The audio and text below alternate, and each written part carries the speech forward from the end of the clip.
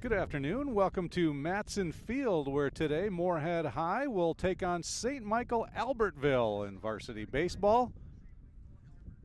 Thanks for hanging with us, waiting for the PA announcer to show up.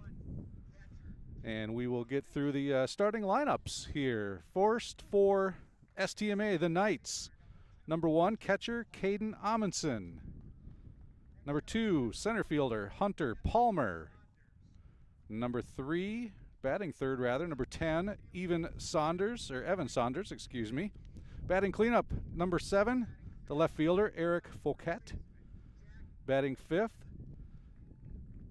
number 12, Jack Denny playing first base. Batting sixth, the second baseman, Matthew Mollick. He wears number 31. Batting seventh, number 18, Caden Kelly. Batting eighth, Jacob Dinkle. He's the designated hitter wearing number 20.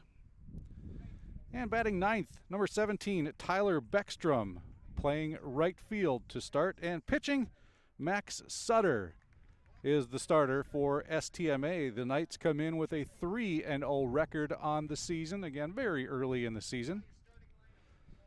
Starting lineup for Moorhead. They will start at leadoff, center fielder, number 15, Caleb Hodges. Batting second, second baseman, number 7, Justin Stahlberger.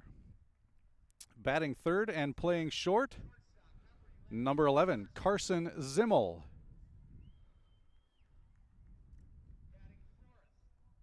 Batting cleanup, the pitcher today, number 20, Jacob Hendrickson.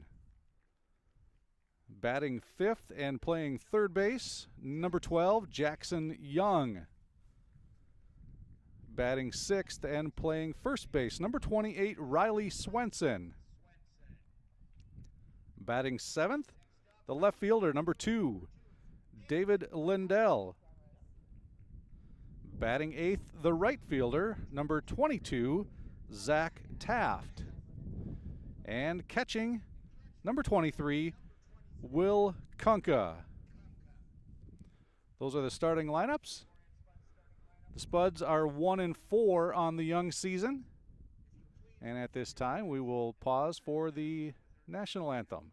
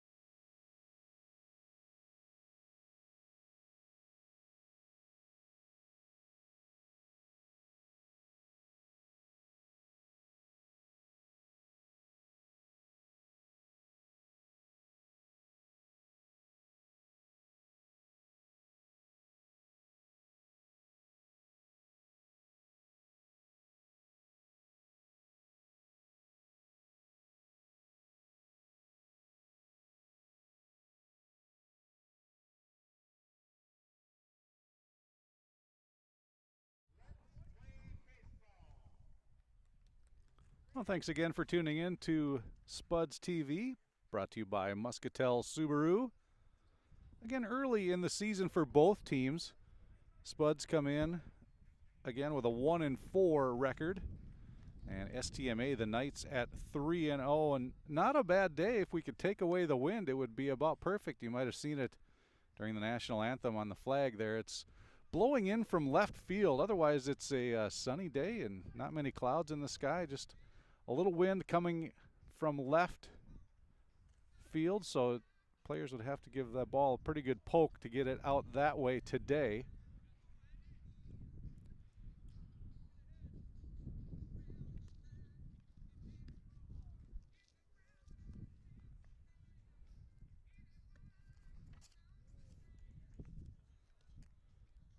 Jacob Hendrickson taking the last few warm-up tosses as we get ready to get things underway here this afternoon. First of a doubleheader for these teams. Second one scheduled to go around 3 o'clock.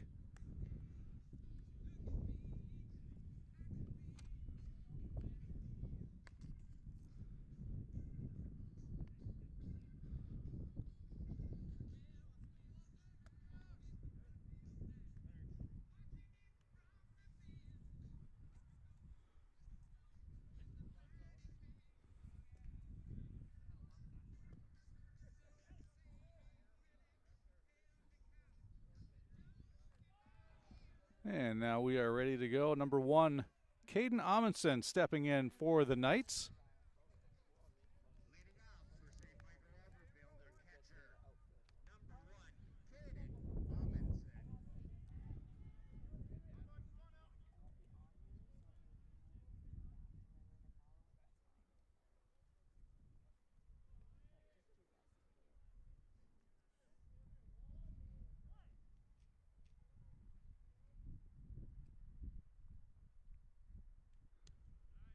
And first pitch in there for strike 1.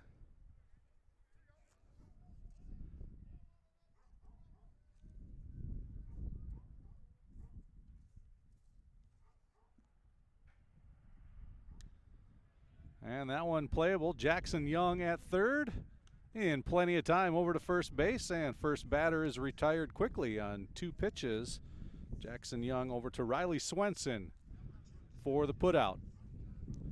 1 down now, top of the first. Second batter is number 2, Hunter Palmer, the center fielder for the Knights.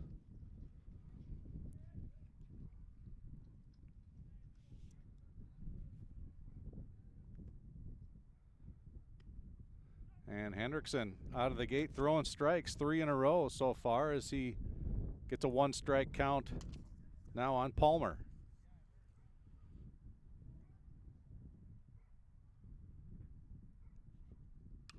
And that one ripped to left. That one is deep over the head of the left fielder, and it'll roll to the wall. Palmer digging for 2. He'll take a big turn there, put the brakes on. The throw comes in behind him. Kind of a close play, but he is in for a double. So Palmer got a hold of that one, put it into the wind, and over the left fielder's head, David Lindell. That one going to the wall. And so now a threat here for the Knights as they have a runner on second with 1 out. At the plate now, Evan Saunders, number 10, the shortstop. Hendrickson keeping a close eye. Another shot to left, and that will be a fair ball, and that one goes to the wall. Palmer will come around to score, and back-to-back doubles, and a throw that gets away now, and Saunders will dig for third. So STMA on 2 solid hits, both doubles, will take a 1-0 lead.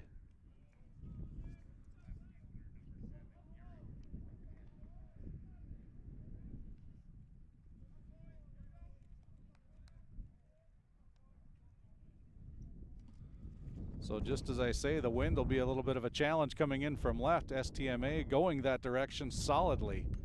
Cleanup hitter now, that one is fouled away, is Eric Fouquet. He's the left fielder with a runner on third base. So the error advances the runner over to third. And Hendrickson, with the first ball that he's thrown, sends the count to 1-1.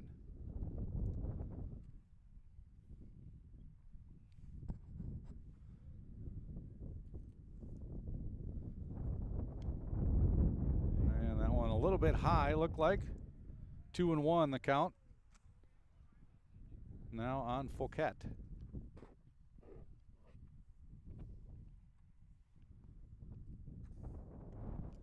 And that one dug out by Kunka.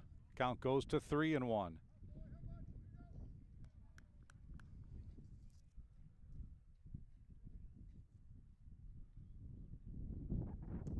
And a swing and a miss there. Looked like something maybe a little off speed. Got Fouquet swinging. And the full count now on Fouquet.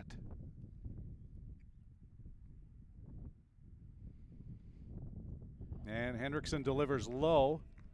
So Fouquet aboard with a walk at first.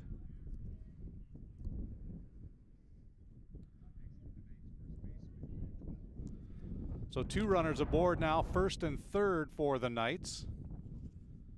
And Jack Denny at the plate, number 12, the first baseman. We'll see if the Knights have anything in mind on running here. They don't on that pitch. Ground ball, could be 2. Zimmel touches second, the throw to first, and that's exactly what the Spuds needed to get out of that. And this play at second I didn't see, but it looks like we have an injury. I don't know if Saunders hit the bag wrong, but he is down just inside the grass there at second base.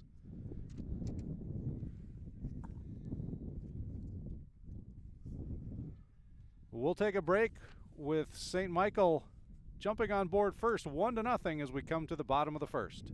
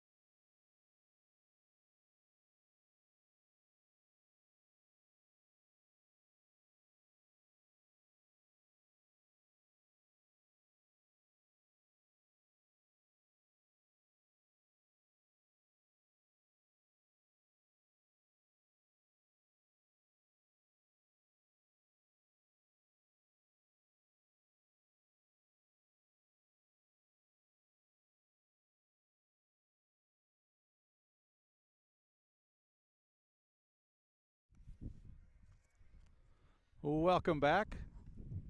When we left you, it was STMA's left fielder Eric Fouquet, who looked like had an injury, and I didn't see it, but they were working on his ankle. But he is up and has taken his position in left field. He was able to kind of jog it off as he came off the field and get back out to left field. So he is staying into the game. It looked like, again, just a rolled ankle maybe as he went into second base. But doing a little light running out in left field right now just to kind of loosen it up so it doesn't stiffen up, and especially in a chillier day like this. Again, you can probably hear the wind at home. Comes and goes in gusts. Fairly solid right now, again coming in out of left field.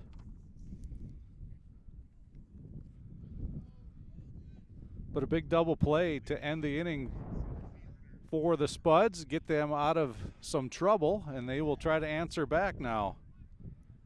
Caleb Hodges, the center fielder, will lead off. Max Sutter, the pitcher.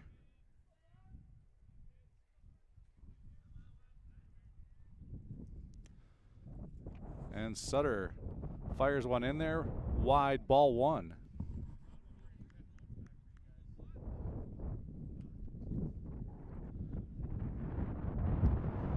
That one in there. Evens the count at 1 apiece.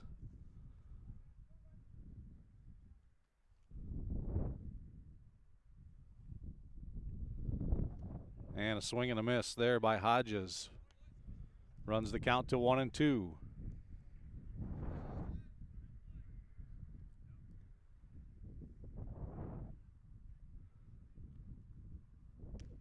And Hodges gets caught looking for the first out of the game.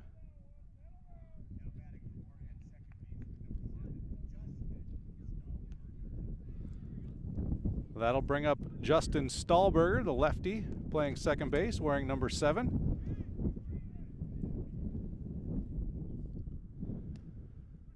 And Sutton throws strike one, or Sutter rather, strike one.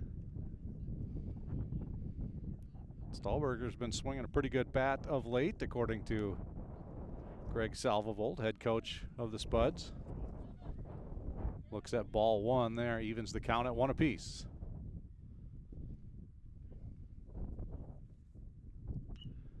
Gets a piece of that one and sends it back into the parking lot. And now 2 strikes, 1 ball, 2 strikes on Stahlberger.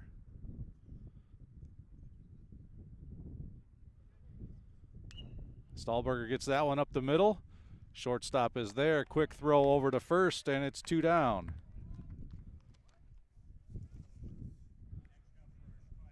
Evan Saunders, the shortstop. Over to Jack Denny.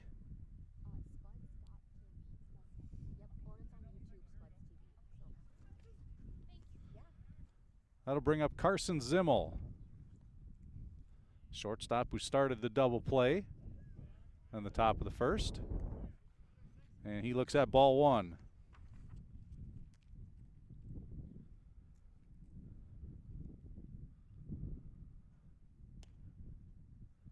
And again, that one misses. 2-0 the count.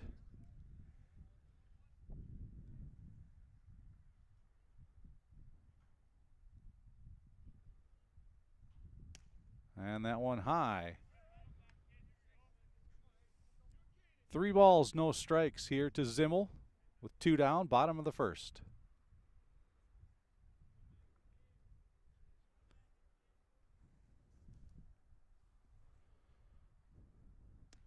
And Sutter comes back with a strike. Zimmel thought maybe a little high, but called strike one. So 3-1 is the count.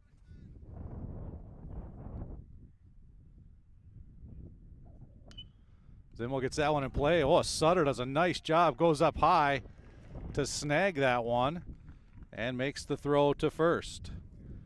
So nothing for the Spuds after 1. It's St. Michael Albertville up 1-0.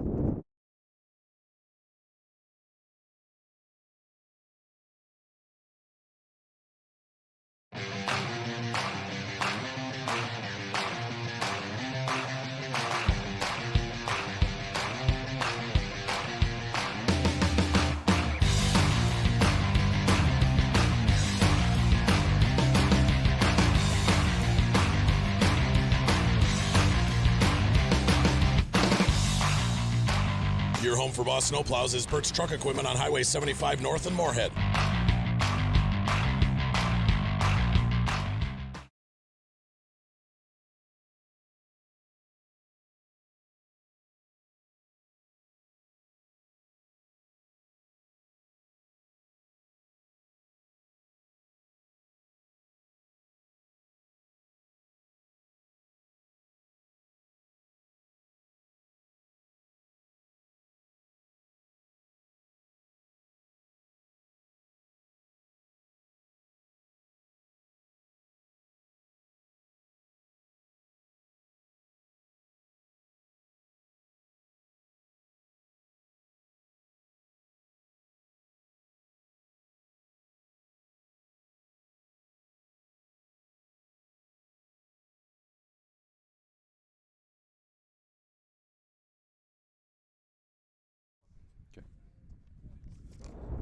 And welcome back. Top of the second inning. St. Michael Albertville leading 1-0 on the Atchison Company scoreboard. We start top of 2. with Knights second baseman Matthew Mollick.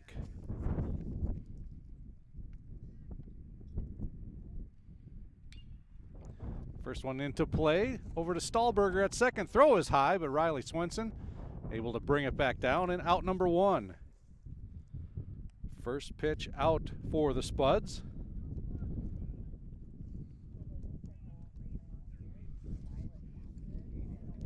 That brings up number 18, Caden Kelly, the third baseman. That pitch high, ball one.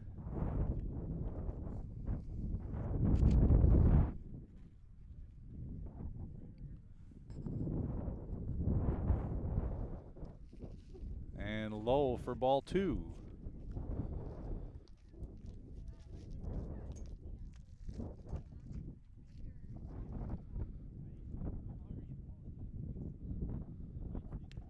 And Hendrickson comes back with a strike. 2 balls, 1 strike.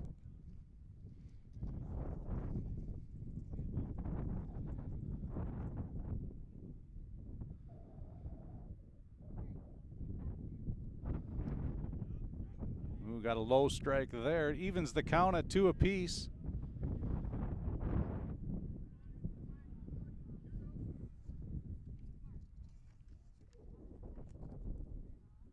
And a little off-speed pitch there to Young at third. Has some trouble with it. And Kelly beats that out. So likely an error on the third baseman, Young.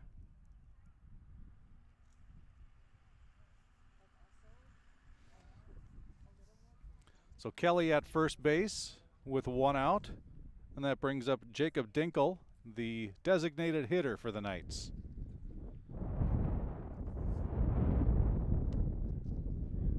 Pitch high for ball one.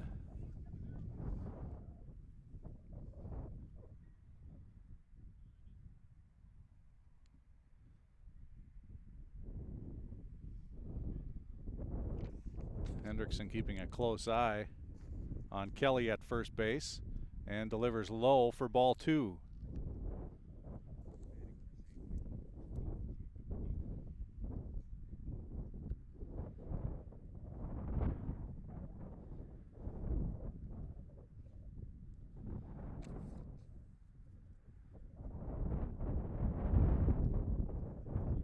And that one low again, ball three.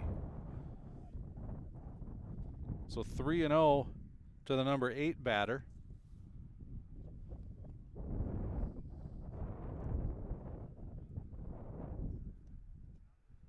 And that one inside, and a 4-pitch walk to Dinkel puts runners on first and second.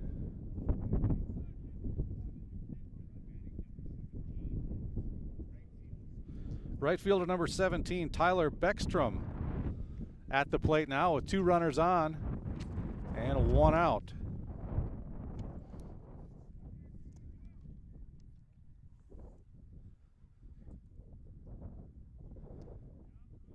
Hendrickson having a little trouble here in the second inning finding the zone. That's ball one.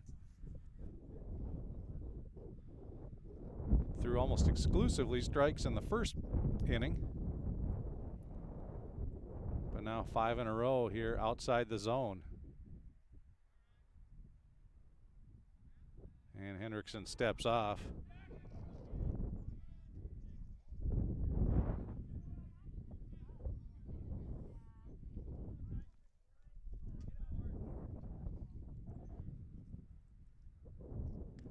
There, Hendrickson comes back in with a strike, evens the count at 1 apiece.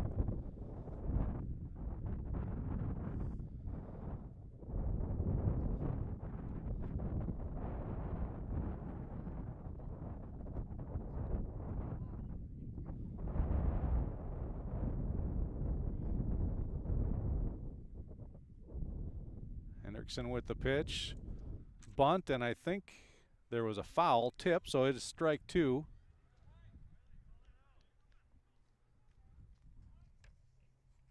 So 1 and 2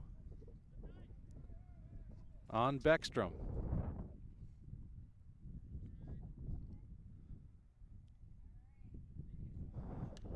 And a soft little roller Zimmel tried to barehand it. That's really the only play he had, as everybody is safe. Beckstrom got down the line pretty quick, and there was no chance at second or third. So Zimmel's only choice was to try to barehand it,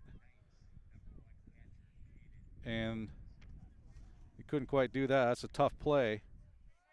But now the bases are loaded as we go back to the top of the order. Caden Amundsen, his first plate appearance, grounded out to third last inning. Hendrickson starts him off with a strike.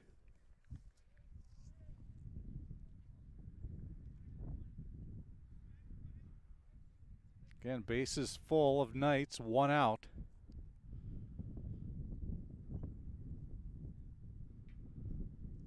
And that one bounces in, but a nice stop there by Kunka to keep the runners where they are. 1-1 the count.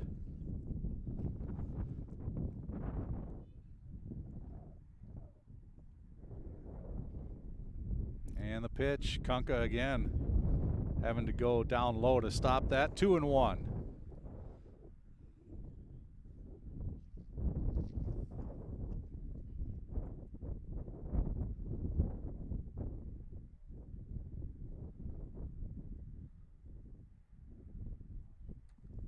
And the pitch up high, 3-1, nowhere to put him with the bases full.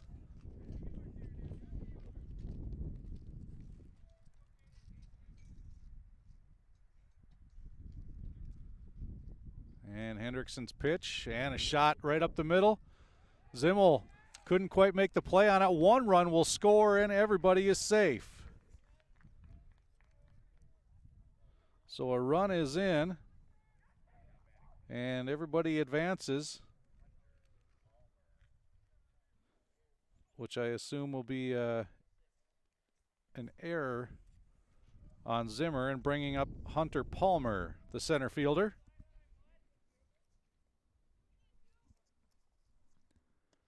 And Hendrickson, first pitch is a strike. Hendrickson having to throw a lot more pitches this inning.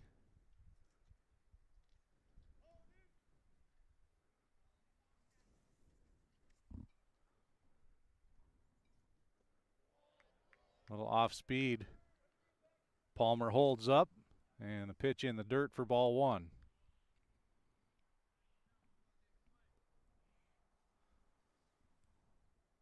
One and one the count. Bases still full. And the pitch. A shot, that one into the hole in left field. It'll score 1, and the runners hold from there. So an RBI single for Palmer puts the Knights up 3-0. 2 runs here in the second.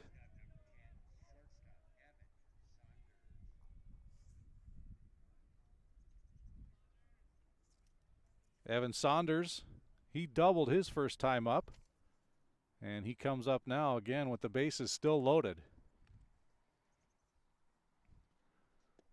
First pitch low for ball 1.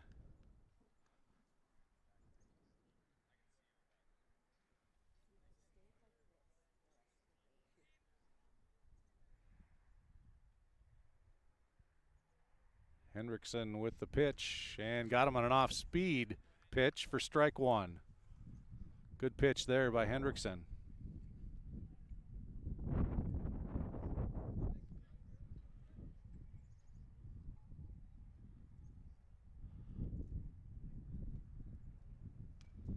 And a foul at the plate. Be strike 2, so Hendrickson getting ahead of the batter, Saunders here.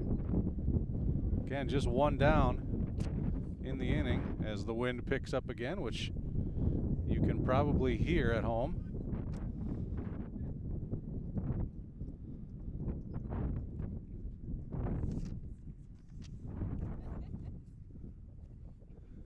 And that pitch a little high.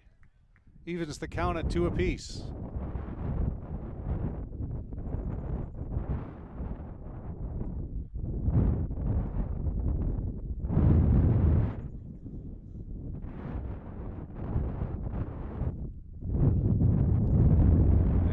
Pitch low, so now the count goes full. Again, bases loaded. And a big pitch coming up here by Hendrickson.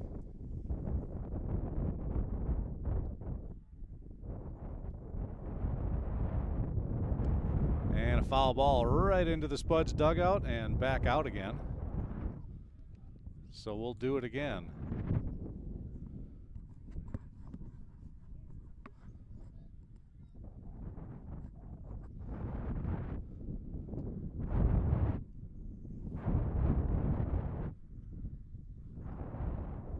And the pitch in the dirt, and that is ball 4, and it'll bring in another run.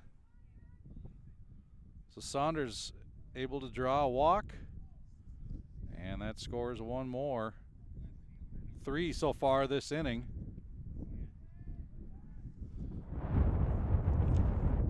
Keeps the bases full, and we'll have a pinch runner for the catcher, Caden Amundsen.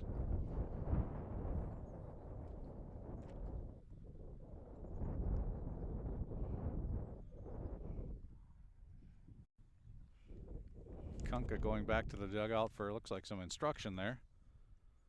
Eric Fouquet, then the cleanup hitter at the plate. Base is still full, and it's 4-0 in favor of the Knights.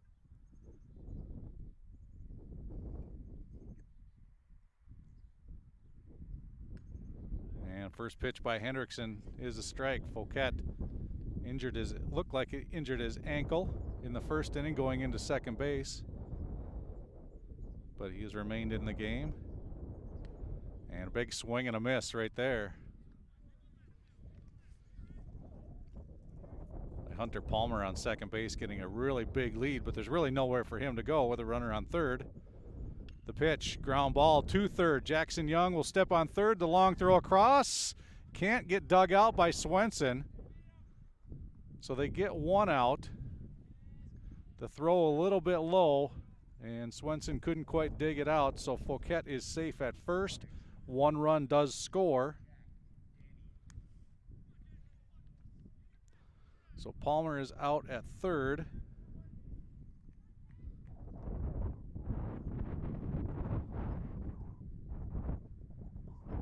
And Jack Denny now at the plate, the first baseman for the Knights. Pickoff attempt there at second, trying to get Saunders. Ball goes into center field, but nobody really advances.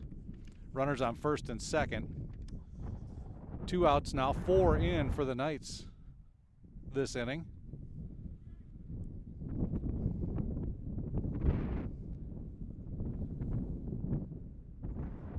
And the pitch looked like a breaking ball in there for a strike.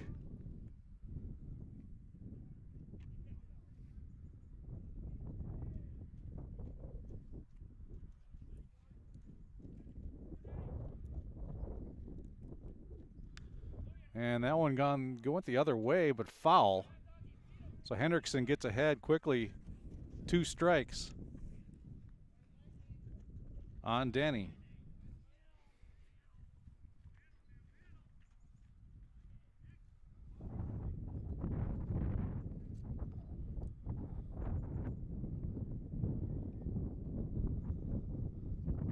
That pitch high for ball 1.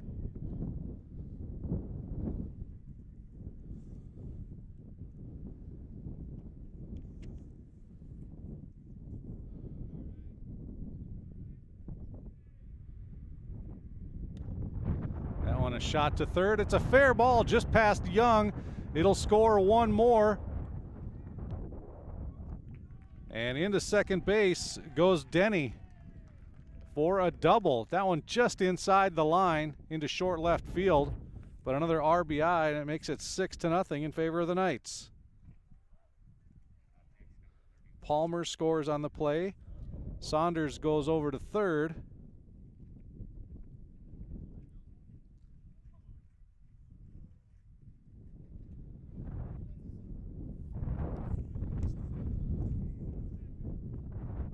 Check that, that's Fouquet in at third.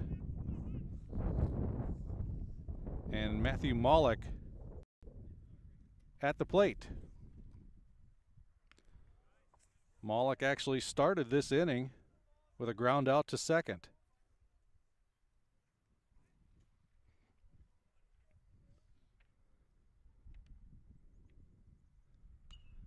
And that one fouled away. Looks like it's headed toward the parking lot.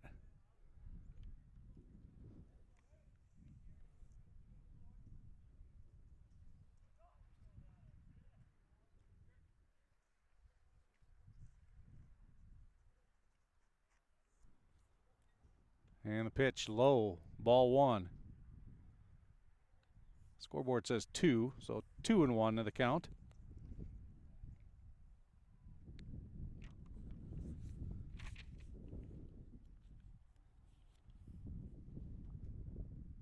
Low again, that one in the dirt. Kunka scoops that one out. 3-1, first base is open.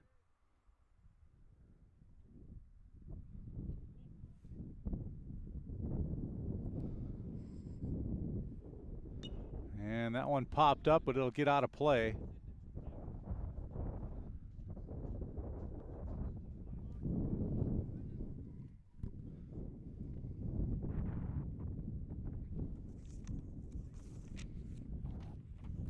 So the count goes full, 3-2.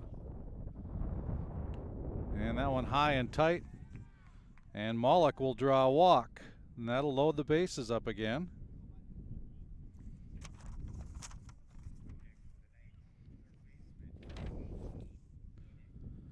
That brings up Caden Kelly, the third baseman. He reached on an error and scored the first run of the inning. And he looks at strike one.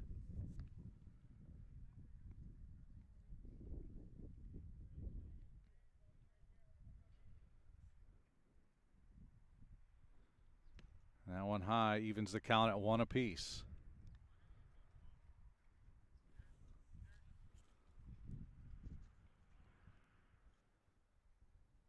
A lot of base runners for the Knights in this inning. Off-speed pitch. Kunka tried to frame it, but ball 2, 2-1. Hendrickson's thrown a lot of pitches so far this inning.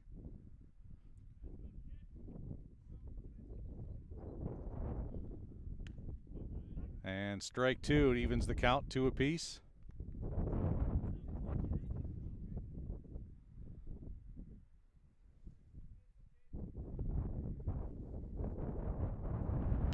And a ground ball towards second base. Stahlberger scoops it up. Easy throw to first, and the Spuds finally get out of the inning, but they allow 5 runs. The Knights are leading 6-0 on the Atchison Company scoreboard as we go to the bottom of the second.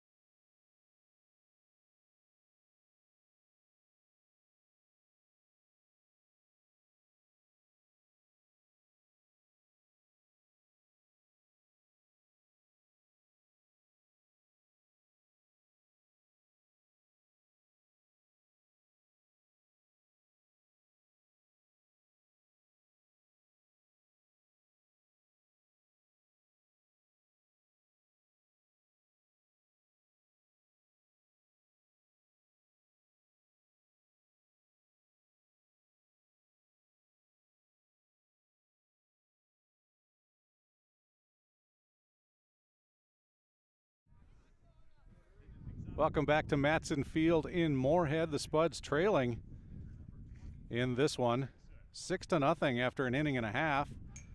Spuds pitcher Jacob Hendrickson at the plate for the first time today. Looking at strike 1. The Knights tacking on 5 in the top of the half of the second inning and have opened up a 6-0 lead. Spuds here in the bottom of the second looking for their first hit.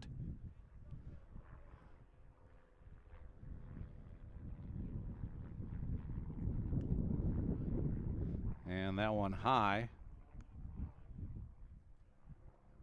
Ball and 2 strikes now on Hendrickson.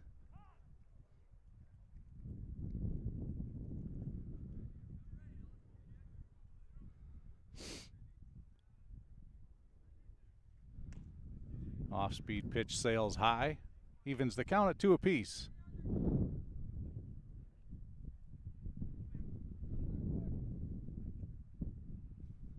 Sutter's pitch, and he gets Hendrickson with a fastball right down the middle, it looked like.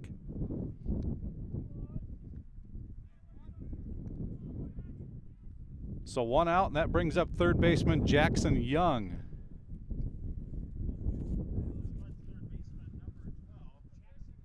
Second strikeout of the game for Sutter. And he starts Young off with a strike.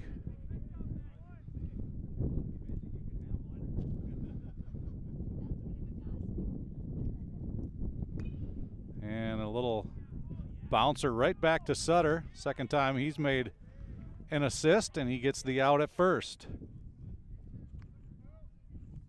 Out number 2.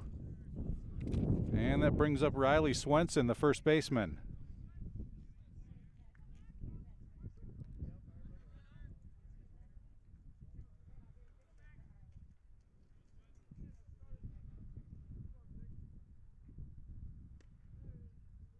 And that one outside for ball 1.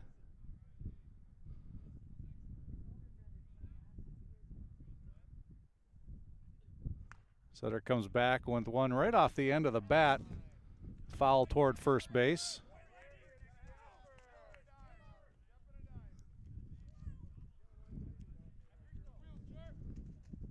That evens the count at 1 apiece. Sutter comes back with one inside. I believe it's 2-1. Scoreboard says 1-1. And a solid hit to second, and it bounces right over the second baseman's glove. And first base runner for the Spuds. We'll see if they give him. They do give him a hit on that. So Swenson on board. First hit for the Spuds, and that brings up David Lindell, the left fielder.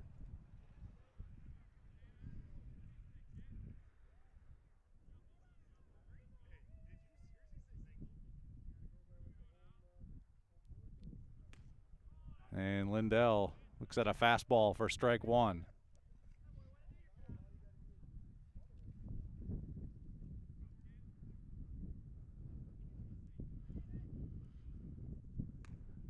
And quickly, Sutter gets ahead of Lindell, 0-2.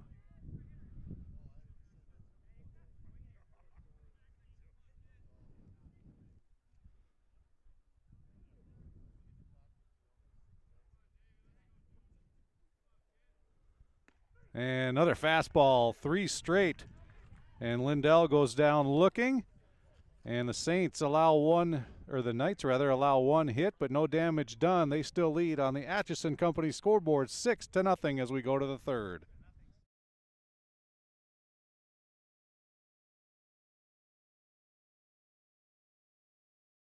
The Moorhead Spud Boosters support students at Moorhead High School involved in co-curricular activities. Your membership in Moorhead Spud Boosters directly benefits Moorhead's student athletes, celebrating 40 years of supporting Spud athletics.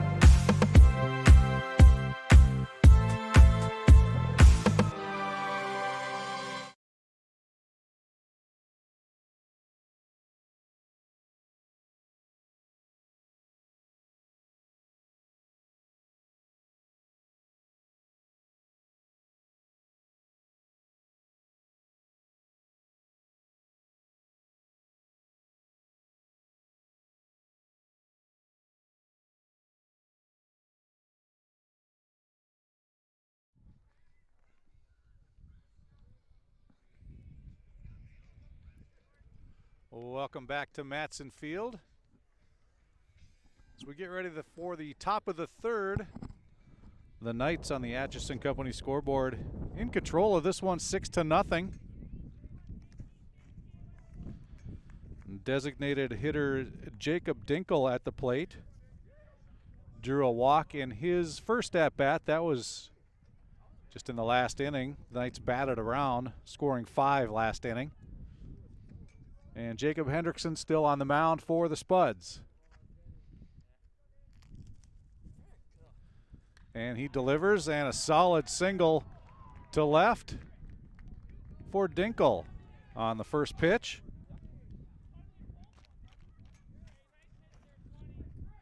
And so the hits keep coming for the Knights. Number 9 batter, Tyler Beckstrom. He also had a single in his first at-bat last inning. He comes to the plate now with a runner on first base and nobody out. And Hendrickson delivers. A high strike for strike one.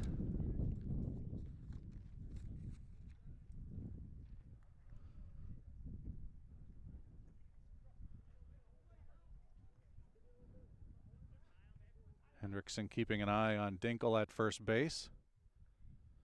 And to the plate. Off-speed pitch just misses. That evens the count at 1 apiece.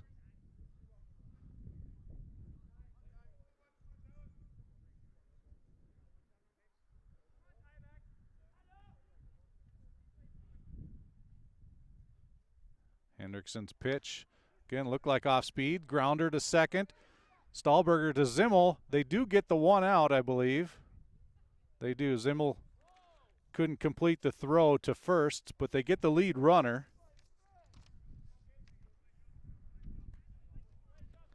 And that'll be the first out. Beckstrom will take Dinkle's place at first with 1 out. And the umpire confirming that the drop was on the transfer, so the out recorded at second base.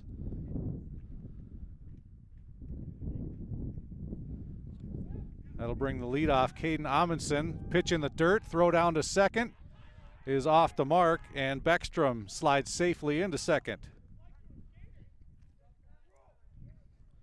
So Caden Amundsen at the plate for his third at-bat already here in the third inning. He is grounded out to third and reached on an error. And now has a runner in scoring position with a 1 out.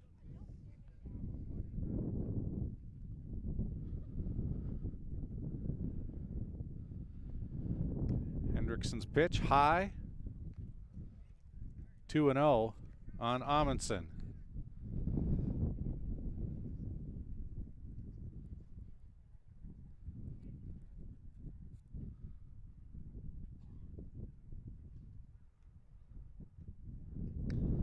And that one flared foul toward right. Out of play. And that'll be a strike. 2-1.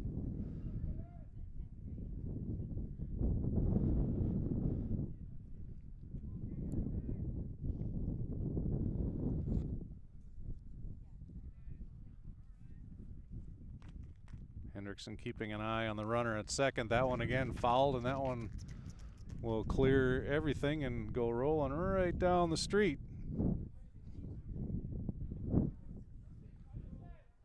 But the strike makes it 2-2.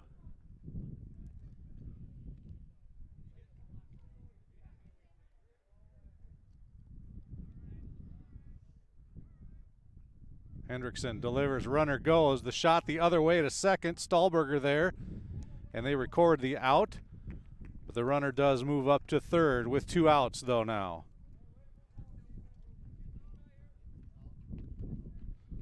So Amundsen the ground out. That'll bring up Hunter Palmer. Palmer's third plate appearance. He has a double and a single already today, and now he's got a runner at third with 2 outs. Hendrickson could go back to the windup now as he delivers low, ball 1.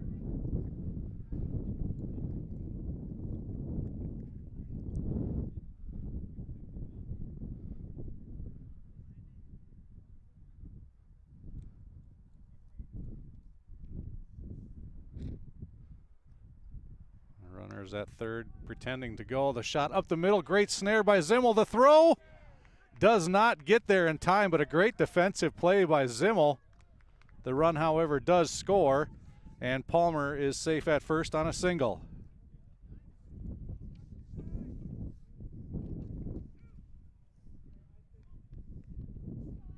So Beckstrom scores. Knights have scored in every inning and now lead 7-0. Runner on first, and Evan Saunders at the plate. Saunders with a double and a walk in 2 plate appearances. The ball gets away, but Palmer stays at first. Kunka busy behind the plate today, doing a good job of keeping everything in front of him. And Hendrickson's a 1-0 pitch. Outside, ball 2.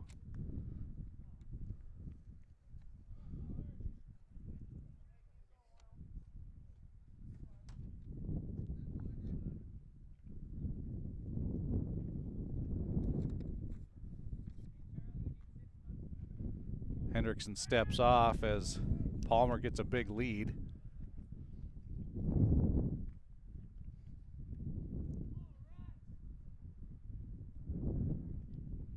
Now Hendrickson throws over. Ball is low, scooped out there by Swenson. Palmer in safely.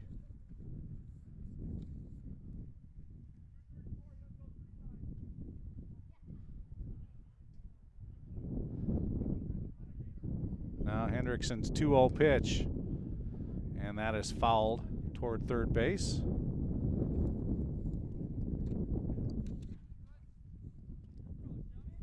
Runs the count to 2-1 right now. 2 down, top of the third. Knights, again, a big 7-0 lead. Already adding 1 here in the third.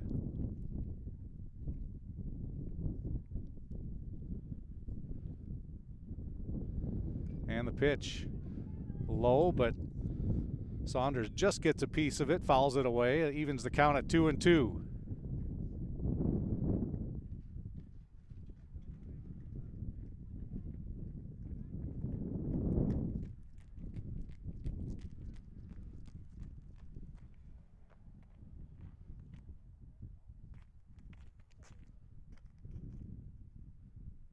And Hendrickson's pitch off speed gets him swinging for strike 3. No, they call a tip maybe. Must have been foul ball.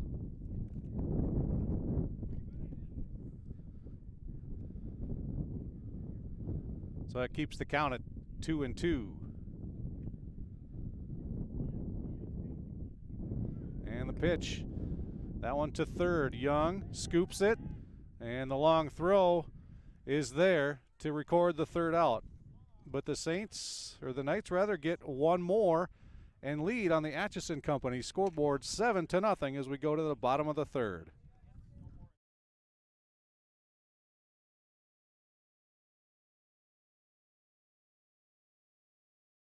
Revive Professional Massage Therapy Clinic. Locally owned and operated. Open 7 days a week, day, evening, and same-day appointments available. Couples massages also available. 20 highly trained professional licensed massage therapists on staff. Now with 2 locations, South Fargo and Detroit Lakes. Offering online booking and online gift certificates. www.reviveprofessionalmassage.com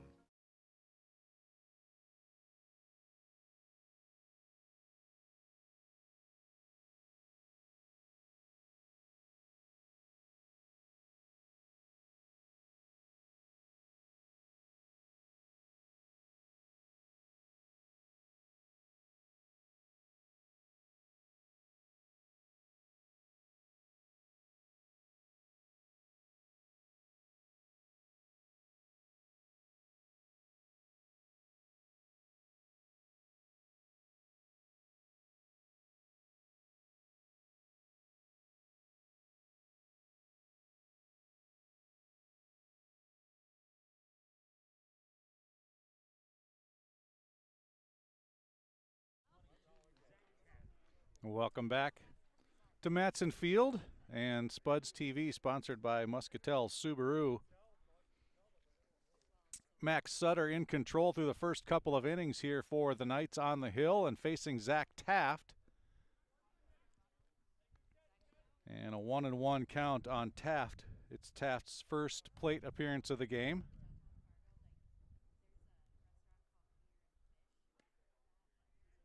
And that one missing, just missing it looks like. 2-1 is the count on Taft, the right fielder wearing number 22. Taft shoots one the other way towards second. That one scooped up, and the throw out in plenty of time to get Taft.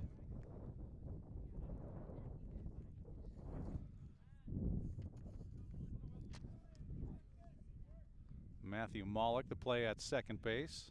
To record the out, that'll bring up Will Kunka, the catcher, the number 9 batter.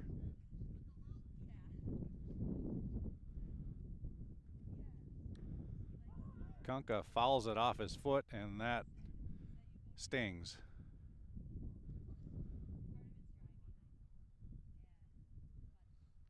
Doesn't look like he's got any of the shoe protectors that you often see, and he's going to try to walk that one off, but that hurts. Umpires will certainly give him some time to try to walk that off.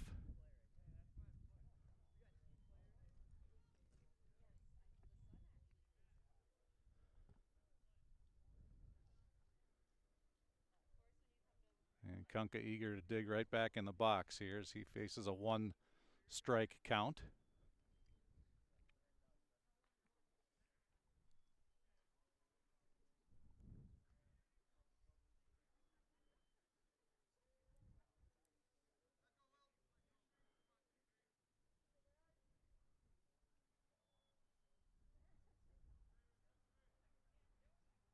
And Sutter comes back with a fastball away for ball 1.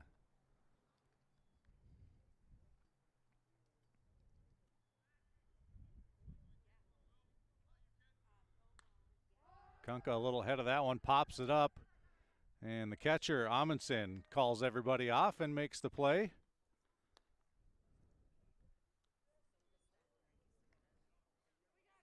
Two down. Now, and the Spuds go back to the top of the order.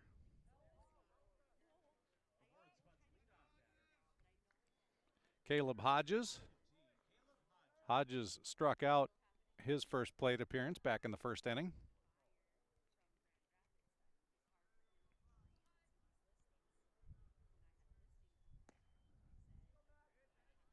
And that one outside for ball 1.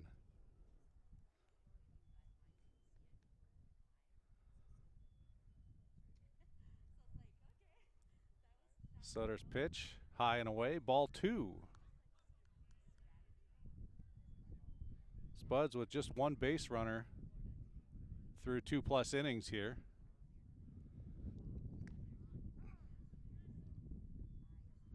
And that one, I think, just brushed the uniform of Hodges. Hodges leaned away from that one, but the home plate umpire indicating that it hit part of the uniform. So the second base runner now for the Spuds as Hodges takes first, and Justin Stahlberger at the plate with 2 down. Quick throw over to first, but Hodges gets back. Stahlberger grounded out to short his first time up.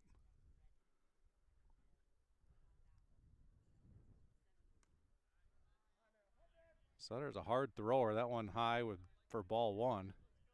He's got some velocity certainly on his pitches.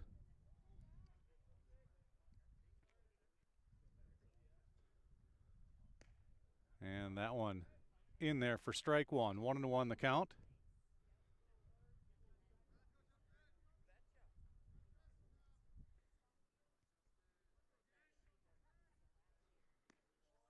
And a quick throw down to first, and they get Hodges. Nice throw by Amundsen, and they pick Hodges off for the 3rd out of the inning. The Spuds get 1 man aboard, but do not score and still trail on the Atchison Company scoreboard, 7-0.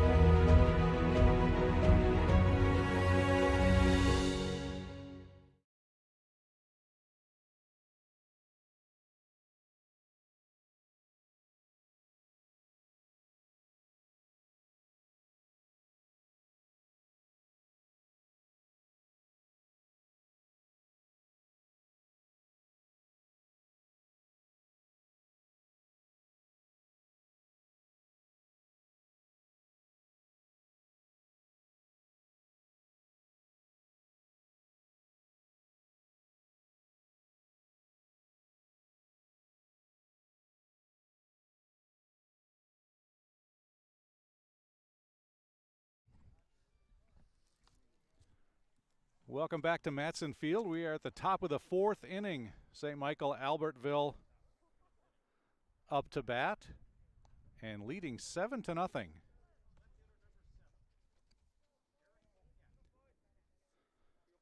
Cleanup hitter Eric Fouquet, number 7, at the plate for the Knights. Looking at ball one from Hendrickson.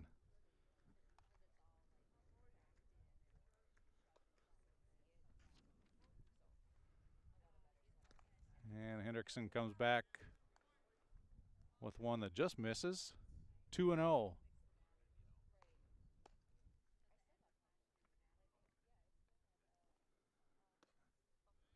And that one a low strike there. Gets the call. 2-1 the count.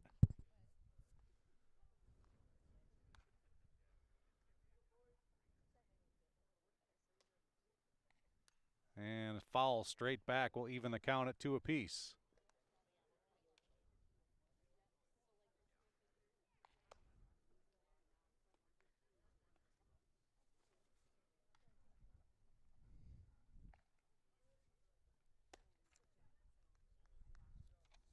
Two and two the count on Fouquet.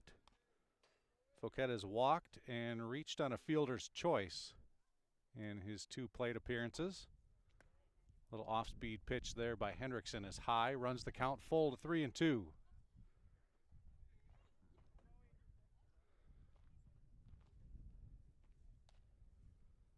And full count pitch is driven high and deep to center, but it's in the park and it's a long fly out.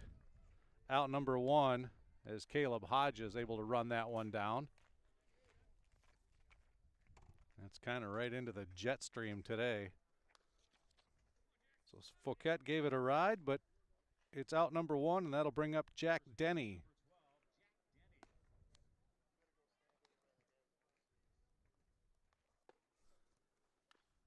And that pitch fouled toward the Spuds dugout for strike 1. Denny grounded out to short and doubled in his first 2 appearances. And that one scooped out of the dirt by Kunka. Ball 1. 1-1 the count.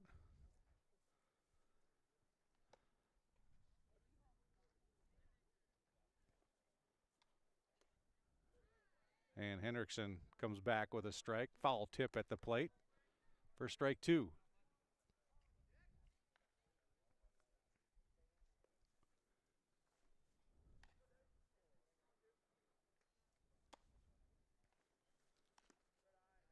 That one high and then leaving the count at 2 apiece.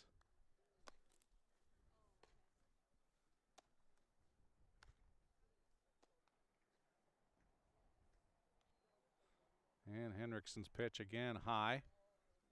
Looks like a little off-speed pitch and runs the count full to 3-2.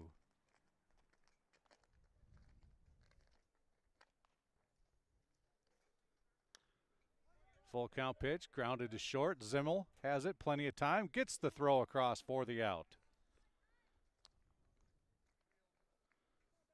So 2 up, 2 down for the Knights here in the 4th inning. That'll bring up Matthew Maulick. He's grounded out to second and walked in his 2 plate appearances.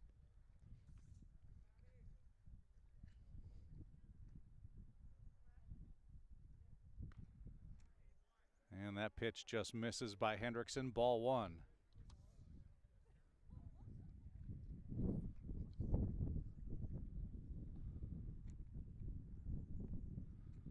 Hendrickson's pitch outside. Ball 2.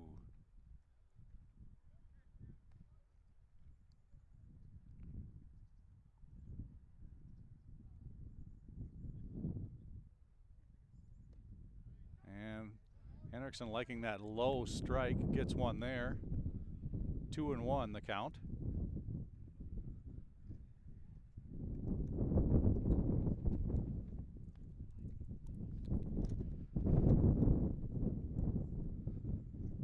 The 2-1 pitch, that one too low in the dirt, scooped out by Kunka, but it's 3-1.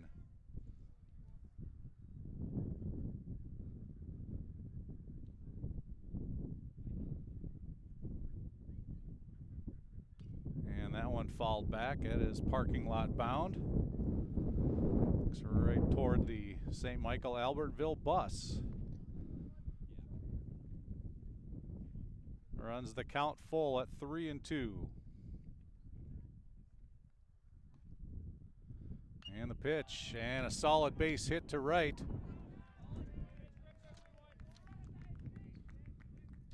So Malik with a single. And another base runner aboard for the Knights. They have had base runners, and they've scored in every inning so far. And that will bring up Caden Kelly, the third baseman. He reached on an error and grounded out to second in his 2 plate appearances. First pitch is high, ball 1.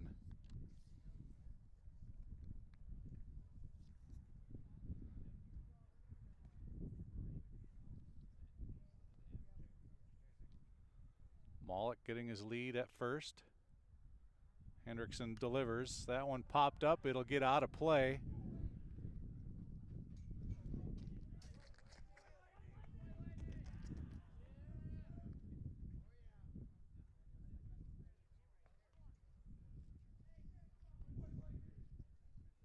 That foul ball will even the count at 1 apiece now on Caden Kelly.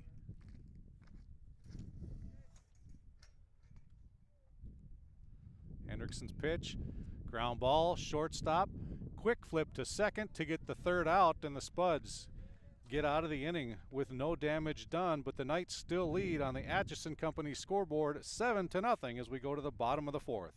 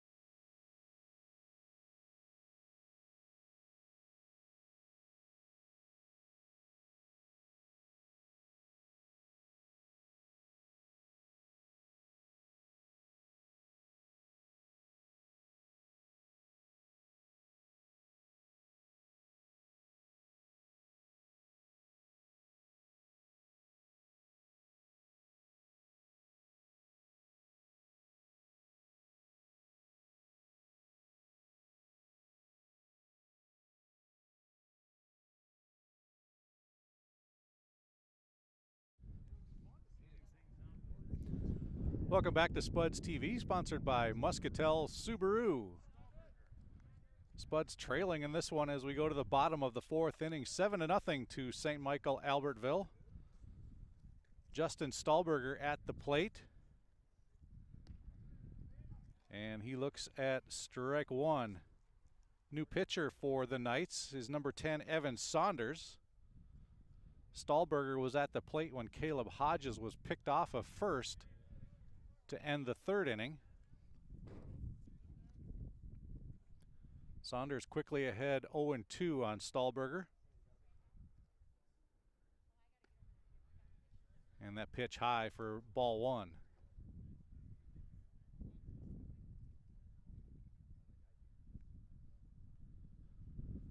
Action in the Spuds bullpen as well. And another ball has run the count even at 2-2.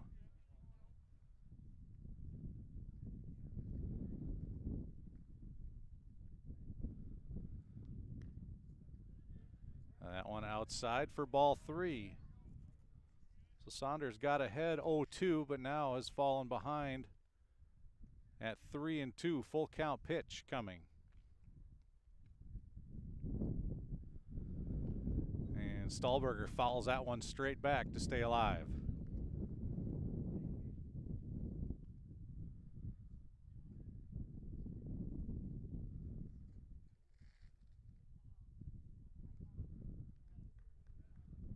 Full count pitch again.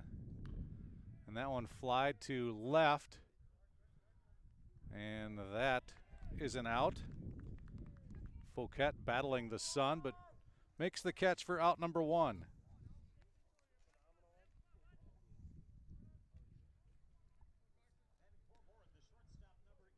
That'll bring up Carson Zimmel. Zimmel grounded out to the pitcher his first plate appearance. That was back in the first inning.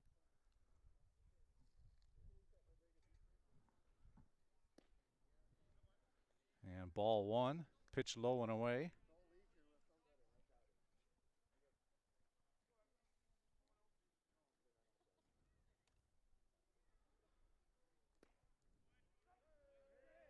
And Saunders comes back with a strike to even the count at 1 apiece.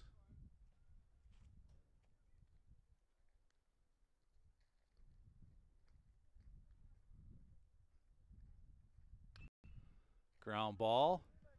And right between short and third, shortstop had a chance at it. That was Maulik, I believe. Maulik now playing shortstop. And Jacob Dinkel has moved over to second. Tough play for the shortstop. Going to his right. And they will give the Spuds a hit on that. Second hit of the day. Or second base runner of the day. And second hit. Zimmel at first with 1 out. And that'll bring up Jacob Hendrickson. The cleanup hitter. Struck out in his first plate appearance back in the second inning. Looks at ball 1.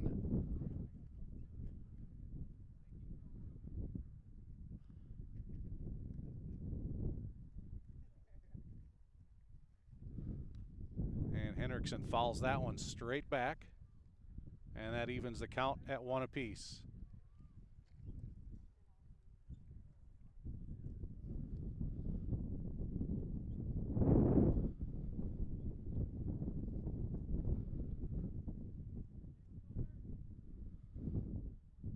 The 1-1 pitch from Saunders. Ground ball, shortstop. Maulik makes the play at second. The throw to first. And a double play as the Knights get out of the inning. And the Spuds remain scoreless on the Atchison Company scoreboard. As we go to the 5th, it is the St. Michael Albertville Knights 7-0.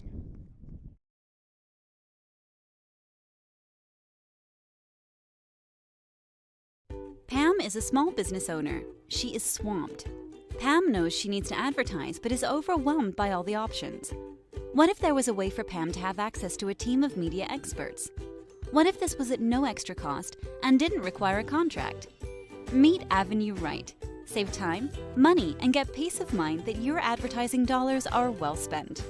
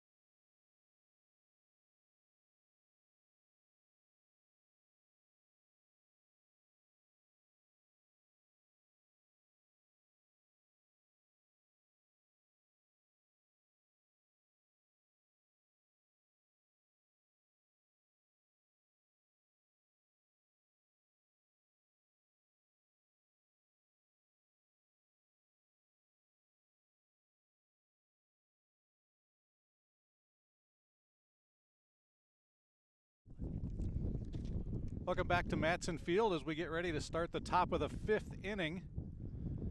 Spuds with a new pitcher. Zach Taft is on the hill. Jacob Hendrickson has moved over to first base.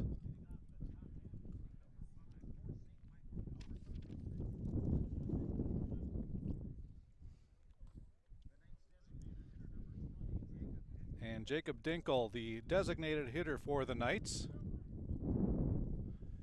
digs in to face Taft. And looks at strike one. Dinkle has walked and singled, scored a run.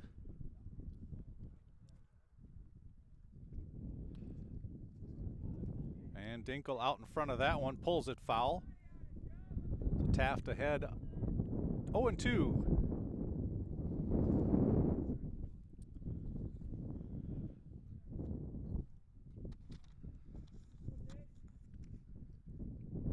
And Taft gets the strikeout of the first batter he faces for out number 1. Strikeouts have been rare today for Spuds pitchers. In fact, that may be the first, it looks like. Tyler Backstrom at the plate, and he looks at strike 1. So Taft coming in and throwing strikes so far here in the 5th inning.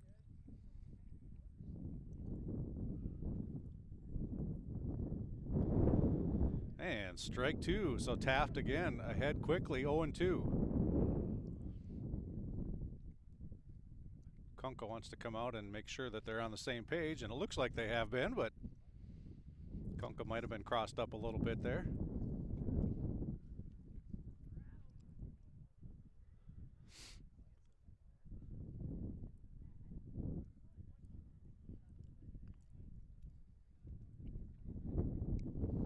And the 0-2 pitch just fouled back. Beckstrom just got a piece of that, fouled it straight back.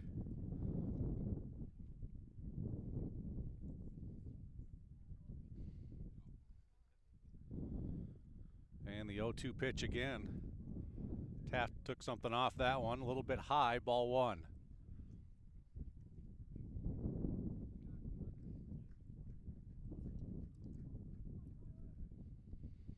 The 1-2 pitch, and again, Beckstrom just gets a piece of it to stay alive. Fouled that one straight back as well.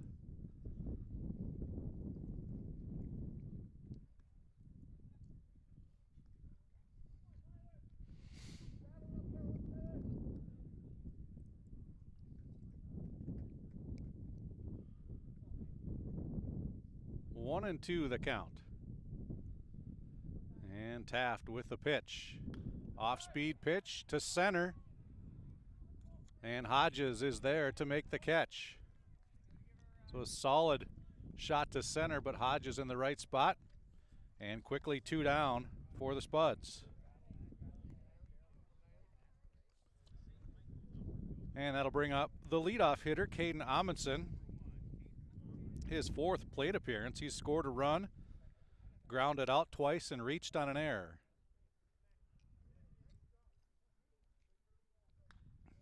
And that one coming right towards us. Foul ball.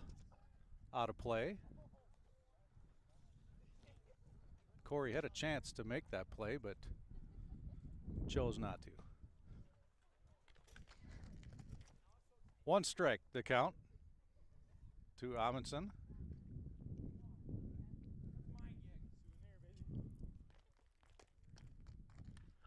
And another foul ball, looked like maybe off the foot or right in front of the plate. And Taft again ahead, 0-2.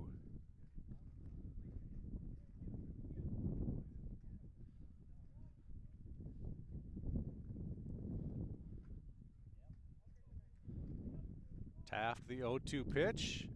Slow grounder to third. Young grabs it, throws it across. And a quick inning for the Spuds as they go 1-2-3. And they will come up to bat in the bottom of the 5th, but still trailing on the Atchison Company scoreboard 7-0.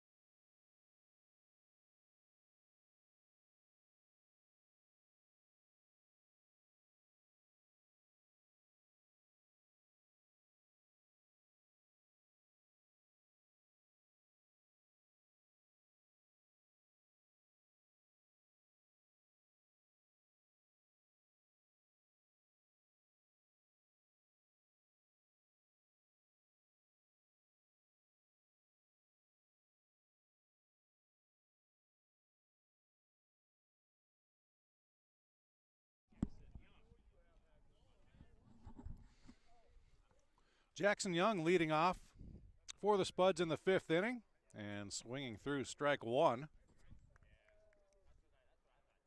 Young grounded out to the pitcher, his first plate appearance.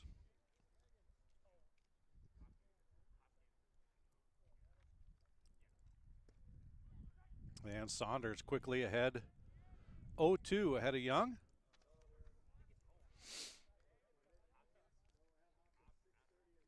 Spuds' bats have been quieted here today. Just 2 hits on the day, 2 base runners has been it. The 2-strike pitch bounces in the dirt to the backstop.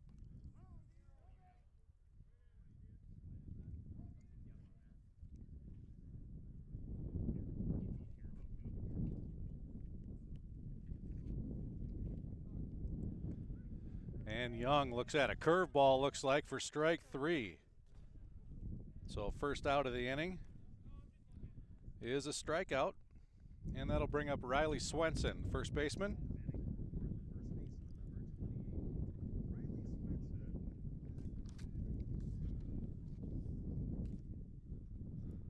Swenson has one of the 2 hits on the day for the Spuds. Got that back in the 2nd inning.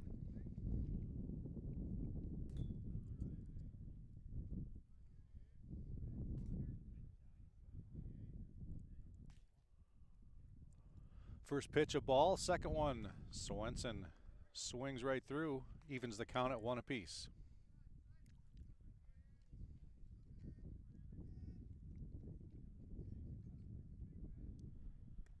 That one high and tight as Swenson has to turn away from that one. Ball 2, 1 strike.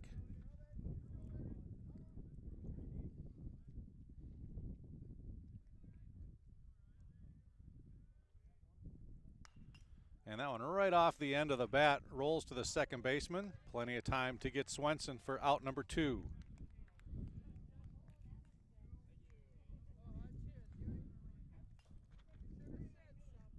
Swenson just nubbed that one off the end of the bat. That'll bring up David Lindell.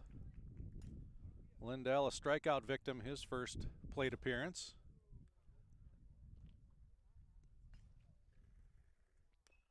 Just gets a piece of that one. Fouls it off for strike 1.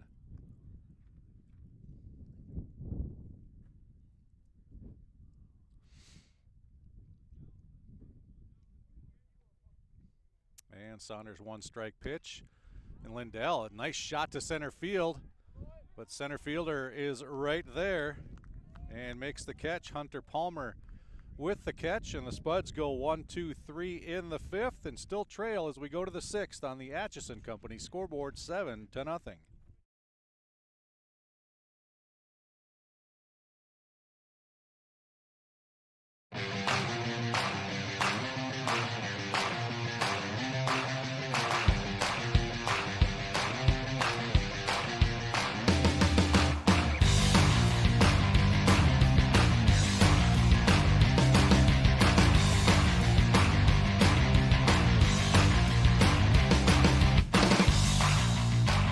Your home for Boss Snowplows is Burt's Truck Equipment on Highway 75 North in Moorhead.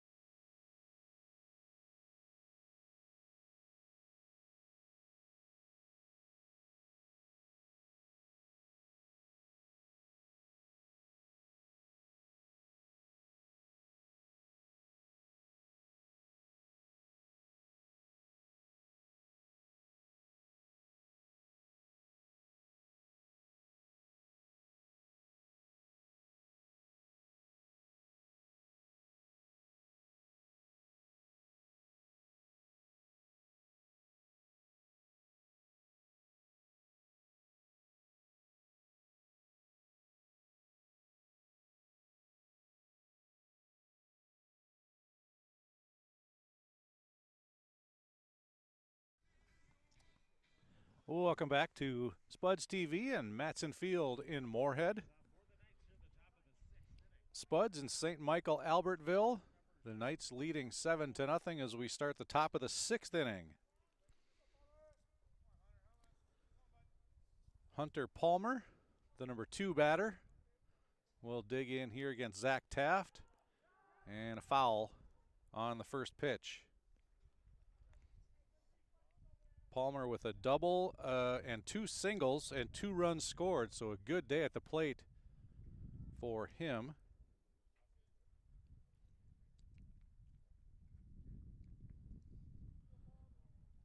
Three for 3, and he looks at strike 2. Taft has done a good job in his 1+ inning of work here, just throwing strikes and getting ahead of batters.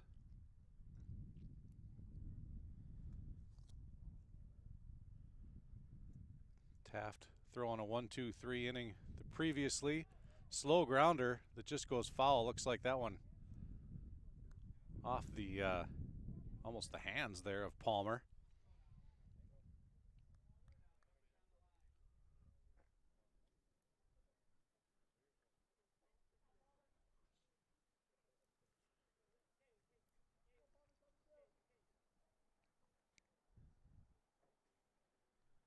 And Taft's 0-2 pitch again jams him, and that one foul toward third again.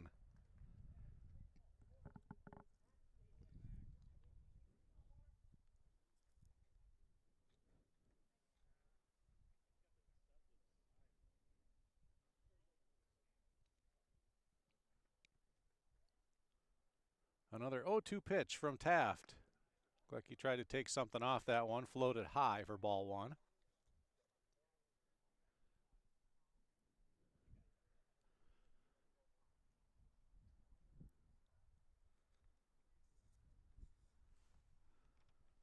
One and 2.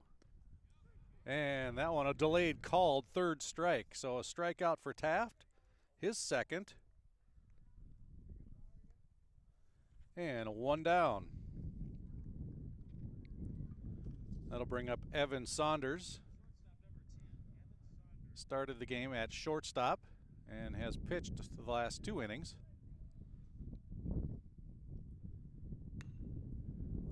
And that one is popped to short right.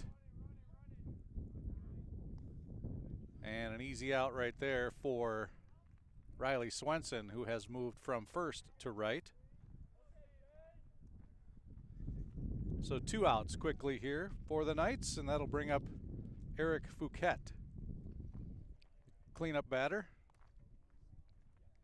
He walked, reached on a fielder's choice, and flew out to center. And actually there's a substitution there for the Knights.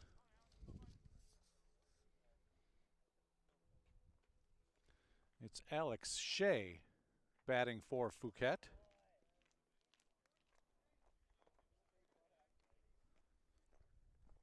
So obviously his first plate appearance.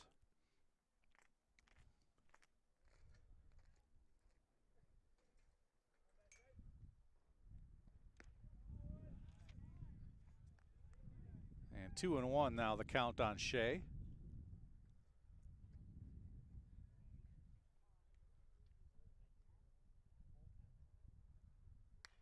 And that one ripped to right center. And Shea is on with a single.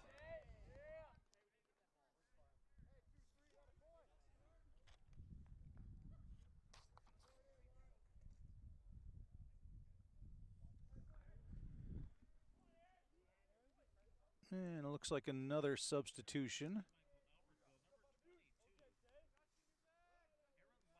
Aaron Locke, number 22, batting for Jack Denny.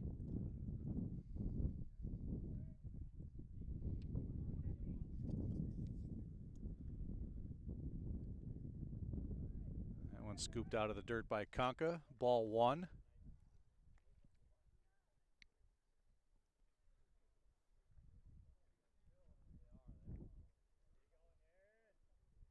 Shea getting a short lead at first.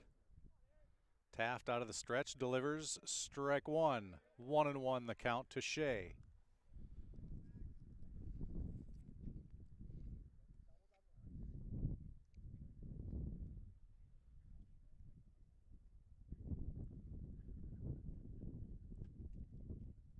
And the 1-1 pitch, swung and missed for strike 2.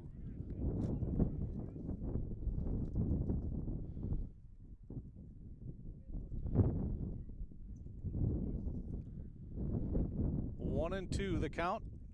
2 down. And the pitch. Kunkel wanted a strike 3 call, didn't get it. Evens the count at 2 apiece.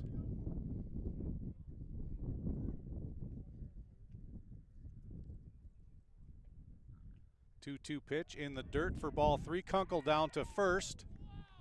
Shea gets back in plenty of time.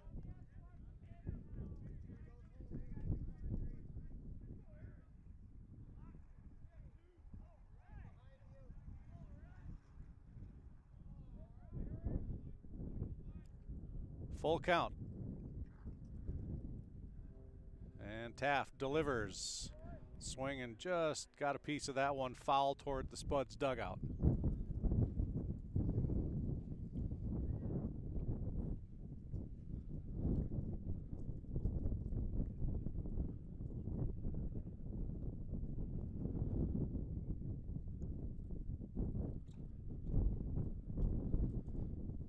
Taft will deliver, full count pitch, swung and ripped to center field. That one might be in the gap. Oh, and it falls in for a hit.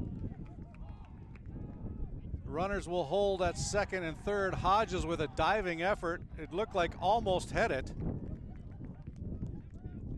And he did well to catch up to it. I thought for sure that would be in the gap, but it goes for a double. And runners now at second and third.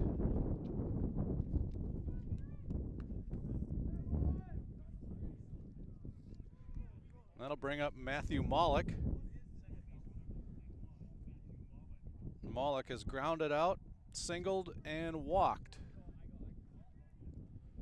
So he is 1 for 2 so far in the game. That pitch gets away from Kunka, and the run will score. So Shea scores, and Locke will move to third.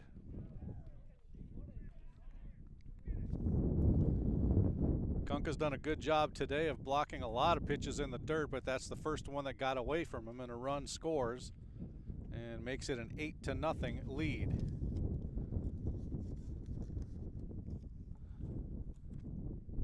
So 1 ball the count, off-speed pitch.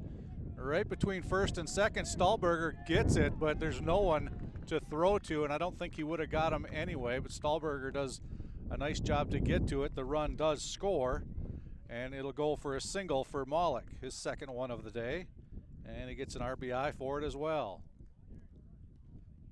That makes it a 9-0 game. Caden Kelly now at the plate. And he looks at a pitch high for ball 1. Kelly has reached on an error and grounded out twice. Did score a run back in the 5-run second inning. And that one is flared to right center. That one is holding up though. And Swenson makes the catch for the third out. But the Knights score 2 more and they lead now on the Atchison Company scoreboard 9-0.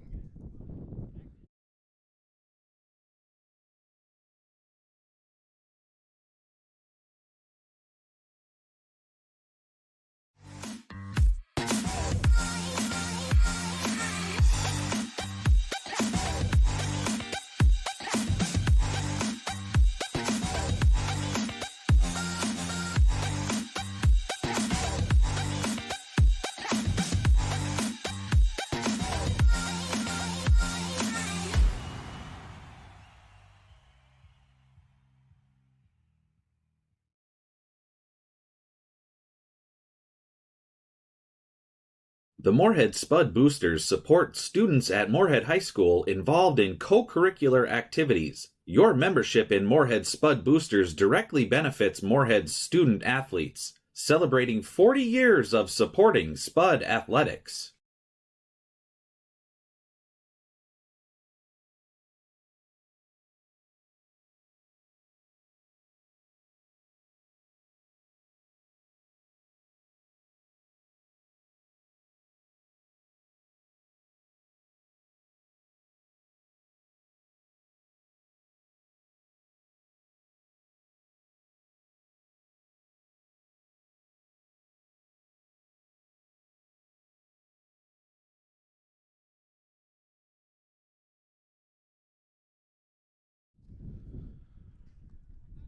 Zach Taft digging in for the Spuds. Saunders still on the hill for the Knights. And Taft looking at strike one. Taft 0 for 1 with a ground out to second in his only other plate appearance today. That one high for ball one. A number of new players in the field for St. Michael Albertville. And Taft looking at strike two.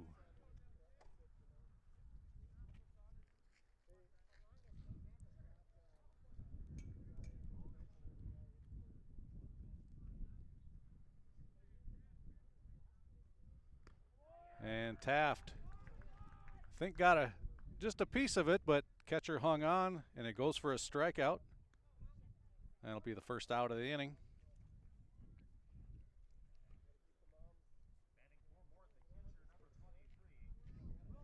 And Will Kunka will bat.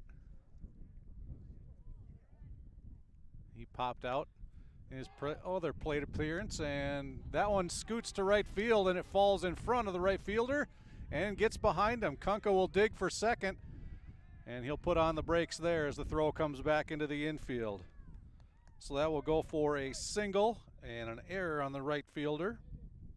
And Kunka is at second, and he will get a pinch runner.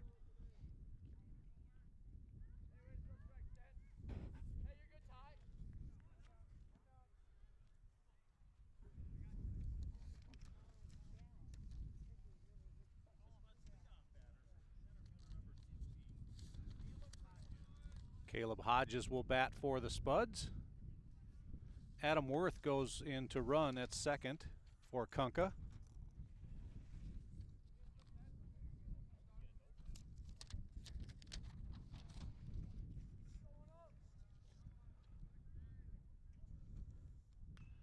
And that one is fouled back, out of play.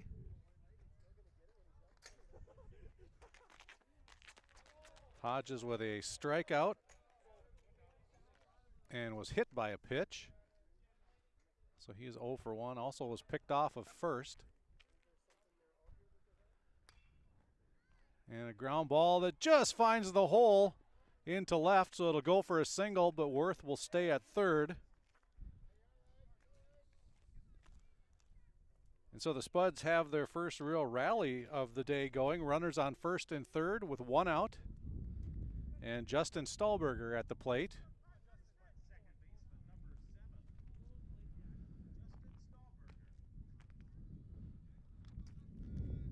Stahlberger has grounded out and flown out to left in his two plate appearances. Looking to drive in a run and get the Spuds on the board here. And fastball in there for strike one.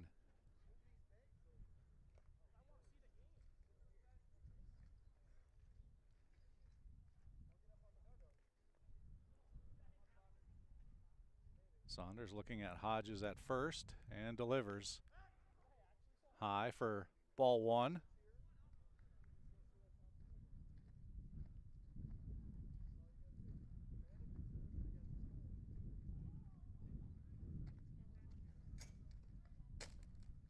And the pitch again high for ball two.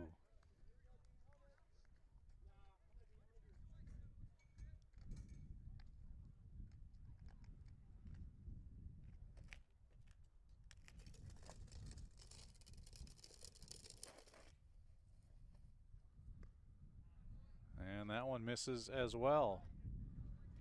Saunders having a little trouble finding the plate now with runners on board. 3-1 the count. Runners at first and second, or first and third rather.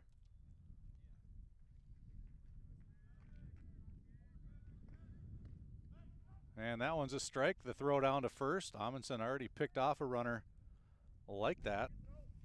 In fact, it was Hodges. He gets back this time.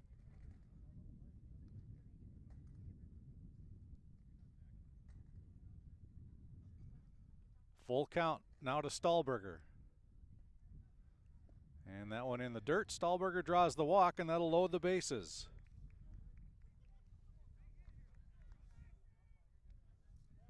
And that'll bring up Carson Zimmel. The Knights want to talk about it a little bit. Or just the pitcher catcher and one of the coaches. So the base is loaded with one out. First rally here of the day for the Spuds as they look to get their first run of the day. And it'll be up to Zimmel to try to bring somebody in.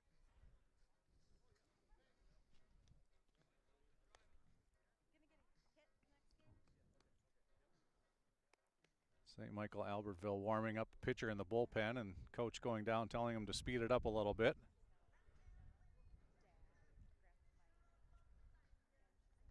And that talk at the mound there might have been for just that, to give the relief pitcher a little time to get things warmed up and cranked up here. So Zimmel digs in, he grounded out and singled on the day. 1 for 2. And that low pitch has been called a strike today, and that was it right there, strike 1.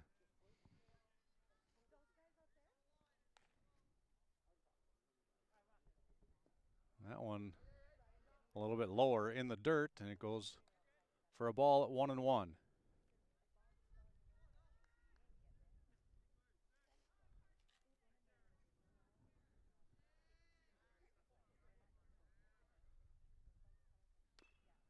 Zimmel fouls it at the plate, but the umpire at second called foul right away. The home plate umpire left it there. So it must have been fouled off of Zimmel's foot.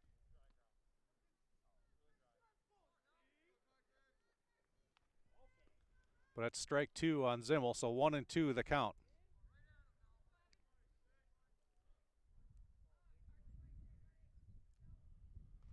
And the pitch, and Zimmel goes down looking. Strike 3 called. And that'll be out number 2. So it'll be up to Jacob Hendrickson to get the Spuds on the board. Hendrickson struck out and hit into a double play today. Hendrickson grounds one to third, but it's right at the third base bag, and that is a quick third out. So the Spuds threaten but do not score. They get a hit, but still trail on the Atchison Company scoreboard 9-0.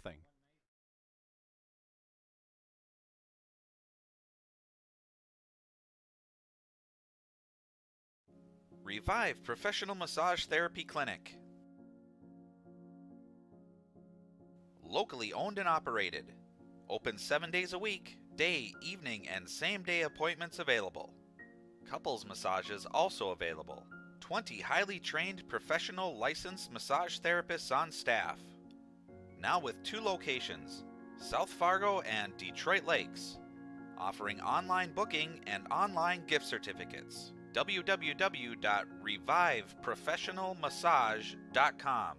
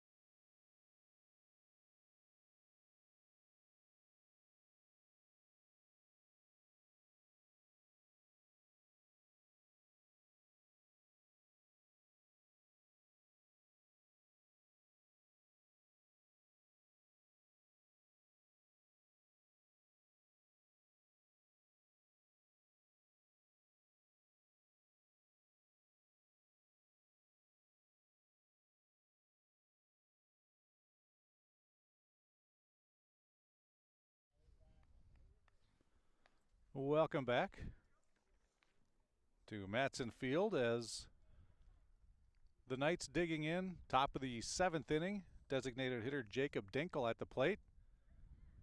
And a foul tip there. And Taft up 0-2. No balls, 2 strikes on Dinkel. Dinkle has walked, singled, and struck out today. And chops one there at the plate that goes foul and into the Spuds dugout.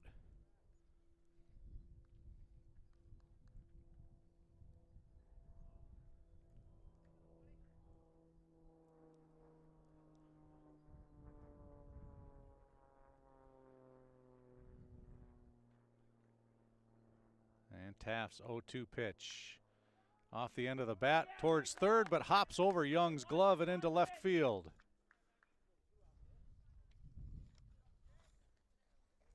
So a single for Dinkle. Puts him on first, and Tyler Beckstrom at the plate, the right fielder. He scored a pair of runs today. And looks at strike one.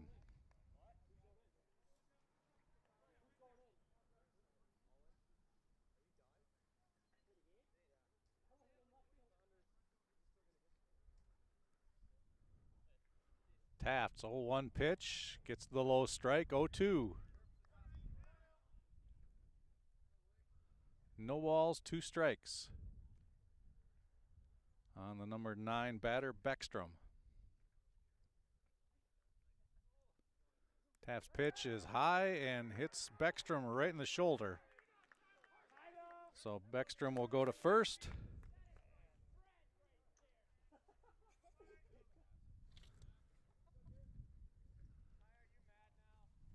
And we have some more subs coming in. Charlie Jerpseth will bat now for Caden Amundsen.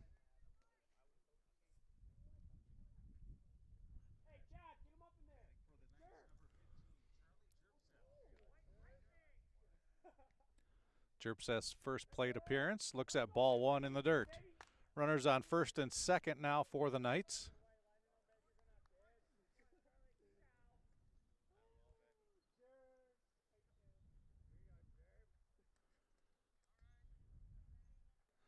And another low pitch, 2-0.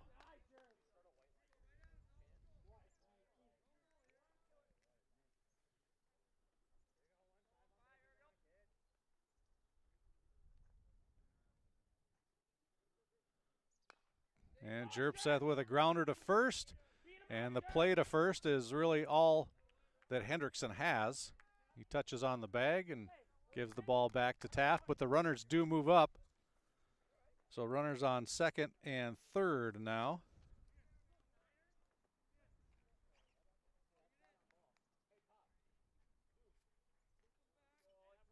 One out. And Hayden Olson into the game for the Knights will bat. And look at strike one.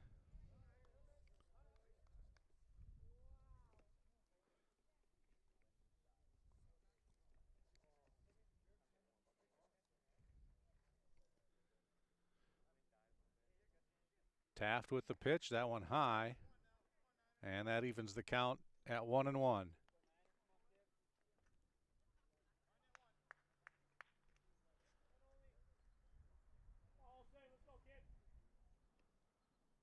Taft's pitch. Olson reaches for it and fouls it back and out of play.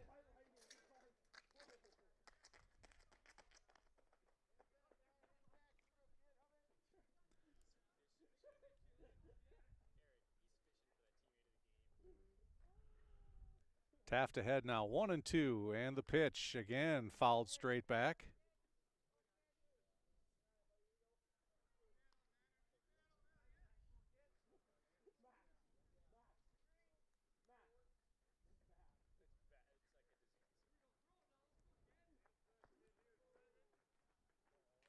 Taft with the look in, and the 1-2 pitch is high.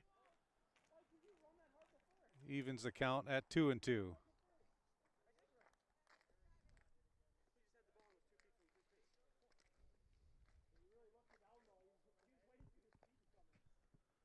Two-two pitch is low and inside, and that runs the count full. First base is open. Spuds have drawn in the infield to try to cut down Any runs? Full count pitch is grounded, and it's over the first baseman into right field. That'll score 1. It'll score 2 as Swenson can't come up with it. The throw to second is safe. 2 runs come in to score on the single and error for Olson.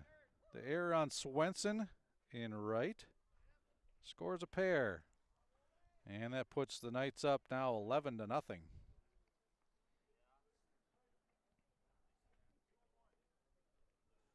Still 1 out, and now a runner at second. And Evan Saunders at the plate. He has doubled, walked, grounded out, and flied out. So 1 for 3 on the day.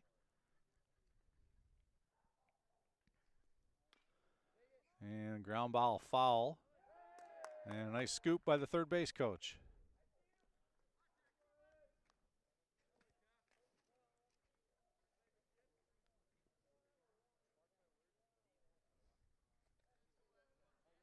One strike the count. Taft the pitch. And that one is popped sky high, but it is playable. Foul territory. Young drops it, and I believe that it looked like it was fair territory.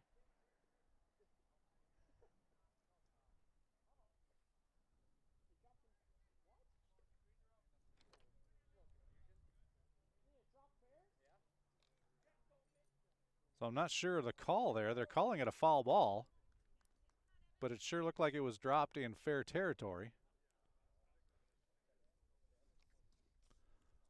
So it's a high, short strike, I guess. 0-2 the count. And that one outside, so ball 1, 1-2.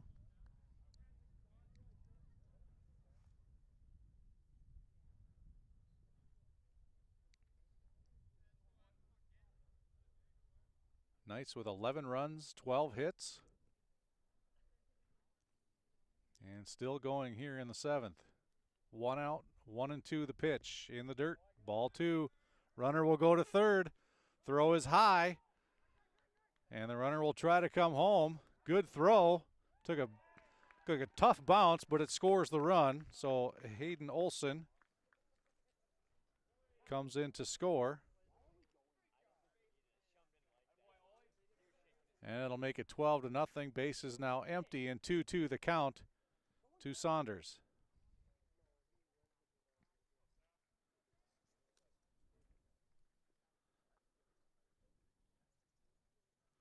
Taft will go back to the windup and the pitch, and that one outside. And that'll run the count full.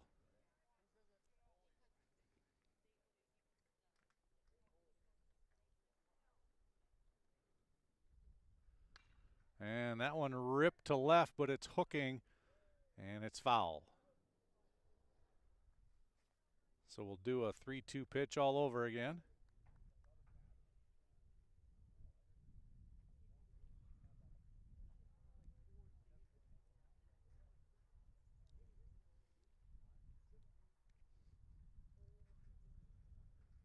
And the delivery again, that one's even further foul. Saunders getting out in front of those pitches.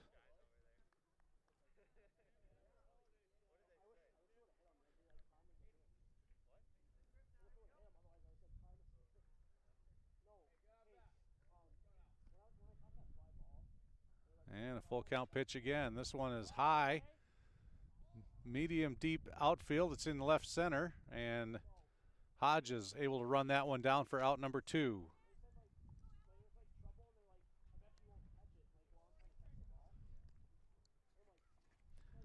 That'll bring up Alex Shea. Shea has batted once and singled, scored a run. That was in the last inning.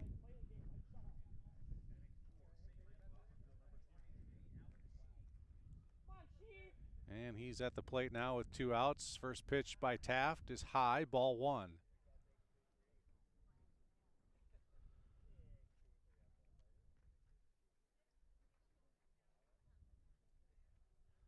Taft delivers, and that is a strike Called strike, 1-1.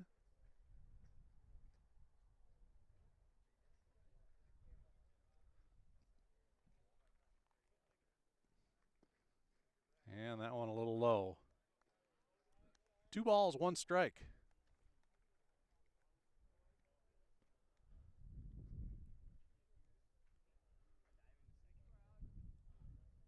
Taft the pitch. And looked like he fooled Shea there a little bit. Swing and miss, 2-2.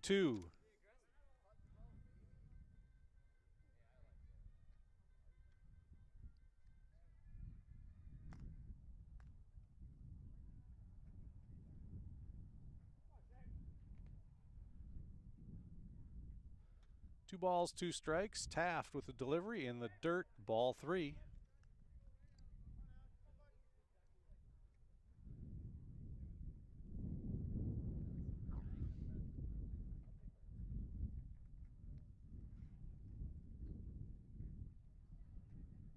Taft the pitch and a line shot to second, and that's right up the middle for a base hit. So Shea comes into the game and delivers 2 singles in his 2 at-bats. And that'll bring up Aaron Locke. Locke with a double in his first plate appearance. And checked his swing, but called strike 1.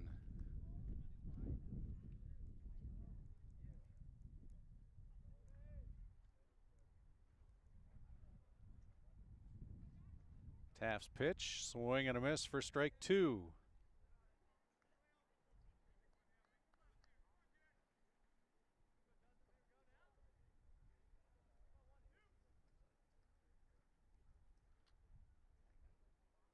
Taft, the 0-2 pitch coming. In the dirt, good scoop by Kunka.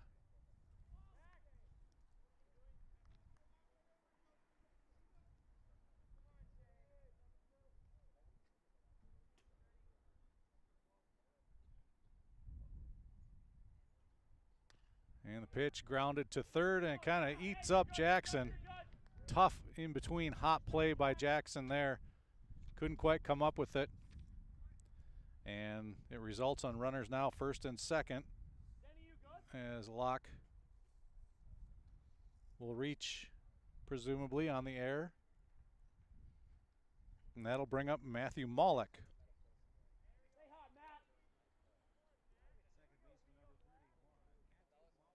Two singles and 4 at-bats today. And that one popped up and back and out of play. 2 singles, a walk, and a ground out. So 2 for 3 today for Maulick.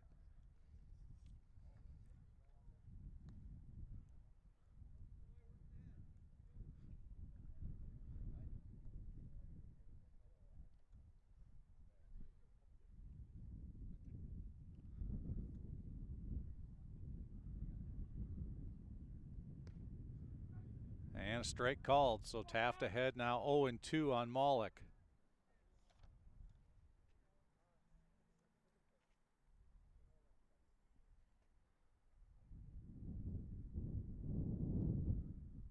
And the 0-2 pitch. Maulick went down low to get it. It's in foul territory. And a nice running catch there for the out is Lindell. And that gets the inning over for the Spuds, but they trail 12-0. One more chance to get something done here as we head to the bottom of the 7th on the Atchison Company scoreboard. 12-0 Knights.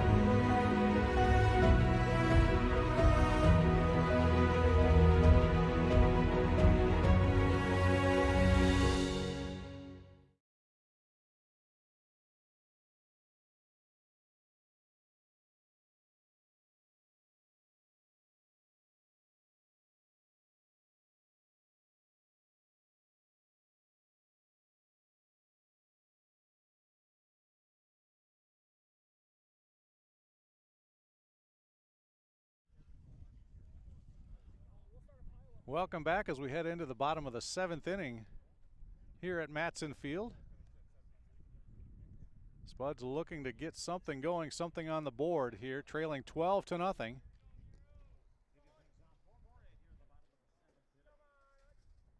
Jackson Young at the plate for the Spuds. Young is grounded out and struck out.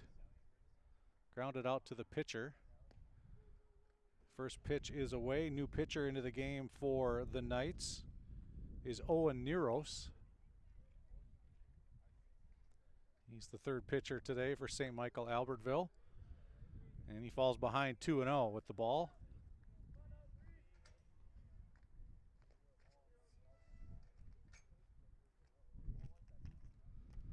And again, high for ball 3.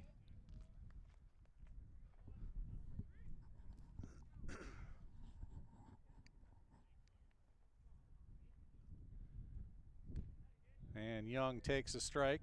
Moves the count to 3-1.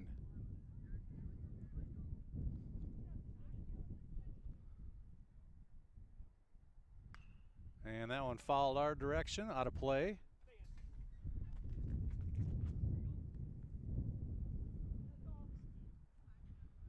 And the count now quickly full at 3-2. And that one high, so Young draws a walk. The leadoff batter on base for the Spuds. And that'll bring up Riley Swenson. Swenson with a single and a ground out today, one of the 4 Spuds hits.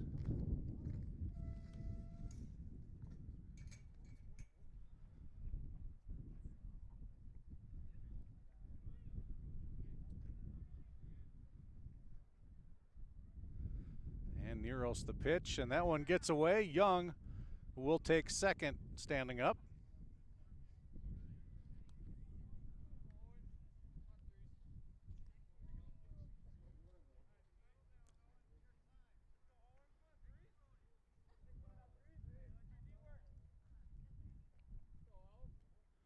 One and 0 the count with Young at second, Swenson at the plate, and looks at a strike, 1-1.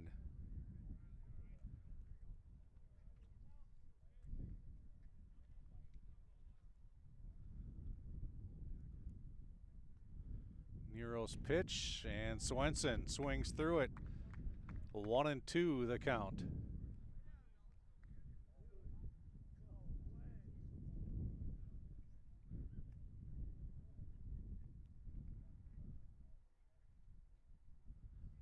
The 1-2 pitch from Neros outside. Ball 2, 2-2 the count.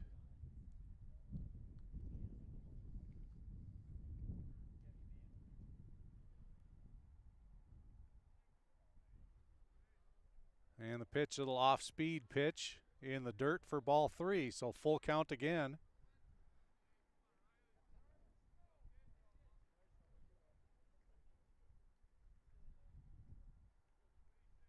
And the pitch, and that is fouled up and out of play.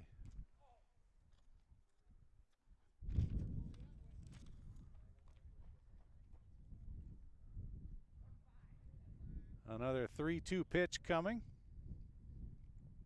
And Neros delivery, and it's called third strike.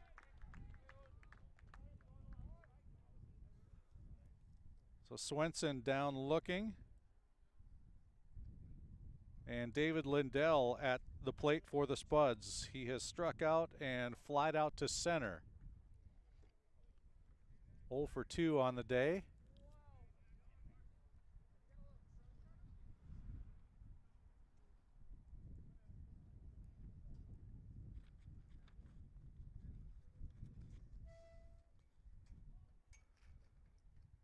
And pitch is high. Ball 1.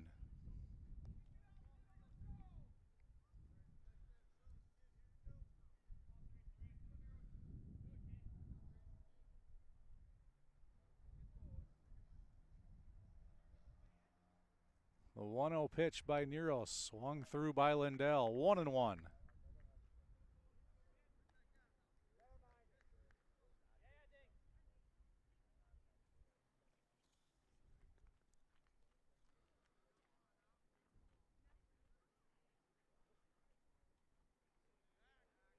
A 1-1 pitch, and that one's popped up and out of play as well. Strike two. 1-2 the count on Lindell. Young still at second. 1 out. Bottom of the 7th. Spuds trying to get a run across here, trailing 12-0.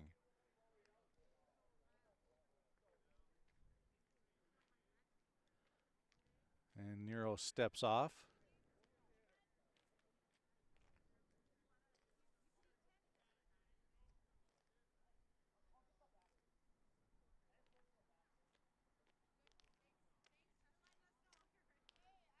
And pitch a little bit high, and that evens the count at 2-2.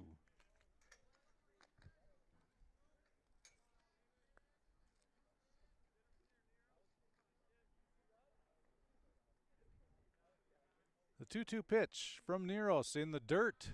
Nice block, but it's a full count.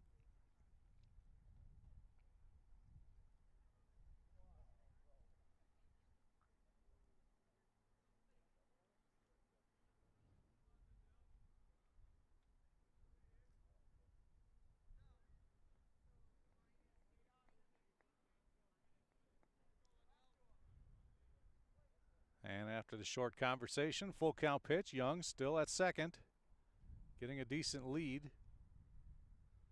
And the pitch. Close, but called ball 4. So Lindell draws the walk. And that'll put runners at first and second.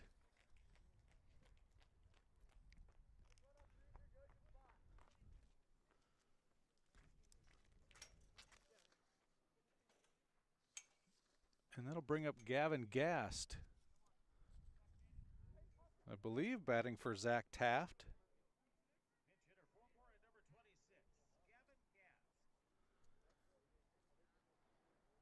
So Gast pinch hitting with 2 aboard. And looks at strike 1.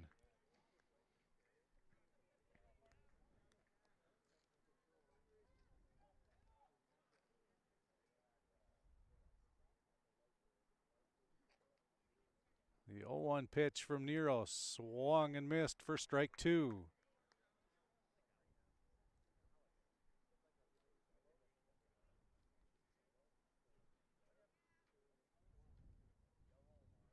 Nero's quickly ahead at 0-2. And that one low and away, ball 1.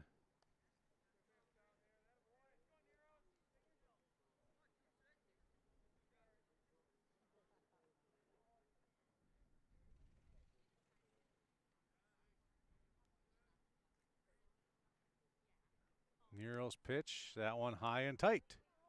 And that evens the count at 2 apiece.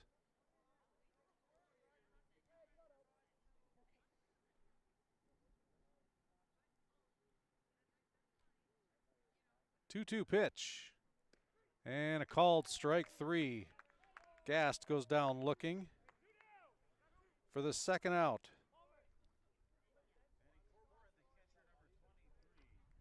Will Kunka now at the plate. Last hope here for Moorhead. Kunka 1 for 2 at the plate, popped out. And he did single. And there looks at ball 1.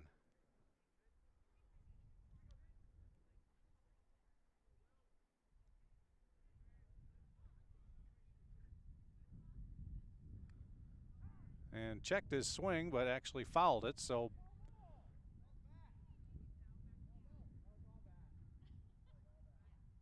well, now there's some discussion. Sounded like it was a foul tip on the check swing, but now the umpires want to talk about it.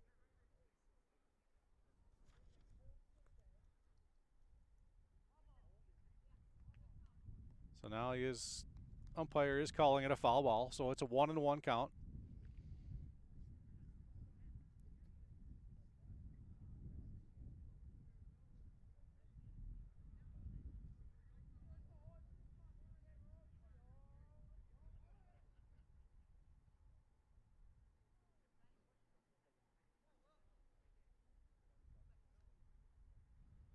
So 1-1 pitch. That one high. Throw down to second. Ooh, and almost got Young leaning off the base. That was the correct call, I believe, but it was pretty close.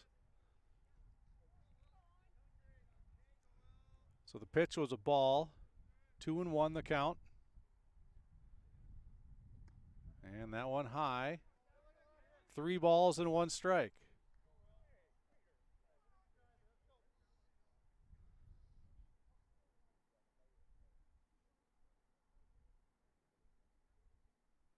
The 3-1 pitch is popped up foul, and a nice running catch by the catcher, and that will take care of it.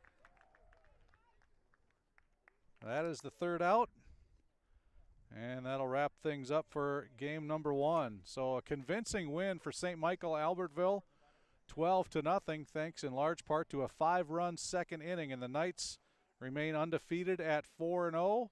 The Spuds fall to 1-5, and we will be back in about 20 minutes for the second of our doubleheader. Again, on the Atchison Company scoreboard, the Knights take game 1, 12-0.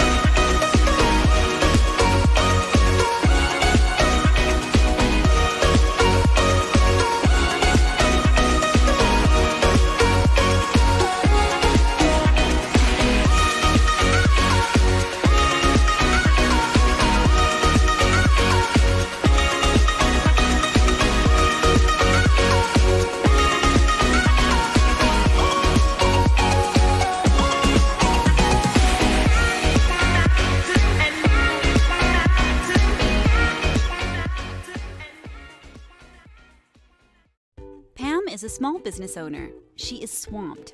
Pam knows she needs to advertise, but is overwhelmed by all the options.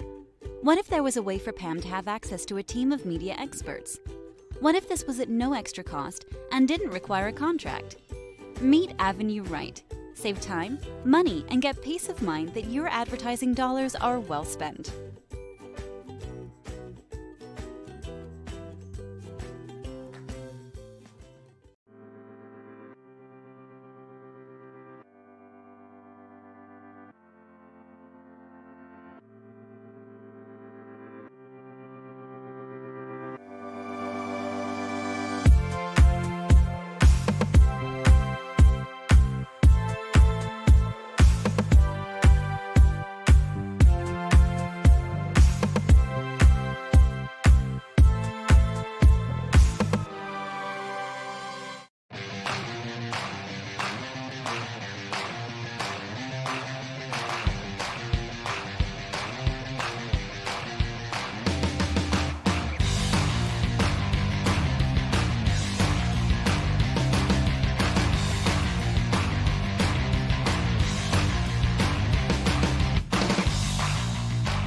Your home for Boss Snowplows is Burt's Truck Equipment on Highway 75 North in Moorhead.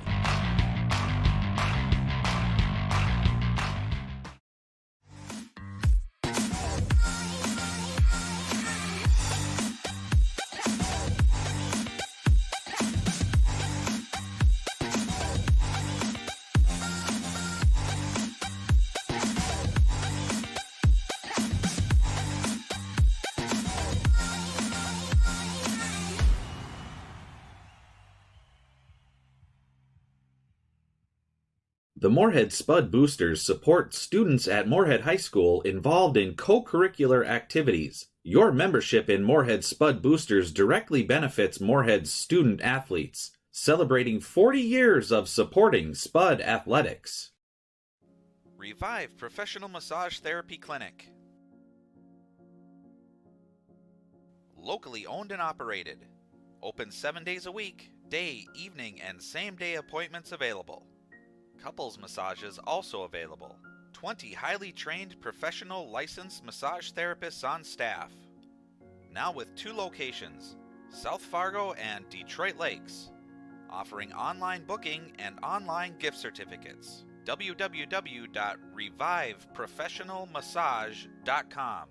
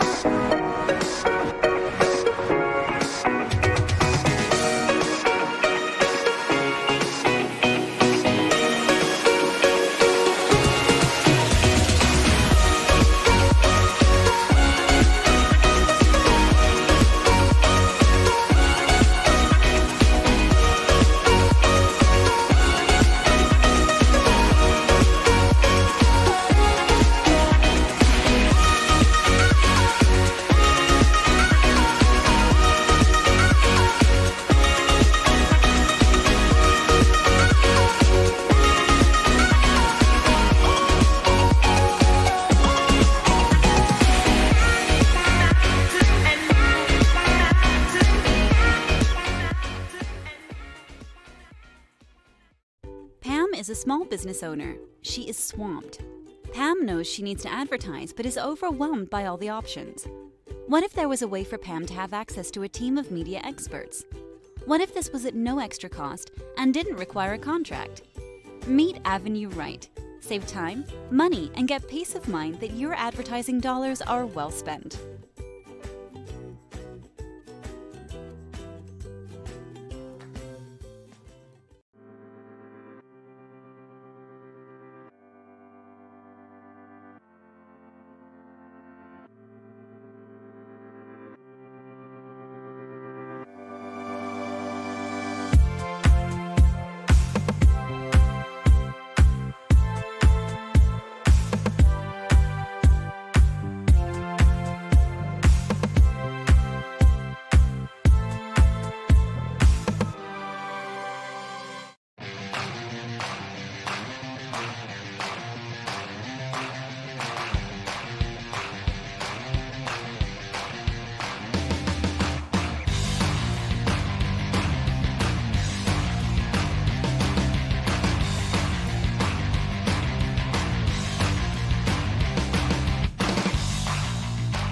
Your home for Boss Snowplows is Perks Truck Equipment on Highway 75 North in Moorhead.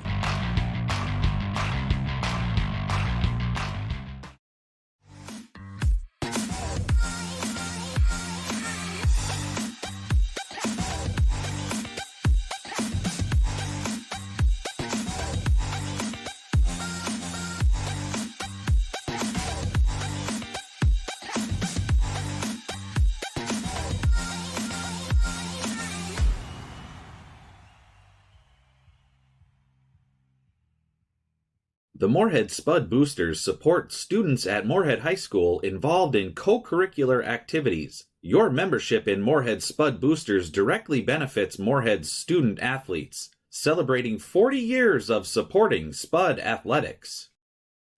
Revive Professional Massage Therapy Clinic. Locally owned and operated. Open 7 days a week, day, evening, and same-day appointments available. Couples massages also available. 20 highly trained professional licensed massage therapists on staff. Now with 2 locations, South Fargo and Detroit Lakes, offering online booking and online gift certificates. www.reviveprofessionalmassage.com.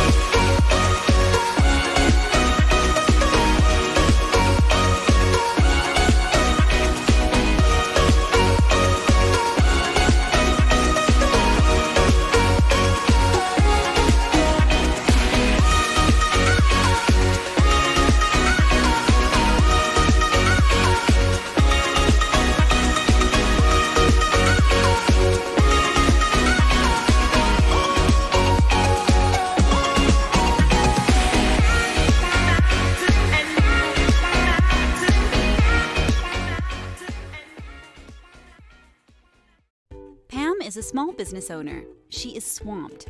Pam knows she needs to advertise but is overwhelmed by all the options.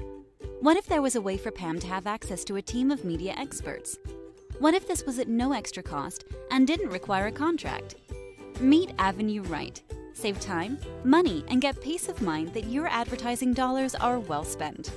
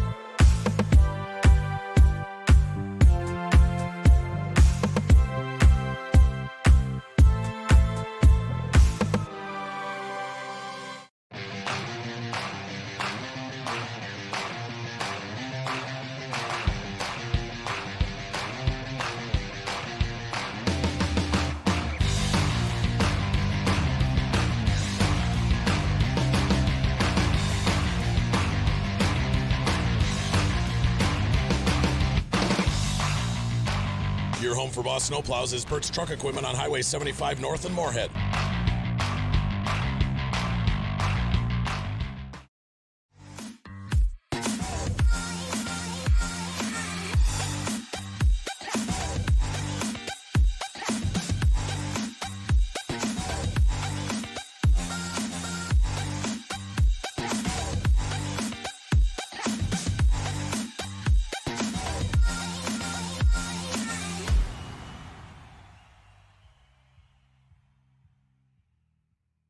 The Moorhead Spud Boosters support students at Moorhead High School involved in co-curricular activities. Your membership in Moorhead Spud Boosters directly benefits Moorhead's student athletes, celebrating 40 years of supporting Spud athletics.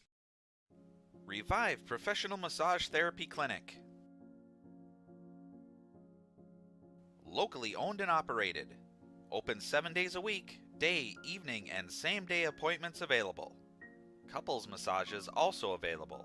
20 highly trained professional licensed massage therapists on staff. Now with 2 locations, South Fargo and Detroit Lakes. Offering online booking and online gift certificates. www.reviveprofessionalmassage.com.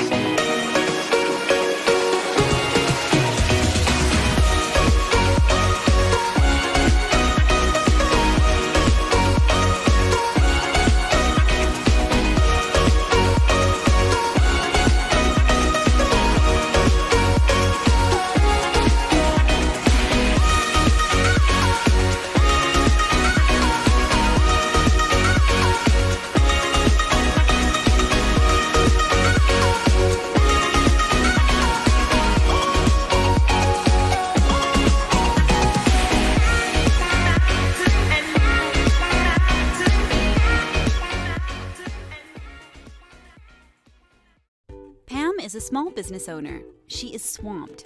Pam knows she needs to advertise, but is overwhelmed by all the options. What if there was a way for Pam to have access to a team of media experts? What if this was at no extra cost and didn't require a contract? Meet Avenue Right. Save time, money, and get peace of mind that your advertising dollars are well spent.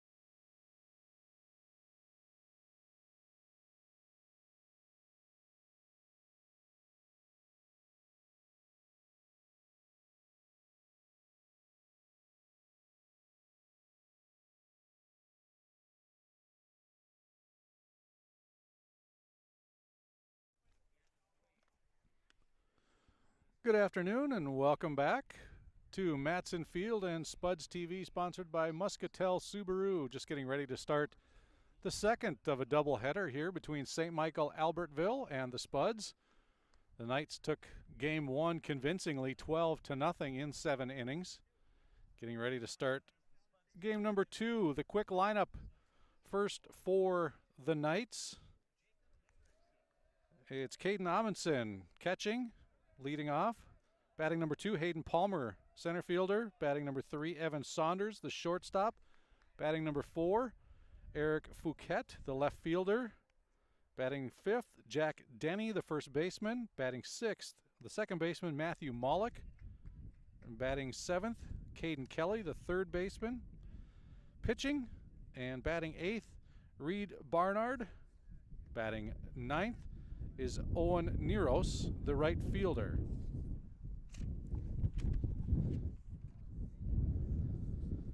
And I believe they will have an extra hitter, Zach Romans, potentially batting 10th. The lineup very similar to the first game for the Knights. And again, leading off is Caden Amundsen. Had a good game in the opener. And he will get things led off. We'll check the Spuds lineup when they come to bat. And the first pitch is a strike. And on the mound for Moorhead is Kevin Quaid, getting the call to pitch today. First pitch is a strike, and we are underway in game number 2.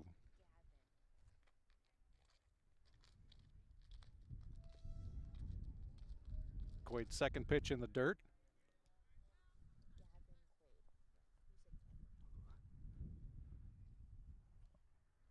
Gavin Quaid is the pitcher. Might have mistakenly said Kevin. So Quaid's third pitch, nice off-speed pitch, but misses. 2 balls, 1 strike.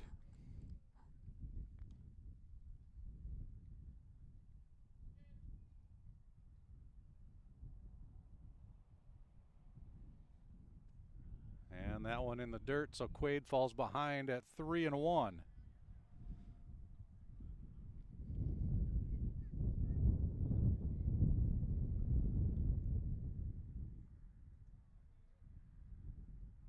And Quaid's pitch is ripped into left field for a single, right between short and third.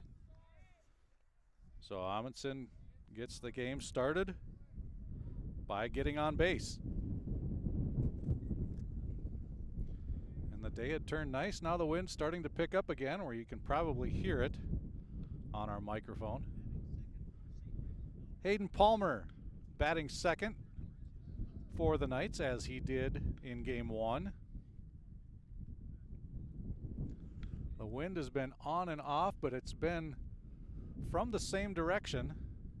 First pitch, rifled past third baseman Jackson Young into left field. Scooped up there by David Lindell, brought back into the infield. So back-to-back singles for the Knights as the hit barrage continues, as it from the first game. Yeah, the wind still from the same direction that has been most of the day, blowing in from left field, right toward where we are beyond first base. So runners on first and second now, nobody out. Evan Saunders at the plate. And the first pitch from Quaid is high, ball 1.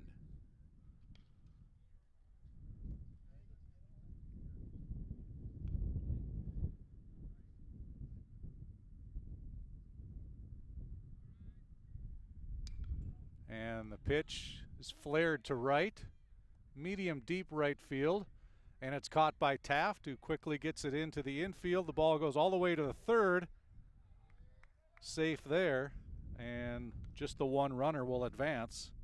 So Amundsen to third after the fly out by Saunders. And that'll bring up Eric Fouquet, the cleanup hitter and left fielder.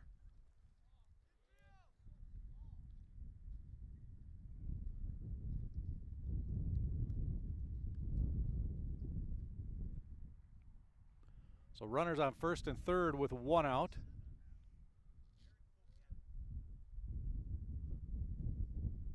Similar situation to first inning in game one.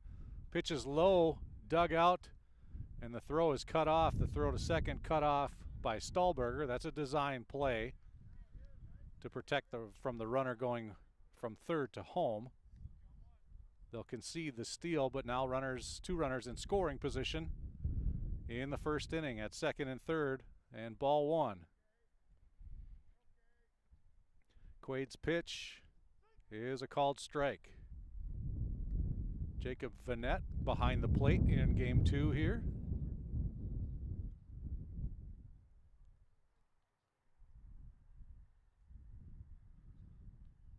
So the stolen base takes away the double play, as I was mentioning. That happened in game one, where the Spuds were able to get out of the inning with a double play. Pitch high for ball two. They allowed one run in the first. It was the second inning that things kind of blew up on them with 5 runs. But now the Knights threatening again. A 2-1 pitch coming from Quaid. That one outside. And 3-1.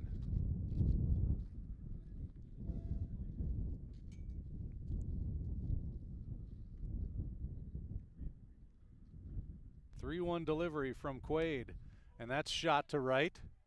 That's a little bit deeper, but playable for Taft. He records the out. The throw in is cut off, and both runners will advance, and they'll score the first run of the game as Amundsen scores, and Palmer moves over to third.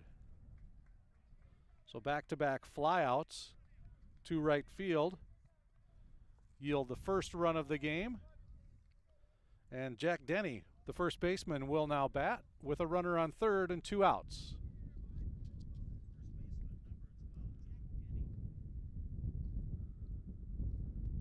First pitch in there for a strike by Quaid.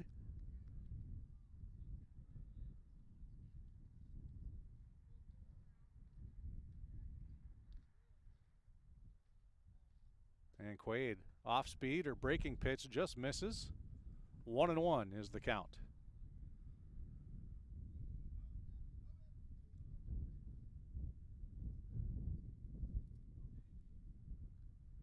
And the pitch, fastball, strike 2.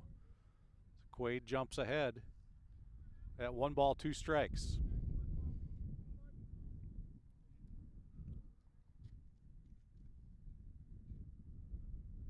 Quaid's delivery off speed. That one into short center field. And being called off there is Hodges calling everybody off. He makes the catch, and the damage limited to just 1 run. The Knights get 1. And the Spuds coming to bat 1-0 on the Atchison Company scoreboard.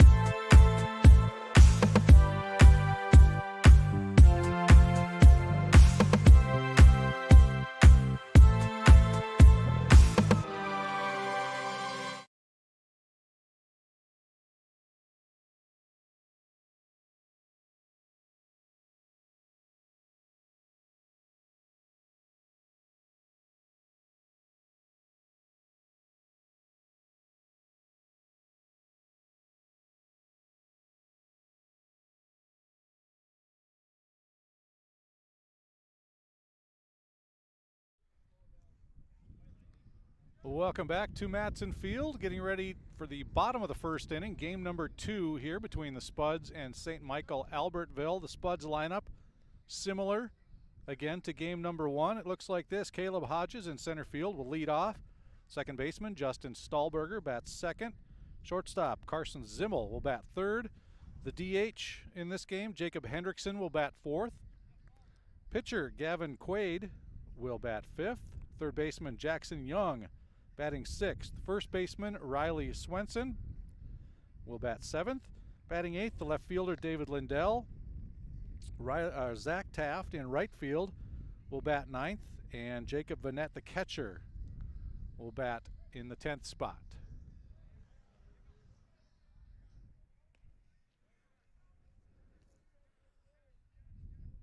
And pitching for St. Michael Albertville, Reed Barnard.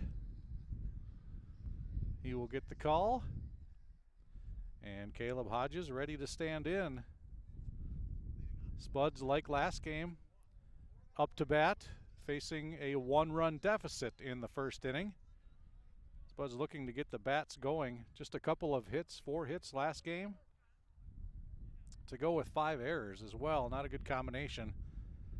Not going to win you too many ball games, but St. Michael Albertville coming in undefeated and are now 4-0. Moorhead goes to 1-5 with that loss in the first game. And the first pitch by Barnard outside for ball 1.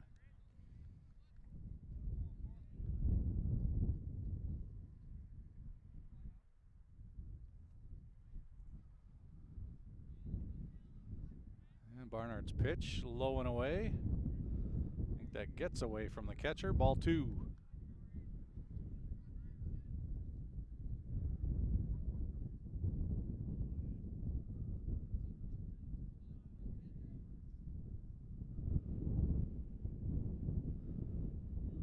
The 2-0 pitch, again in the dirt, gets away from the catcher. 3-0.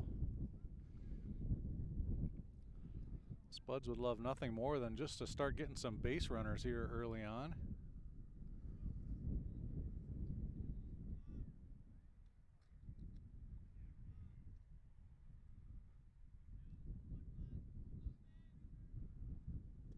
And again, a low pitch, so a 4-pitch walk puts Hodges on board to start the game.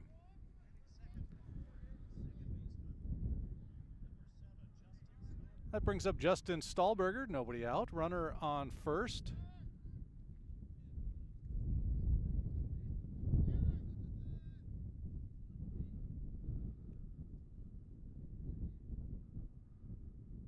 Hodges getting a decent lead at first base. Barnard not really looking over, but that's about 4 in a row that have been in the dirt. And he starts Stahlberger off with a ball.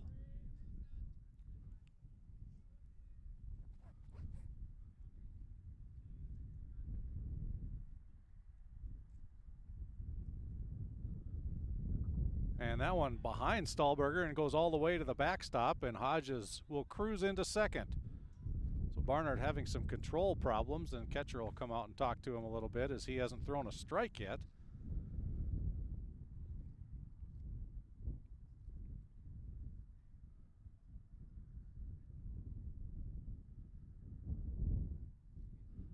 And it's a little bit uneasy feeling if you're standing in the box and you had one right behind your ankles. And the pitcher hasn't thrown a strike yet, so you don't really know where the next one's coming. Stahlberger steps in with a 2-0 count.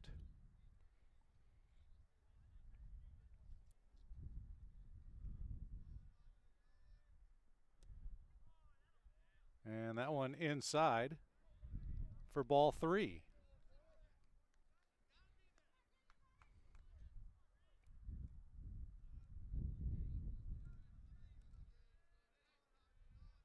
Barnard's 3-0 pitch is in there for a strike. First strike that he's thrown. Stahlberger taking all the way, I think, on that one.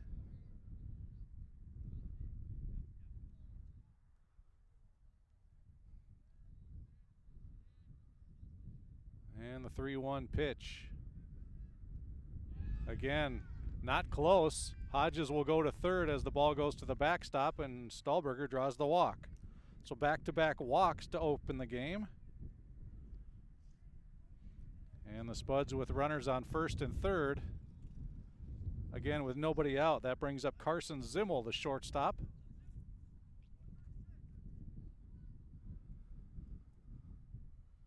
I wouldn't be surprised if the Spuds get aggressive with Stahlberger here, try to move him along to second. Just to try to get a little momentum, create some some havoc on the base paths here early on. We'll see. Stahlberger stays. The pitch home is outside, ball one.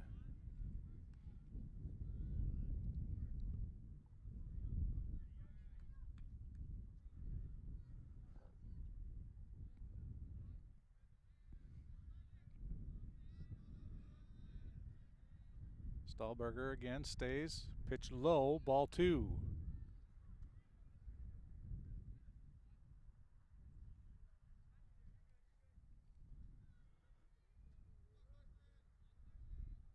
Stahlberger's lead's not huge. Now he takes another step. Again, staying. And there's strike one. 2 balls, 1 strike.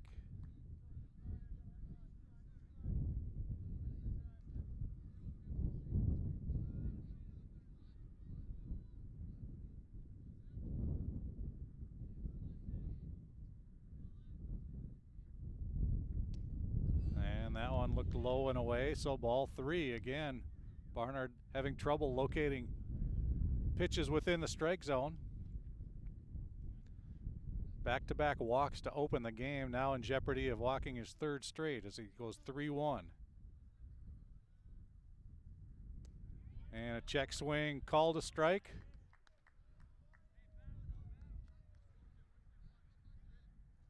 And now that gets the count back to full. 3-2 pitch coming from Barnard. And that's low in the dirt, and another walk, 3rd straight for the Spuds will load the bases. And timeout is called as time for a chat at the mound with the bases full of Spuds and nobody out.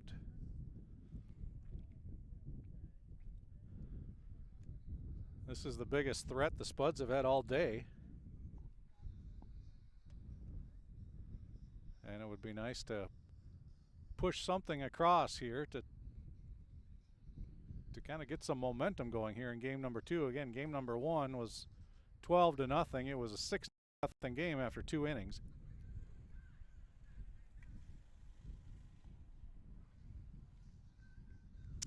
Conference is over, and Jacob Hendrickson, the designated hitter, will step in. Hendrickson started on the mound in game 1. And Hendrickson here looking to do some damage at the plate. With the bases full, nobody out. Barnard's first pitch. Nice block by Amundsen as that one almost got away, but not close. Ball 1.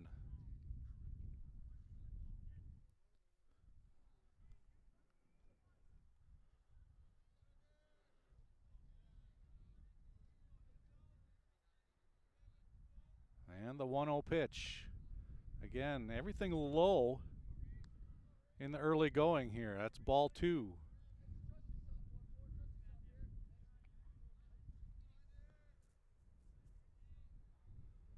The Spuds content to let St. Michael Albertville just throw some pitches here. 2-0 pitch.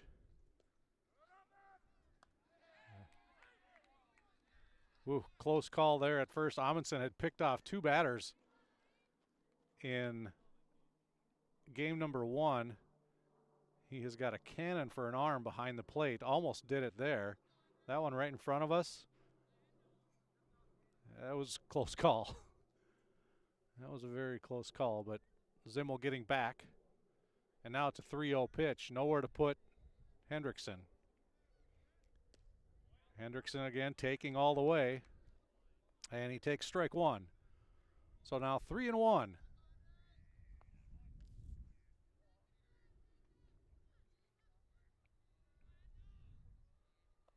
And the pitch, again, down and away. 4 straight walks to open the game, and the Spuds get their first run of the afternoon. Caleb Hodges crosses the plate. The bases remain full, and there's still nobody out.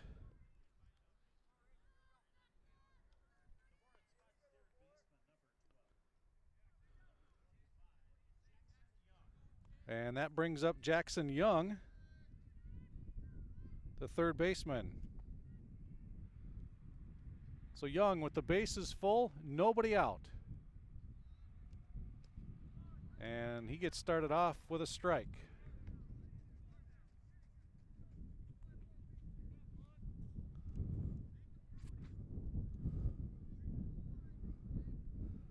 The 0-1 pitch to Young. And Young with a swing and a miss. Barnard back around the zone. Now Moore here with his 5th batter. And Young in an 0-2 hole.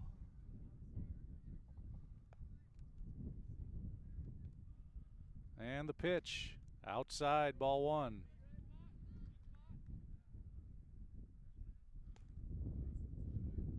St. Michael Albertville getting the bullpen warmed up here in the first inning with a little sense of urgency. 1-2 pitch inside, and 2-2.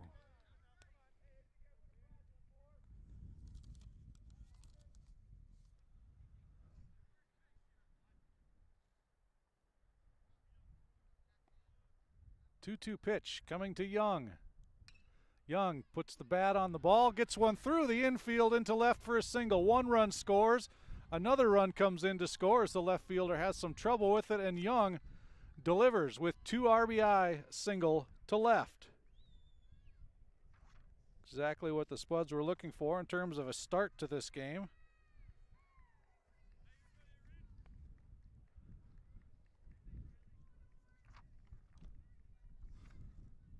So the Spuds have pushed across 3 runs on 1 hit and 4 walks. And Riley Swenson, now the 6th batter, will dig in against Barnard. Runners on first and second, still nobody out for the Spuds. And that one in the dirt. Nice stop by Amundsen, the catcher.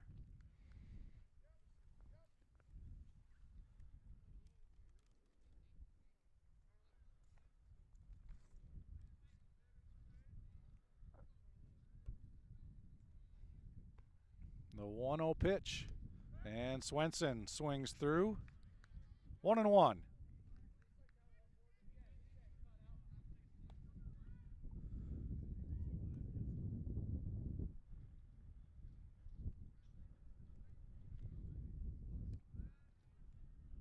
The 1-1 pitch from Barnard is in there. First strike 2.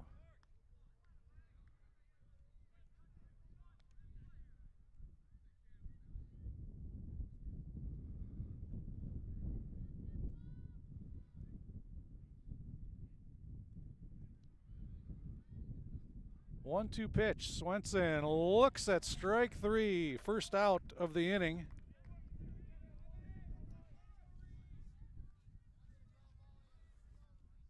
And that'll bring up David Lindell, the left fielder.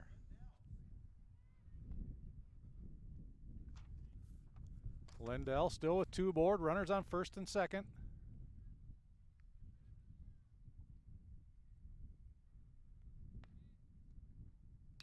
Lindell sends one to right center field. It's hanging up, and it's caught for out number 2, and no one will be able to advance on the fly ball. So Lindell flies out to right, and quickly 2 outs. That'll bring up Zach Taft.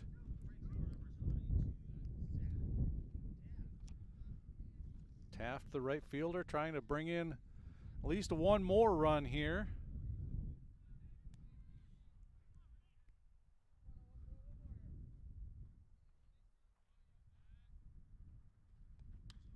And ground ball to third, right at the third baseman who steps on the bag. And St. Michael Albertville gets out of the first, but not before the Spuds score 3, and on the Atchison Company scoreboard take a 3-1 lead heading into the second.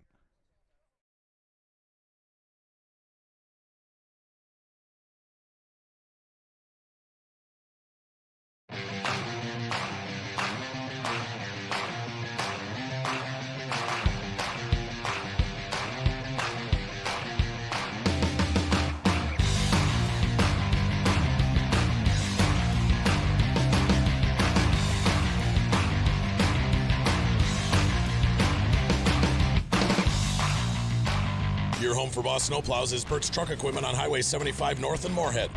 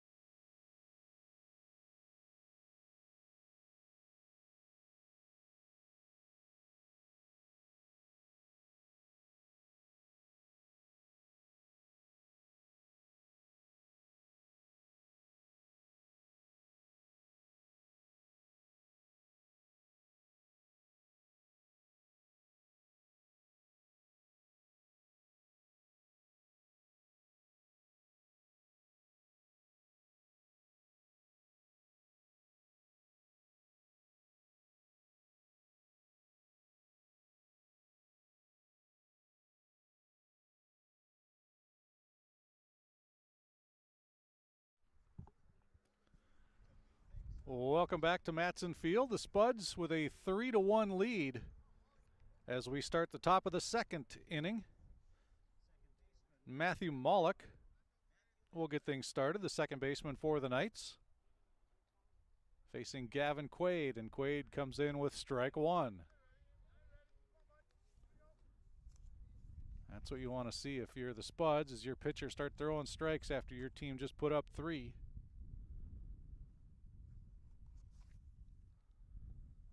And that one's in the dirt low, ball 1. 1-1.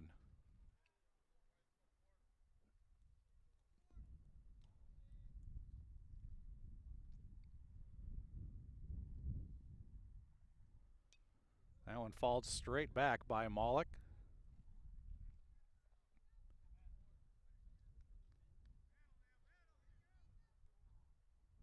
One ball, 2 strikes. The count on Matt Mollick. An off-speed pitch, but left up high there by Quaid.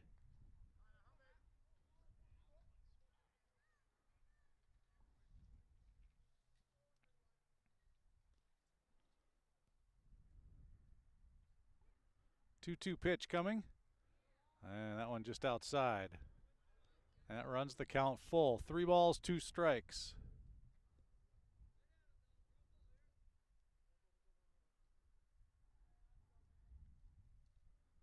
Full count pitch, low in the dirt, and Mollick draws a walk.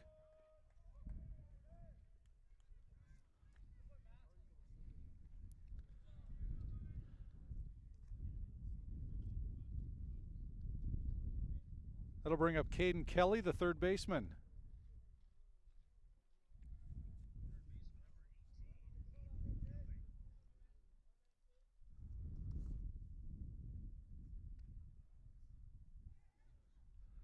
And a throwback, they got him picked off. They had the call right, but Mollick able to steal second, diving head first.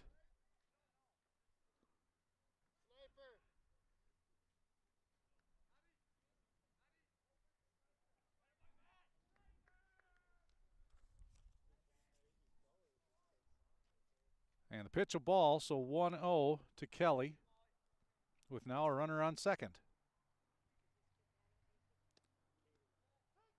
And a called strike.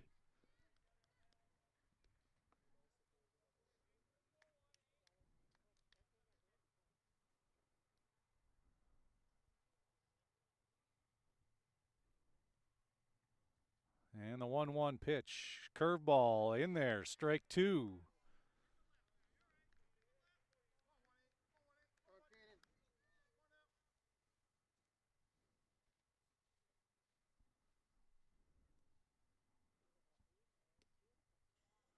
Another breaking ball. That one misses, though. Evens the count up at 2 apiece.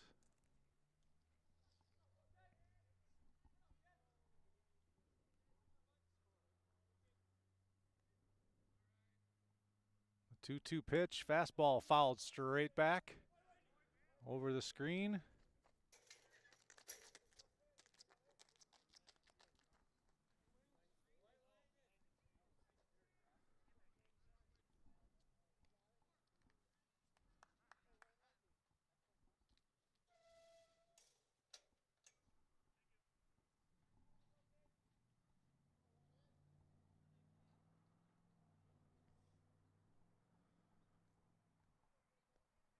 Quaid with the 2-2 delivery. In there for a call, strike 3. So Kelly goes down looking, and out number 1 recorded for the Spuds. And that'll bring up Zach Romans, the designated hitter, number 24.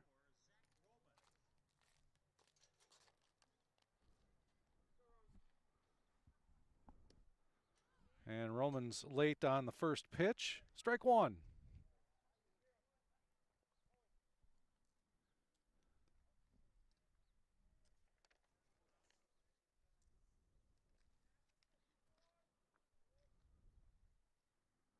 Quaid's pitch. Foul. And 0-2 is the count after the foul ball.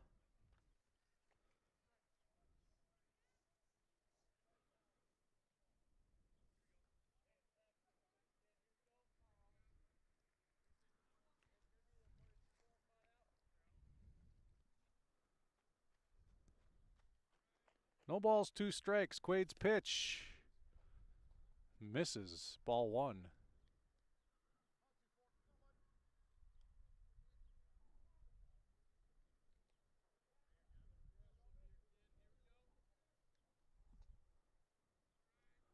Maulik still at second. The 1-2 pitch. Breaking ball. Missing.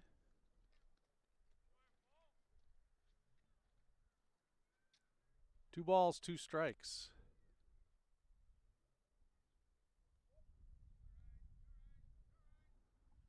Fastball in there, strike 3. Ball was dropped by Vanette, so they have to watch the runners here. The throw out at first, and Maulik unable to advance. So Roman strikes out.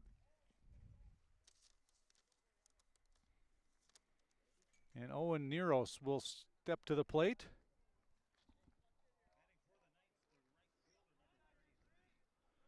With 2 down now. And Maulik still at second base. Pitch low, ball 1.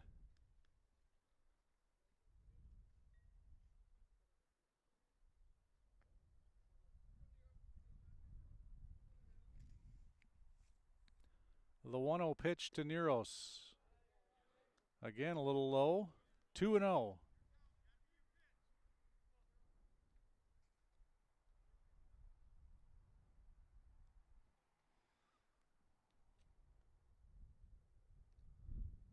Pitch. Neros a little late on that swing. 1-2. Correction, 2-1. 2 balls, 1 strike. 2 outs. And we are the top of the second inning. The 2-1 pitch from Quaid. High and tight, almost hit him. Ball 3.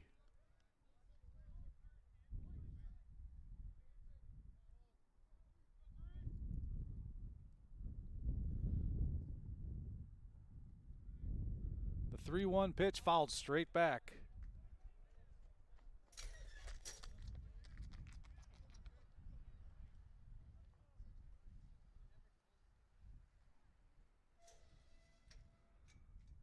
Foul ball runs the count full. 3-2.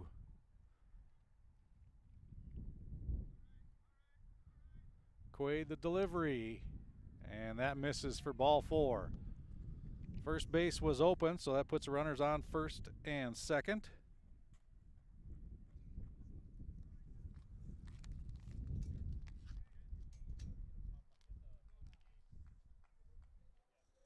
And we go back to the top of the order now. Caden Amundsen at the plate. He had a single to start the game. Ended up coming around to score.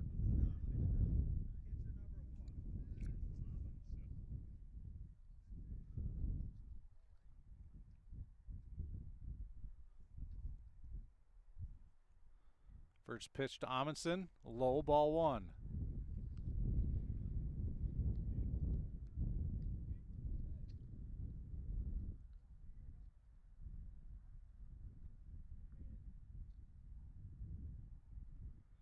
The 1-0 pitch in there for strike one.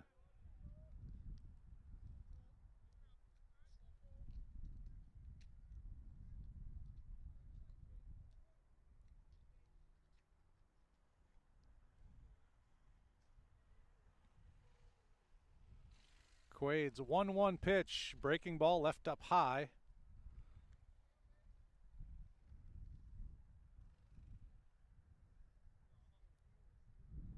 Two and one the count.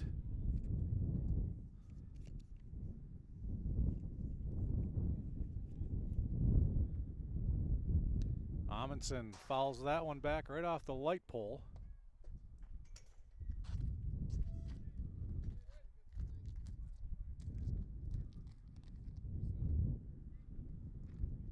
Makes the count 2-2 now. 2 balls, 2 strikes, 2 outs.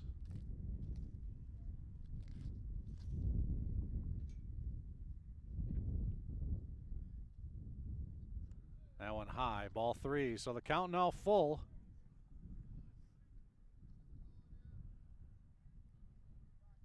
Three-two count, 2 outs. Runners likely on the move from first and second base.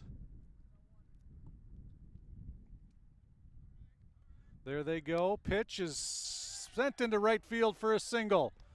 That will score 1 run.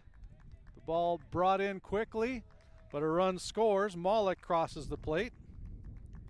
And it makes it a 3-2 ball game. As Amundsen scores, he'll get lifted for a pinch runner as the catcher. And Neros will go to third. Second hit in as many innings for Amundsen. That one drives in a run. And it brings up Hayden Palmer, the number 2 batter. He singled in the first as well. So we'll watch the runner on first. That's Alex Shea. He goes. The ball popped up to second. Stahlberger there and makes the catch, and the inning is over. But the Knights get 1, and on the Atchison Company scoreboard, pull within 1. Spuds lead 3-2 coming to bat in the second.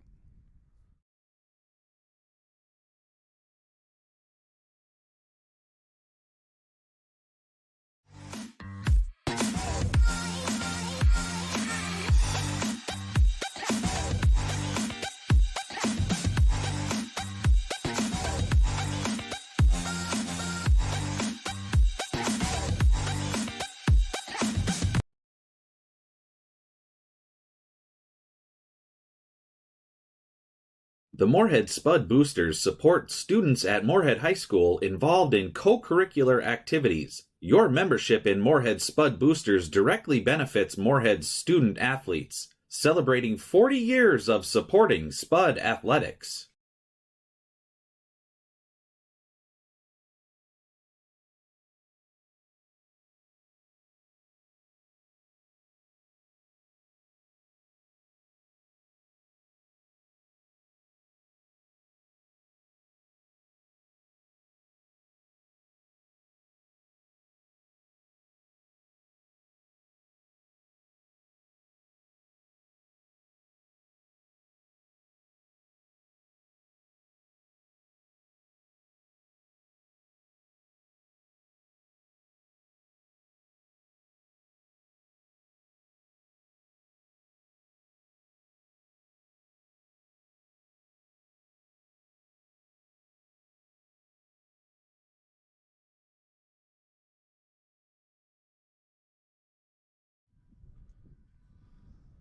Welcome back to Matson Field and to Spuds TV, sponsored by Muscatel Subaru.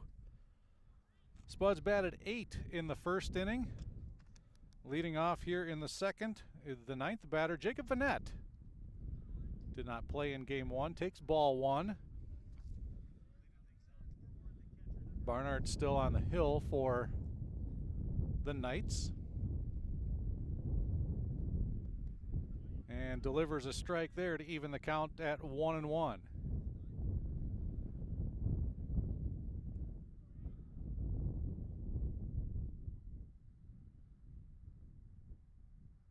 Barnard's 1-1 pitch in there for strike 2.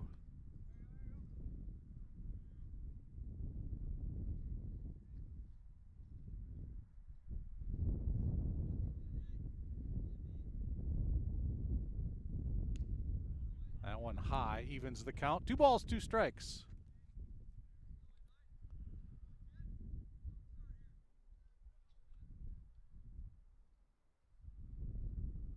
Barnard's pitch. Vanette just gets a piece of it, fouls it straight back. Stays 2-2.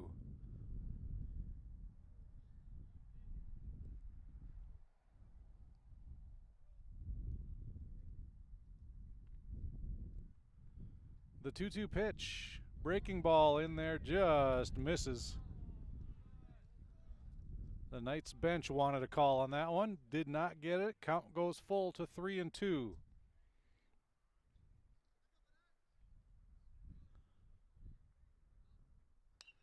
Vanette pulls one to deep second and into right field for a single.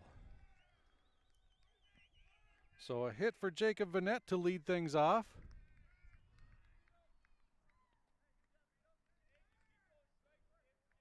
So he is on first, and the Spuds will go back to the top of the order with Caleb Hodges. Hodges drew a walk and scored in the first.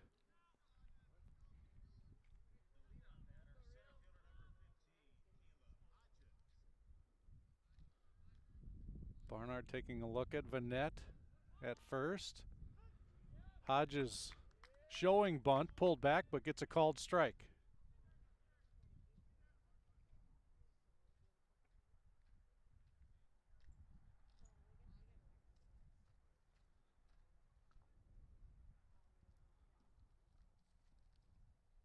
The 0-1 pitch. High. 1-1.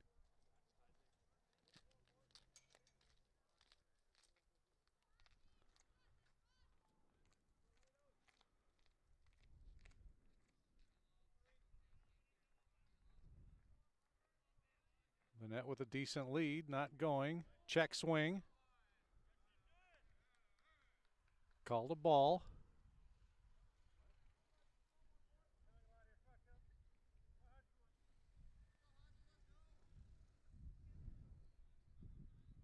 Two balls, 1 strike. Nobody out. Runner on first. The pitch looked inside. And the count goes to 3-1 now.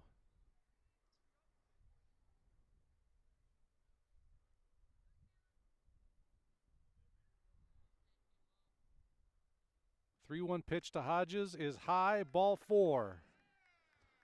So Hodges back-to-back walks in this game, and Vanette goes to second.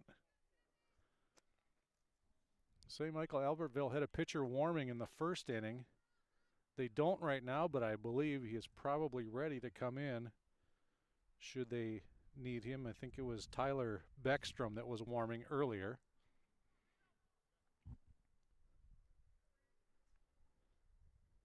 That'll bring up Justin Stahlberger. He walked and scored a run in the first inning. Now batting with 2 aboard. Runners on first and second.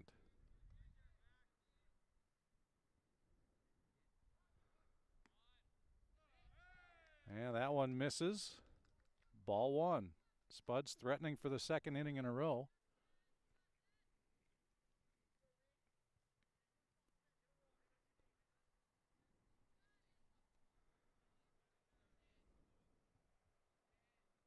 The 1-0 pitch in there for strike 1.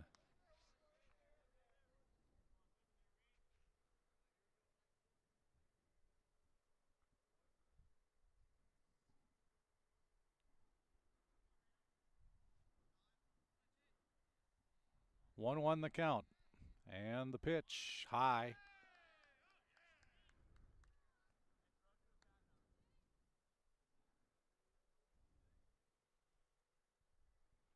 St. Michael looking for bunt. First baseman crashing toward the plate. 2-1 is the count. 2 balls, 1 strike. Stahlberger showing bunt. Pulls it back for ball 3.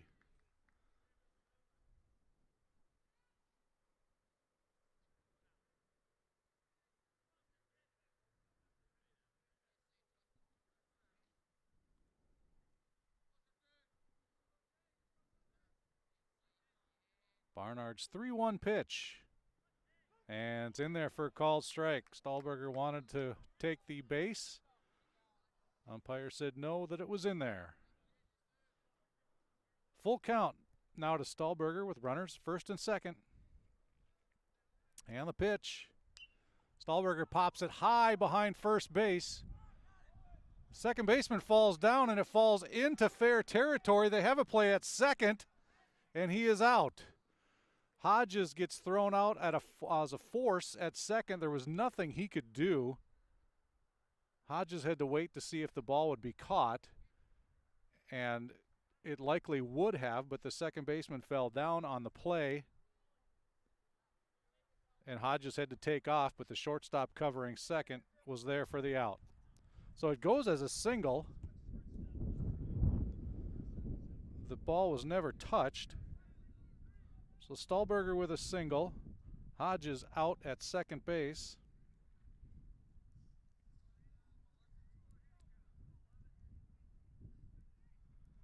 And that will be the first out, and Vanette moves over to third. So first and third, and we'll watch Stahlberger here at first. And Zimmel at the plate. Zimmel drew a walk and scored as well in the first inning.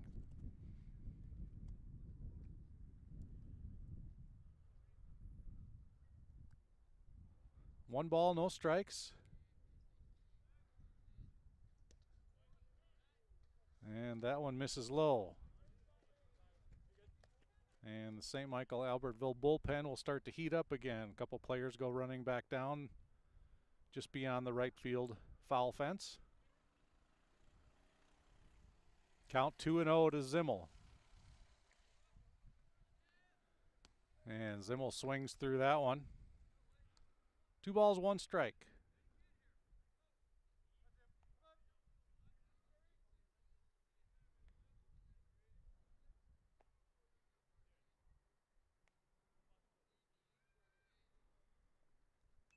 And Zimmel gets a piece of that one.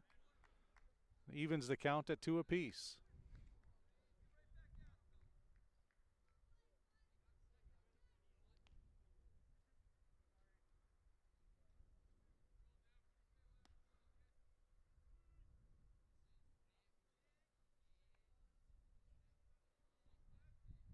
Barnard's 2-2 pitch. Fouled back again by Zimmel.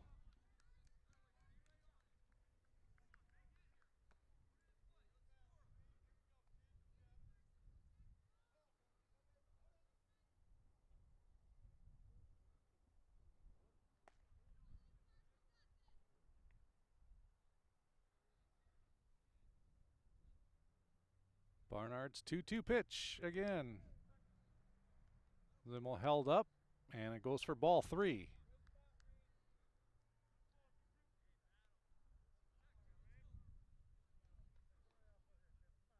So full count. Stahlberger not running.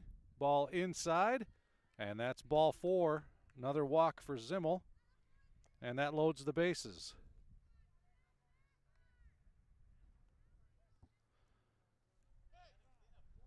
And that will get, it looks like a pitching change as the coach comes out. And the call has been made to the bullpen.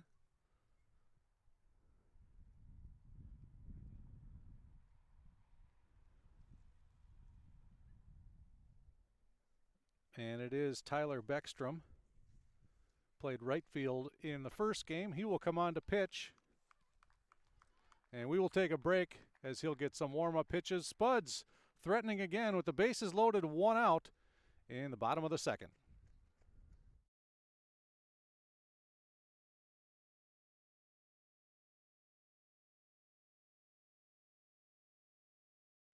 Revive Professional Massage Therapy Clinic. Locally owned and operated. Open 7 days a week, day, evening, and same-day appointments available. Couples massages also available. 20 highly trained professional licensed massage therapists on staff. Now with 2 locations, South Fargo and Detroit Lakes. Offering online booking and online gift certificates. www.reviveprofessionalmassage.com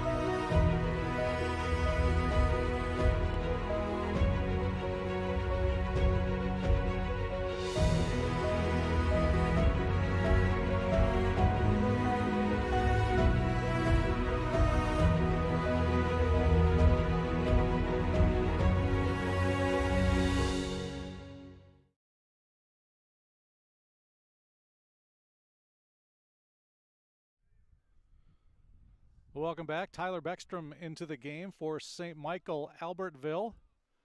And he inherits a sticky situation. One out, bases full of Spuds, and cleanup hitter Jacob Hendrickson at the plate. First pitch is a shot to center field. That could be in the gap. Oh, two outfielders collide. The catch is made. Runners will tag. One scores. And outfielder is down in center field. As one went low and one went high to make the catch. And I believe it's Fouquet that is down. The left fielder went down low and kind of undercut the legs of Hayden Palmer. And Fouquet was injured in the first game as well, going into second base as he rolled his ankle. So on the play, it is an out. Vanette scores. Hendrickson flies out to center. Stahlberger advances to third. And Zimmel is still at first, and we'll see how the two outfielders are after that collision. The ball was honestly hit right between them. It was in the gap, and Palmer did a great job to get over there and make the play. But both players were running hard, and I don't know if Fouquet might have hurt him at the last minute, tried to get down and out of the way. And Palmer did a nice job to make the catch and hang on.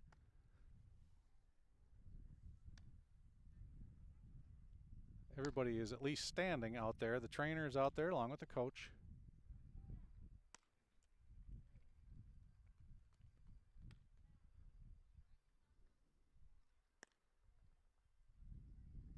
And it sure looks like everybody will stay in the game. It's been a rough game for number 7 out there, Fouquet.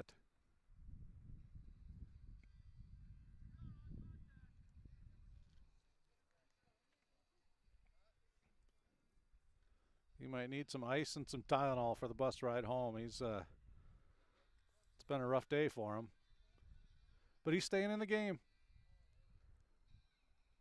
which is good to see that nobody got hurt, because those are scary plays when you have two guys running full speed right toward each other.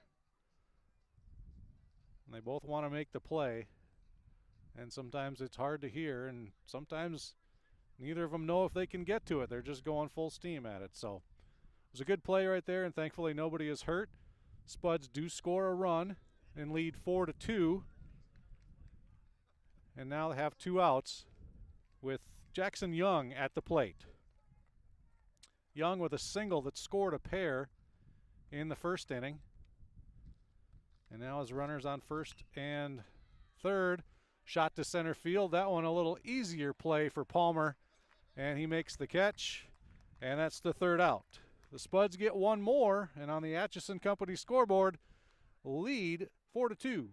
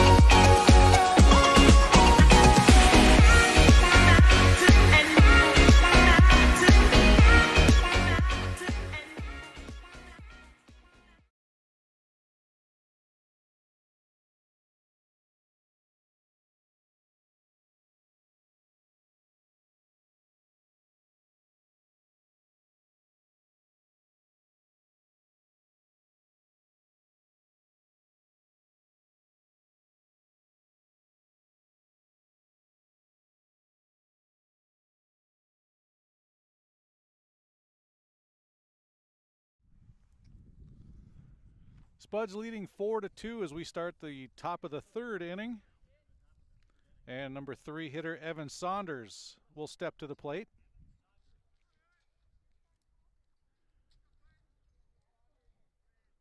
Saunders flew out to right field in the first inning. Quaid still in the game. Saunders gets a piece of that first pitch for strike 1.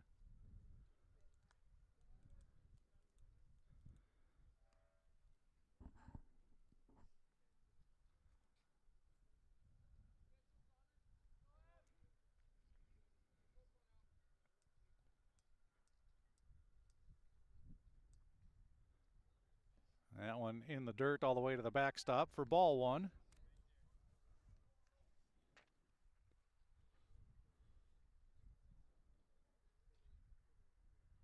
1-1 the count. And that one way wide also goes to the backstop.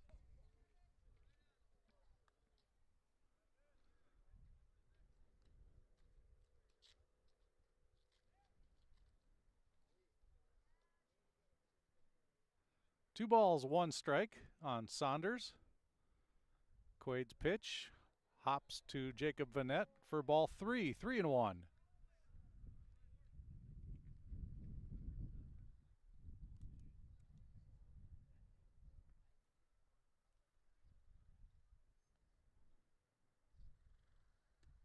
And that one outside for ball 4. So Saunders leads off the inning, drawing a walk. And been base runners aplenty so far for both teams in this game too. And that brings up Fouquet, who was just shaken up on the previous half inning.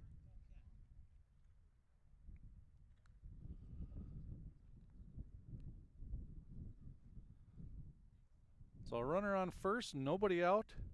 Fouquet at the plate. He takes a big swing but pops it up to short. Sky high pop up. The wind playing tricks with that one, but Zimmel able to corral it just behind the pitcher's mound for out number 1.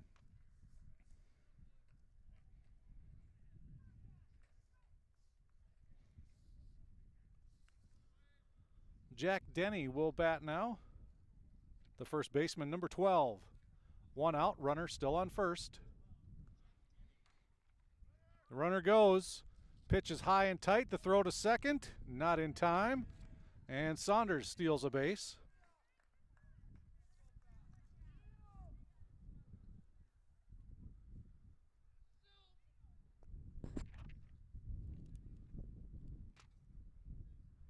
Pitch was a ball, so 1-0 the count.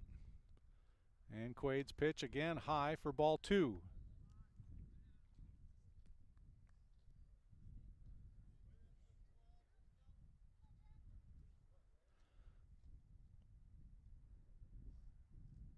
Two-0 pitch. Inside for ball 3.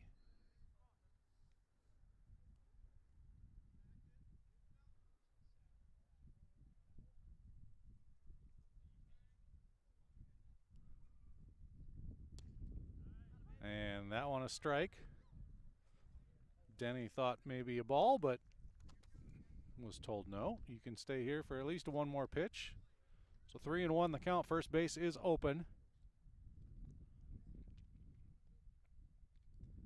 And the 3-1 pitch, and that one's ripped to the gap in right center. And that will split the defenders. It'll score a run. Denny wheeling into second, and he will stop there with a run-scoring double. So Saunders scores from second. And Denny replaces him with the double. That brings St. Michael Albertville within 1 at 4-3. So a runner still in scoring position, this time for Matthew Maulick. He drew a walk last inning, his first plate appearance. And takes ball 1 to start this one.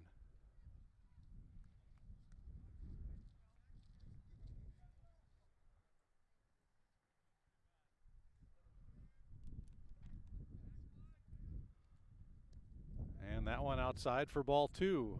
So Vanette has to get out of the crouch and go grab that one.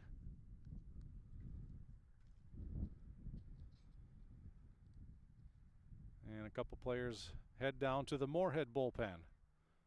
The 2-0 pitch is in there for a low called strike.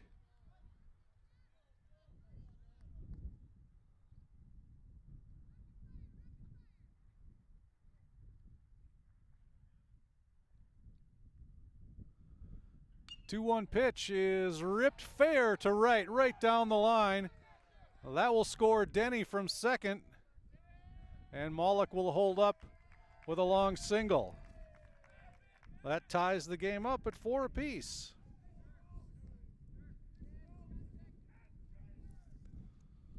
So Moloch singles to right, scores a run, knotted up at 4 with just 1 out still as well.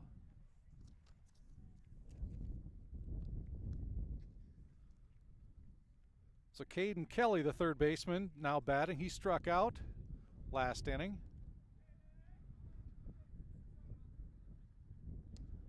And he takes strike 1 to start here.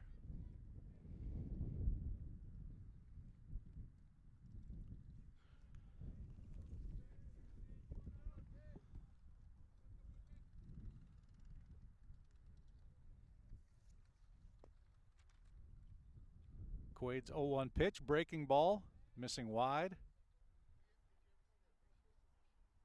1-1 the count.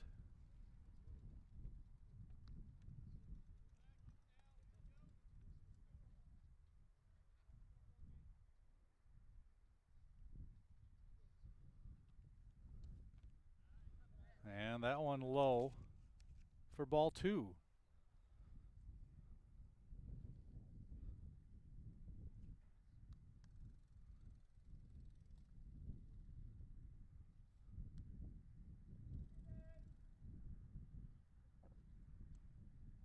Again, Vanette digs that one out of the dirt. Ball 3, 3-1 the count. Already 2 runs in here for the Knights, and 1 runner on first base.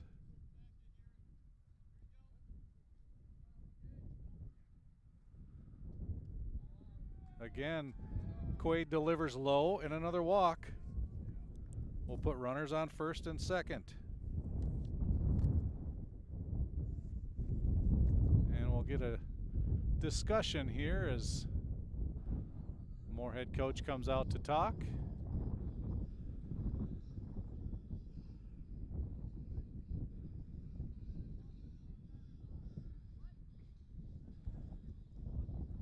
And I don't know if we have a pitching change called yet or not. I haven't seen the call yet, but I think Moorhead has a pitcher warmed up.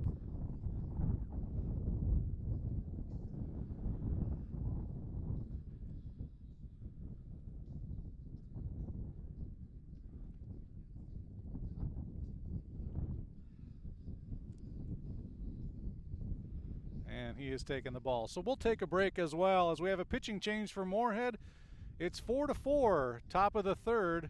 We'll be back with more after this.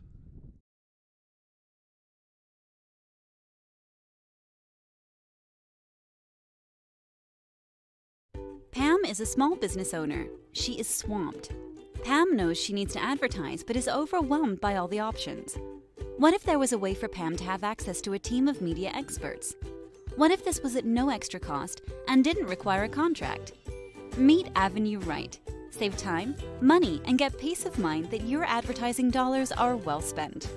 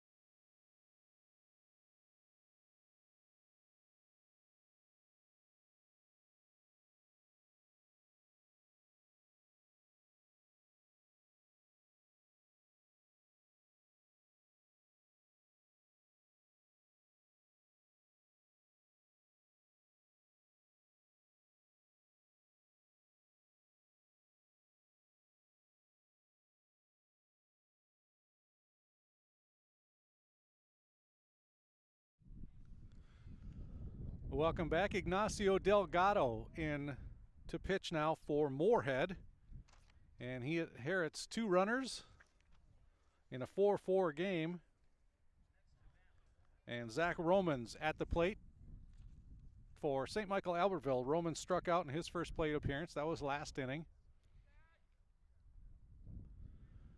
Delgado's first pitch, ground ball off of Stahlberger at second. It rolls into center. It'll score a run. And safe at third, and on the throw, Romans will go to second.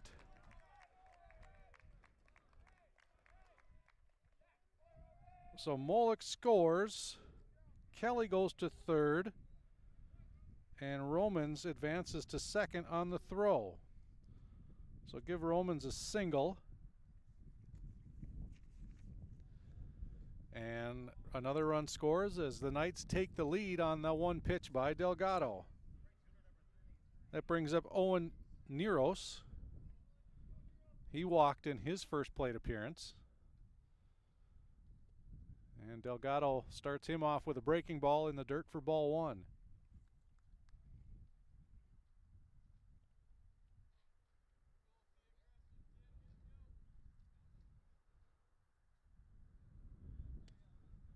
Fastball in there for strike 1, so 1-1.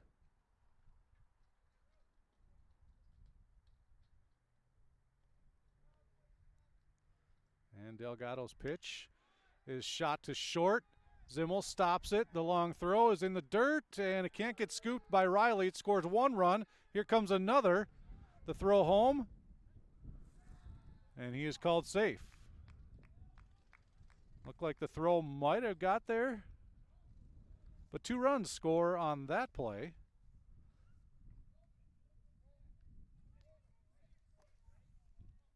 So we'll wait and see what the scoring is on the play. Looks like a hit.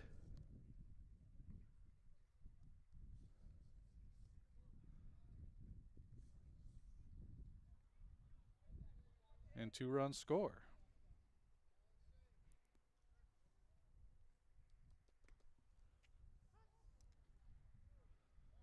Strike calls, we're back to the top of the order. Caden Amundsen.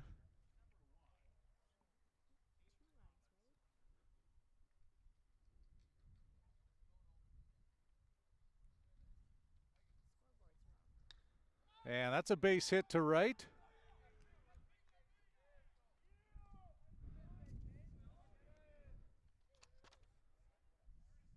And we're doing some calculations here, so it should be 7-4. The scoreboard here says 6-4. But 2 runs scored on that last play. And Amundsen with a single. He'll go off for a pinch runner.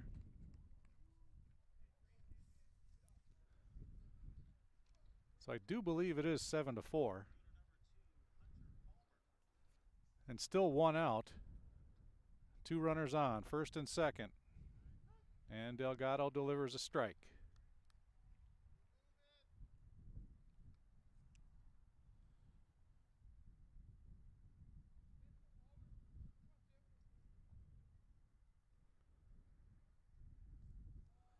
Breaking pitch in the dirt. This is Hayden Palmer, the number 2 batter. Palmer with a walk and a fly out to second base in the game.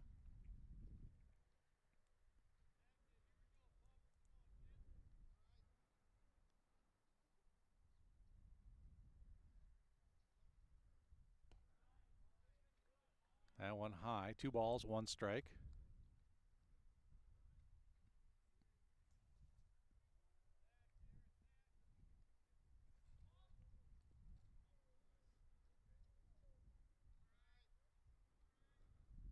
Delgado's pitch outside, 3-1.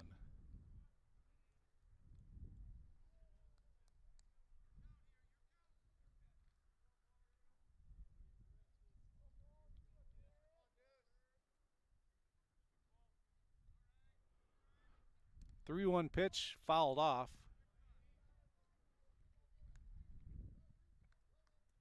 The count goes full, 3 balls, 2 strikes.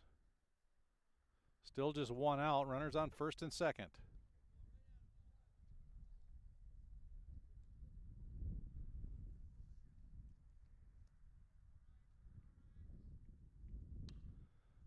that one golfed to center. Hodges goes back on it and he can't make the play. He slips as he tries to catch it. The runners get caught up. So the scores a run, and now the bases are loaded. No, it doesn't score. Nobody scored on that. Correction. So the runner at third didn't make it home, and no, Palmer with the hit, he almost caught up to the runner ahead of him, so he had to hustle back to second. Anyway, the bases are loaded now, and a foul ball back to the net. So this is Evan Saunders at the plate. So the runners just advance, and nobody scores on that.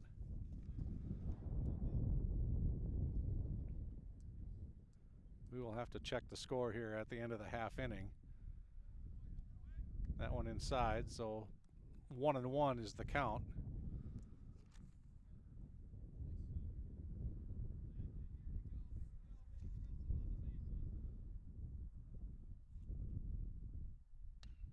That one hit to second. It's in the hole, and it'll score 1. It'll score 2.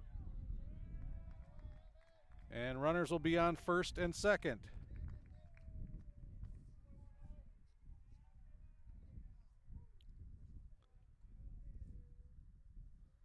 Check that, runners on first and third. And 2 come in to score. Yeah, we'll have to check if it's 8 or 9. It's 8 or 9 to 4 right now. We will check that. Quick throw over to first, but Saunders gets back. And this is Eric Fouquet. He's flied out twice. And we've batted around here. And so I heard the coaches confirm that it is 9-4 right now. Coaches for St. Michael Albertville, so that's what we have.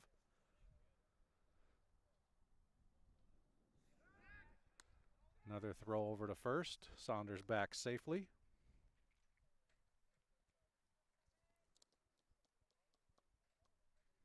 So 7 runs have scored here in this inning. The Knights have batted around. Pitch low and away, and Saunders steals second easily.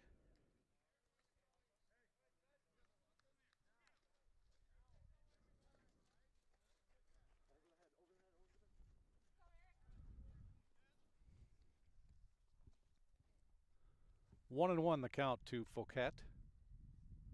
Got 2 runners in scoring position now. Still just 1 out.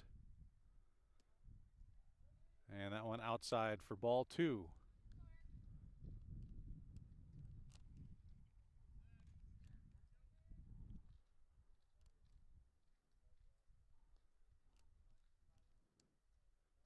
And that one looks like outside, just by how the umpire gestures. We've got a tough angle here along first base to see if the ball is inside or outside, but umpires will usually give you an indication.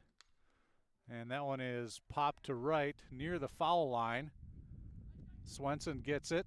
Runner will tag. Both runners, in fact, tag, and it brings in another run. So it is out number 2.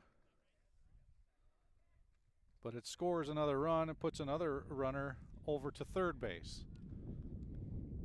So 10-4, I believe, is the score. Scoreboard here still says 9.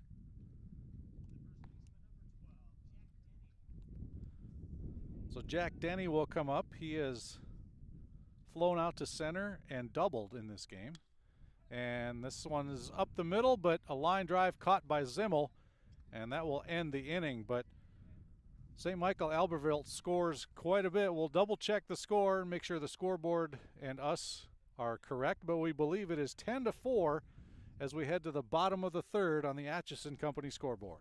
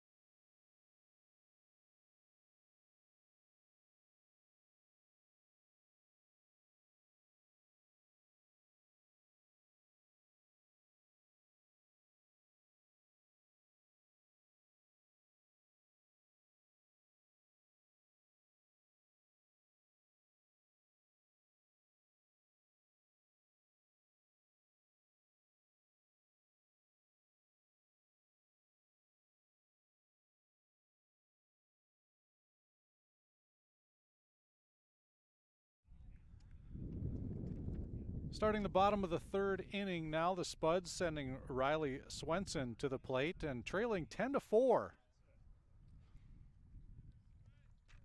A rough inning for the Spuds. That one popped foul and out of play. 8 runs allowed by the Spuds in that half inning. Spuds trying to chip away at the lead here. Swenson grounds to short, and that'll find the hole and get into left for a base hit.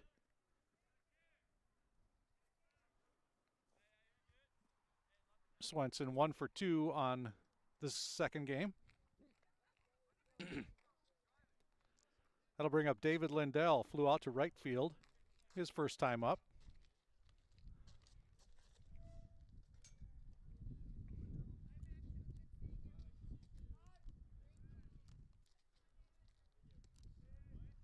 Lindell takes ball 1.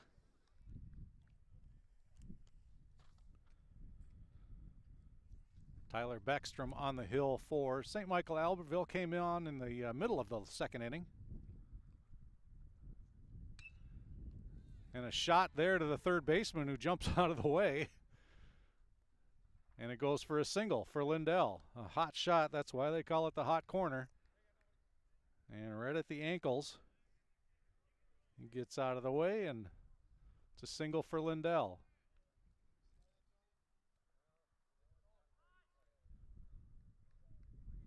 That brings up Zach Taft, the right fielder. He grounded out to third his first time up. Looking to move some runners around here. Swings and misses for strike 1.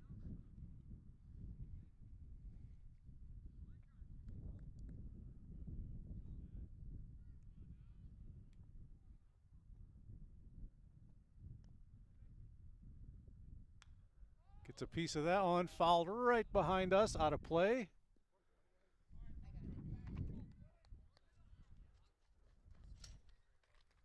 And Taft now in an 0-2 hole.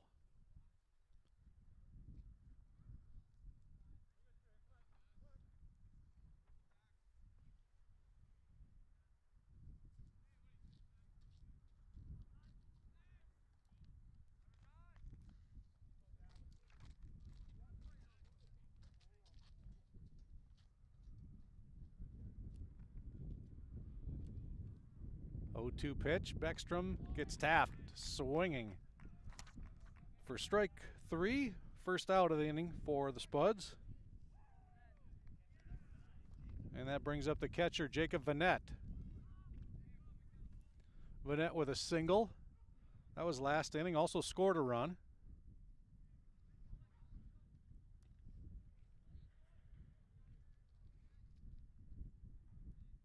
He led off last inning. Now he's got 2 aboard. Takes a look at strike 1.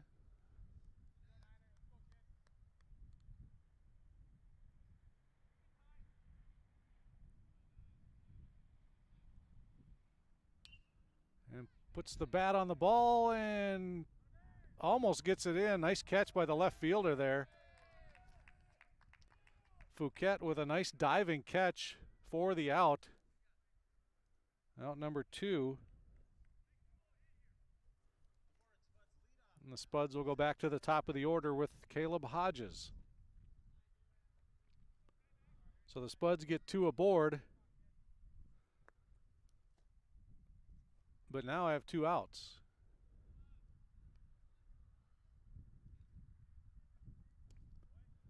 And a low strike called there on Hodges.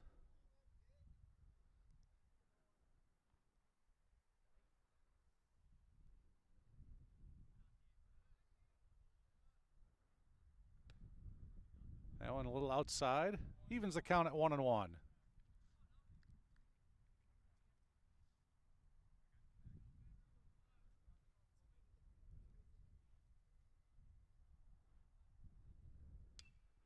That one golfed our direction. That will get out of play, I believe. The first baseman makes a great effort to get there, but runs into the fence and the ball.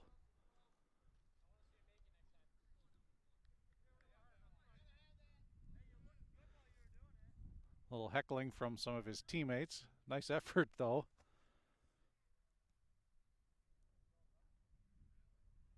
That was Jack Denny, the first baseman. Almost got there. 1 ball, 2 strike pitch. Bouncer to short. And the throw across to first for the out. Spuds get 2 aboard, but fail to score anybody. They still trail 10-4 as we head to the 4th inning.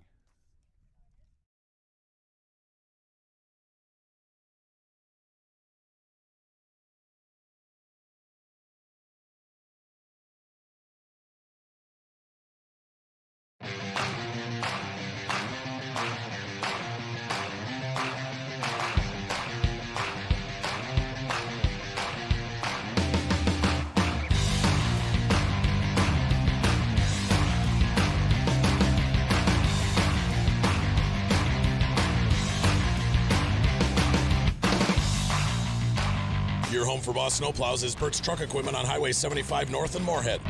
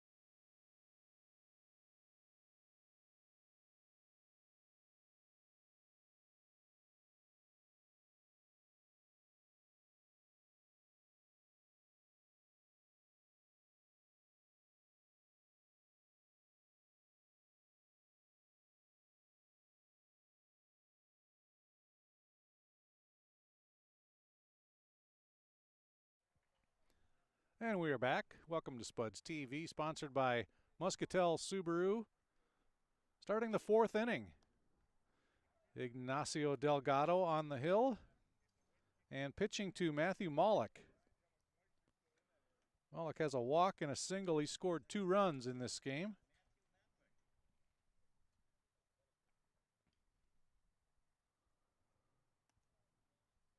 And Delgado falls behind 2-0.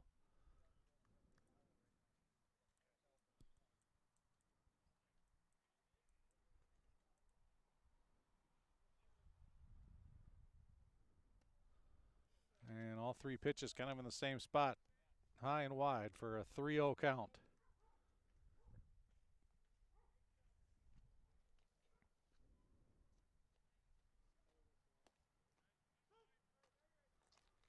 And a strike comes in.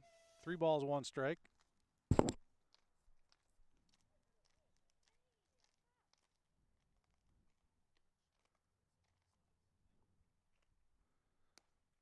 And strike 2, so Ignacio Delgado has come back with 2 strikes after 3 balls to get the count full.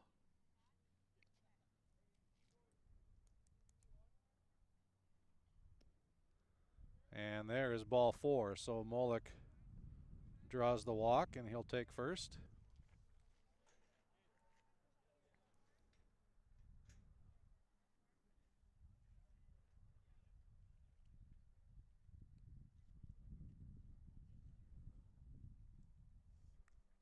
Caden Kelly, the 3rd baseman, will bat.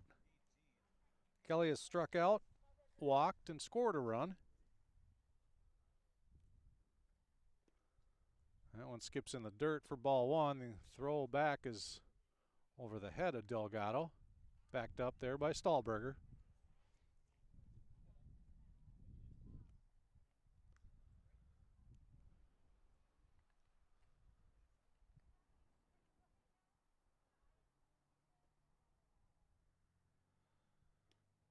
And there's a strike by Delgado. Evens the count at 1-1.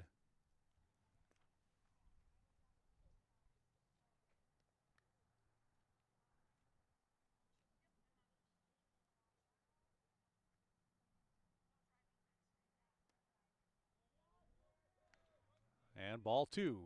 2 balls, 1 strike.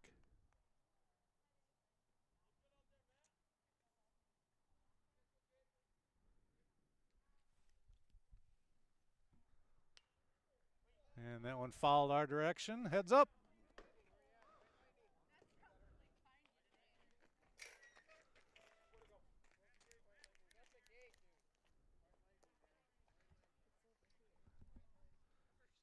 Fouled back for a 2-2 count. And that one in the dirt. Ball 3.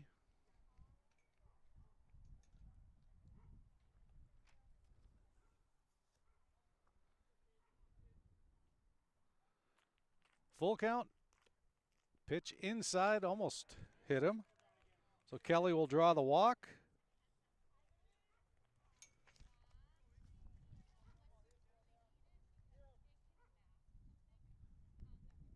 So runners on first and second now, nobody out.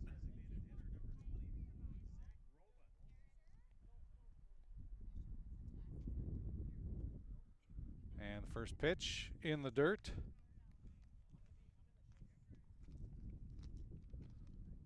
Zach Romans is the batter. Romans struck out and singled. He's also scored a run. Shot to short. Zimmel will try 2 to Stahlberger for 1. The throw in the dirt. Can't be scooped out. A run is coming home. So they get 1 out, but a run scores. So Romans at first on a fielder's choice. And Maulik will score. Kelly is out at second. So the Spuds do get an out, but another run scores to make it 11-4. And Neros at the plate right now. He has walked, scored a run in this game.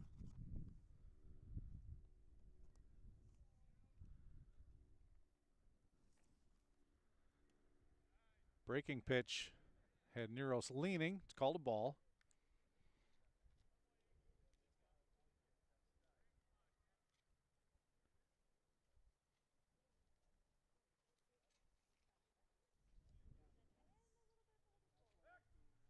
Throw over to first. Back in time. That's Romans.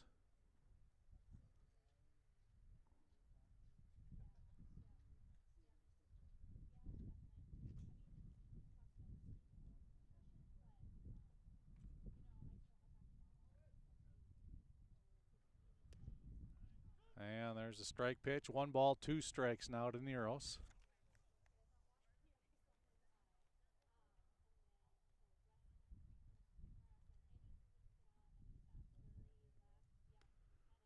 That one high.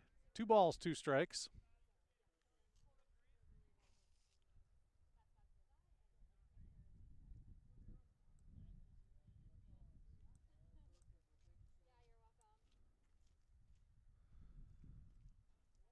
And that pitch skips in the dirt. So the count goes full. 3 balls, 2 strikes. 1 out. Still a runner on first.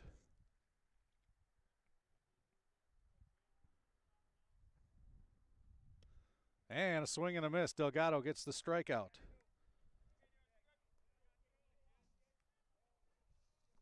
Two down as the Knights go back to the top of the order. And Caden Amundsen.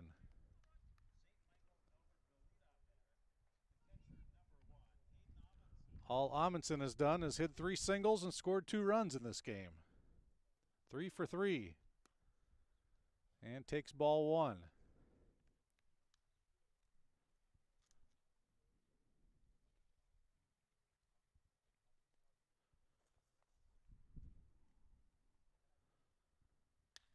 And looks like another single as that one falls in just out of the reach of Hodges, and it'll go all the way to the wall. Hodges with a diving attempt. Amundsen looking for 3, a run coming home. It will score. And Amundsen in with a triple.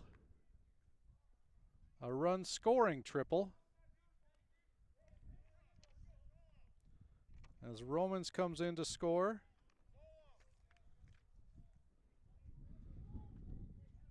So that'll make it 12-4.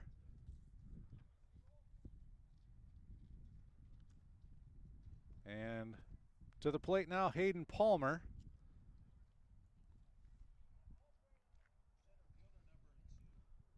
Palmer has singled, flied out, scored a run. And he takes strike one there from Delgado.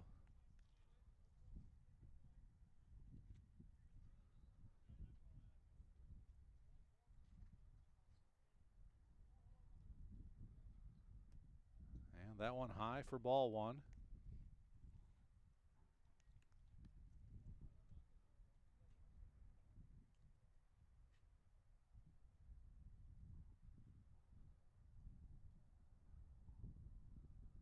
Delgado's 1-1 pitch.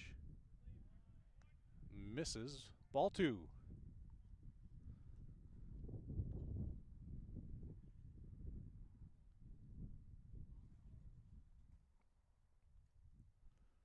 Two one. Shot right to Young at third for the third out.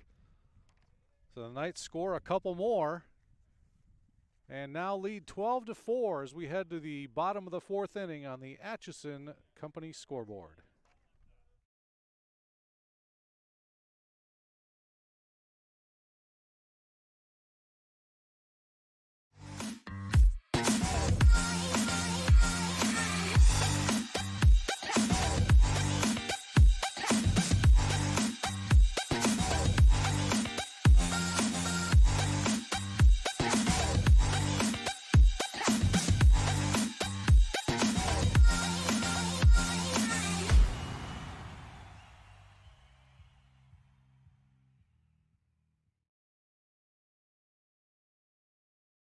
The Moorhead Spud Boosters support students at Moorhead High School involved in co-curricular activities. Your membership in Moorhead Spud Boosters directly benefits Moorhead's student athletes, celebrating 40 years of supporting Spud athletics.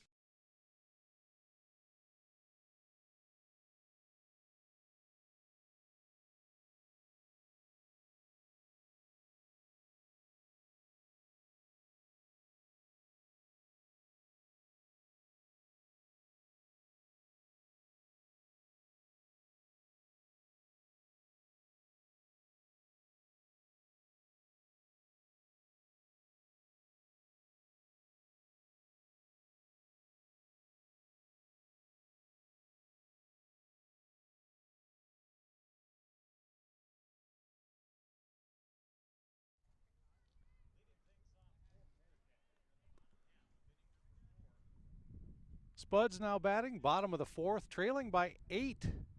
They had a 4-2 lead in the second inning.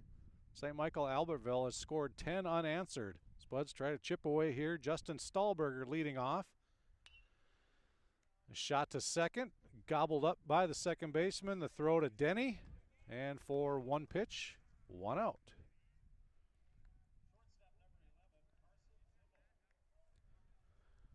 That'll bring up Carson Zimmel. Zimmel has walked twice. He's scored a run.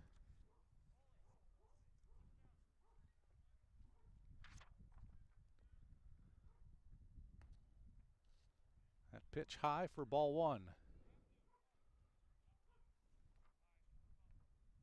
Beckstrom has quieted the Spuds offense since coming into the game in the second inning. That one to right, foul. And it lands harmlessly for a strike.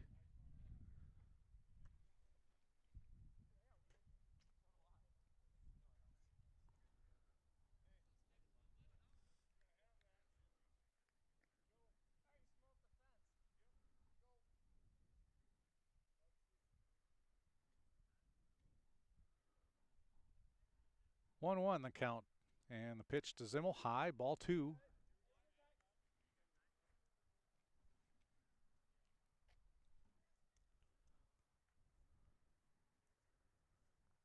Two one, pitch is high as well. 3 balls, 1 strike.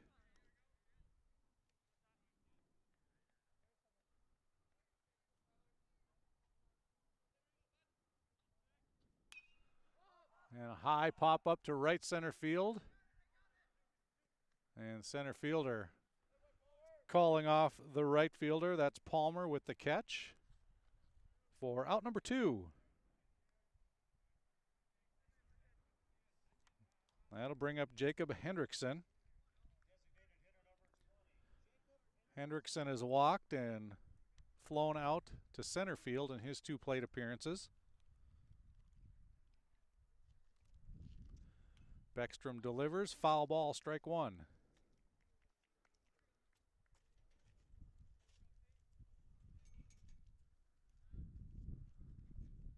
Beckstrom works quickly.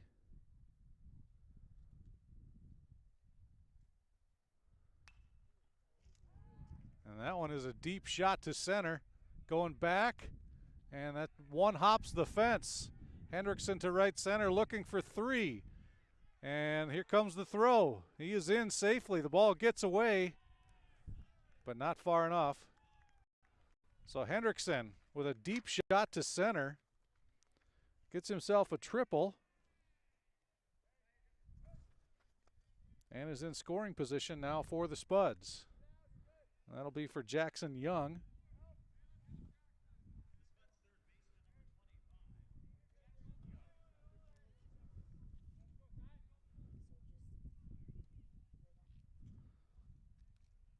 Young with a single. He's also flown out.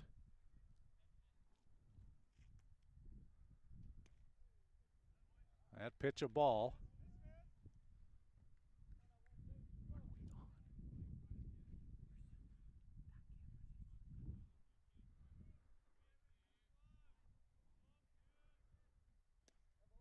The 1-0 pitch in there for strike 1. 1-1 to Young.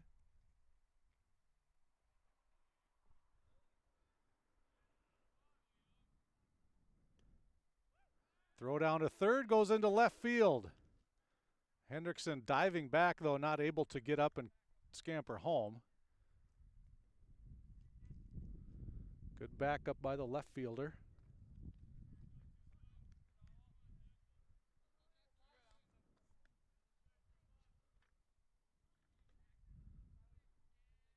Two balls, 1 strike to Young.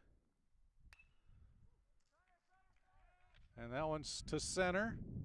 Medium deep, but right to the center fielder, and that'll be good enough for the 3rd out.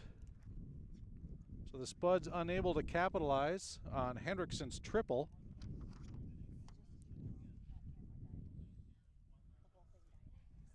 So the Spuds, as we head into the top of the 5th inning, trailing 12-4. We'll be back with the 5th on the Atchison Company scoreboard.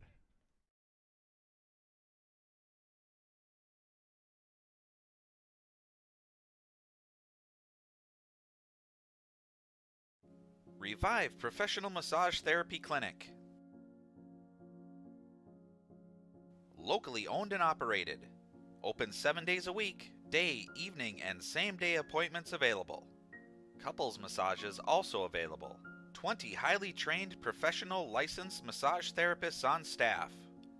Now with 2 locations, South Fargo and Detroit Lakes. Offering online booking and online gift certificates. www.reviveprofessionalmassage.com.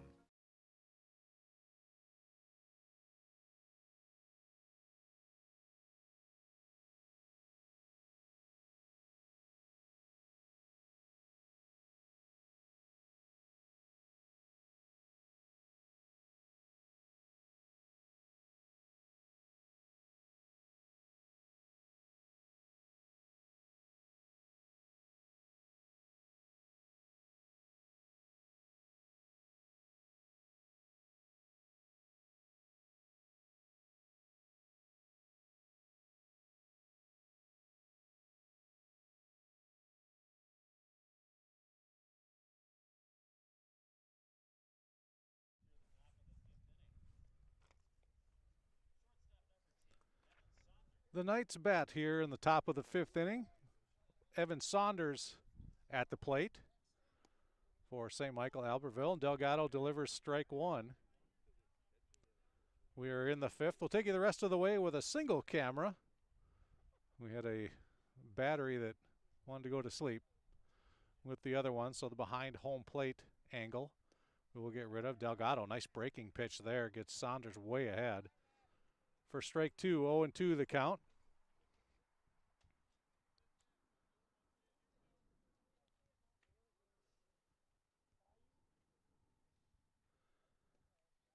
Delgado tries another breaking pitch, that one in the dirt.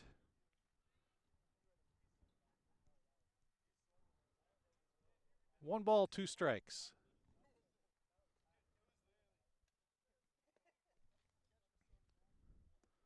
Now 2-2. Saunders has flied out to right, walked and singled, scored a run.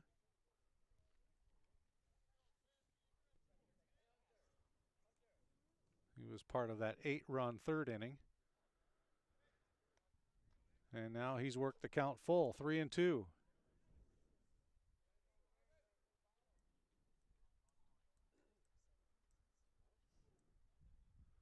Three-two pitch from Delgado got him swinging. Pitch in the dirt, and they make the throw to first for the out. So one out.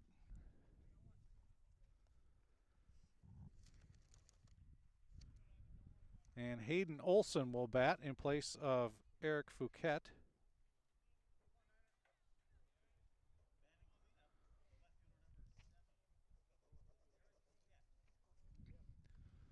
Olson batting in place of Fouquet. Fouquet's been, we said earlier, he's had a rough game with rolled ankle, crashed into an outfielder. Olson fouls off the first pitch.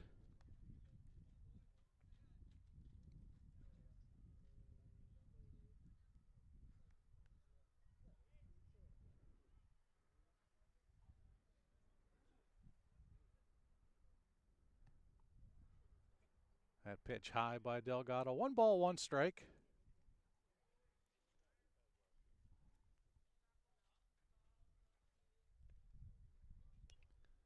Another foul. Right off the end of the bat, over to the Spuds dugout. One ball, two strikes.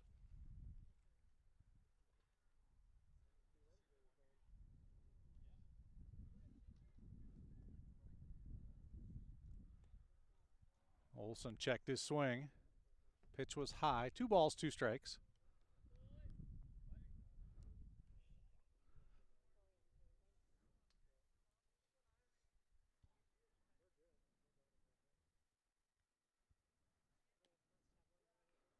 And that one outside. Now count full again. 3 balls, 2 strikes.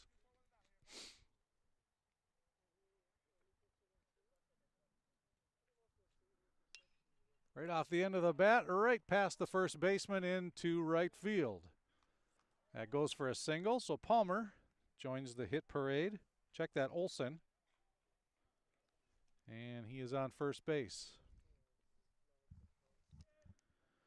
Alex Shea batting now in place of Denny.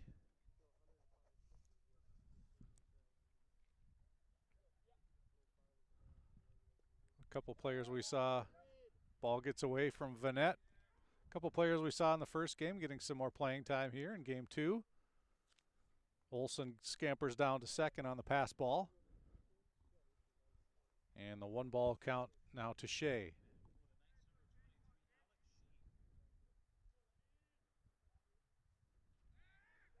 Quick throw to second. Olson back, no trouble.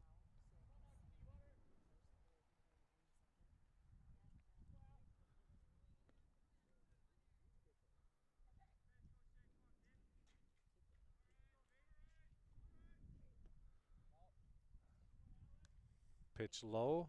2 balls, no strikes.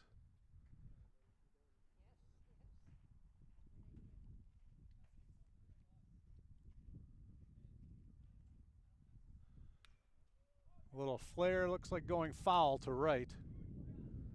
And it will land. The Spuds bullpen getting warmed up yet again.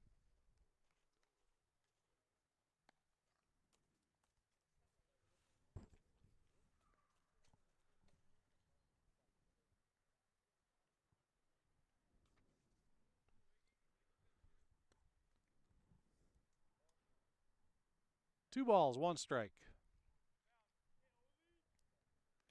And a swing and a miss by Shea. 2-2.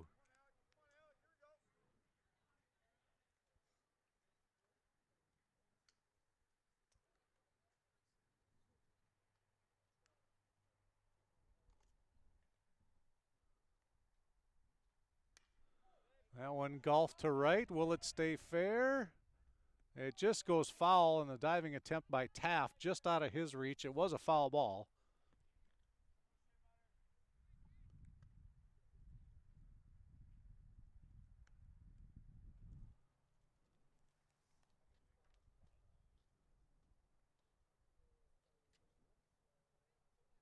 Two balls, two strikes.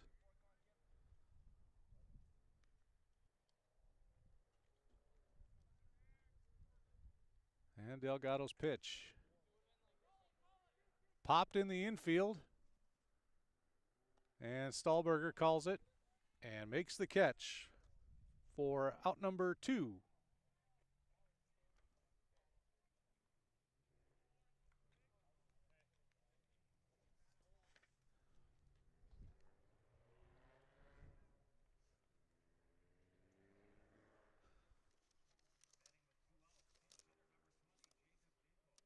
And Jacob Dinkel is the DH in game 1. He is batting now.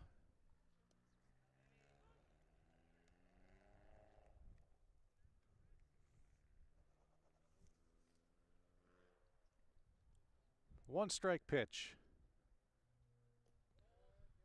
And that one gets away from Vanette. And Olson will scamper to third.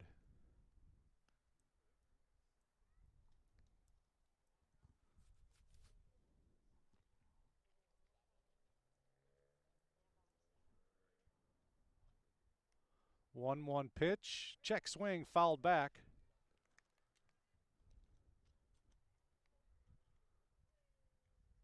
And that'll make it a 1 ball, 2 strike count.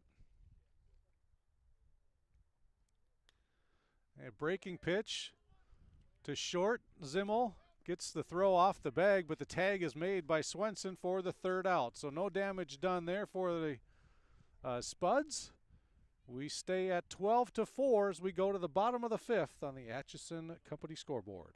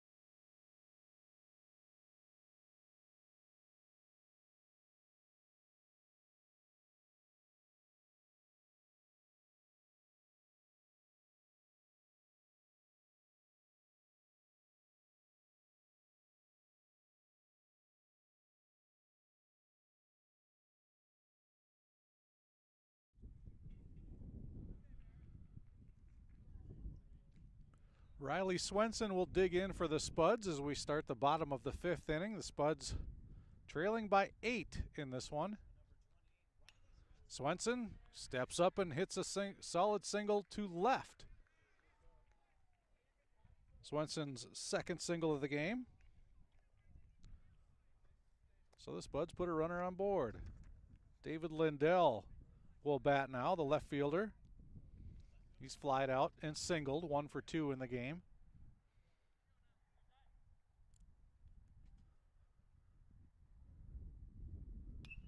Lindell will go to left as well. That one's deeper, and that's over the head of the left fielder. Swenson digging for 3.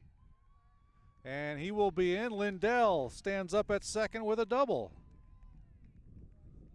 So the Spuds attacking early in this 5th inning, trying to chip away at the lead. Zach Taft will bat. He is grounded out and struck out. And looks at ball 1 high.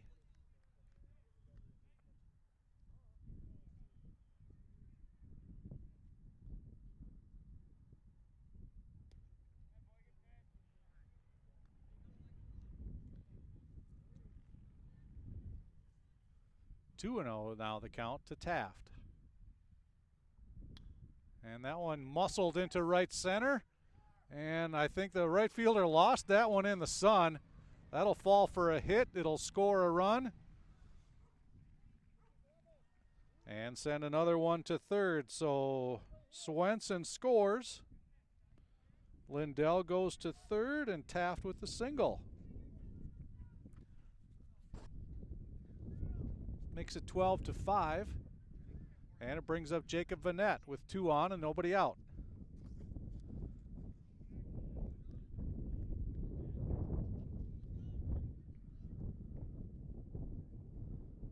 Vanette has singled and lined out to left. He's also scored a run. And he watches strike 1.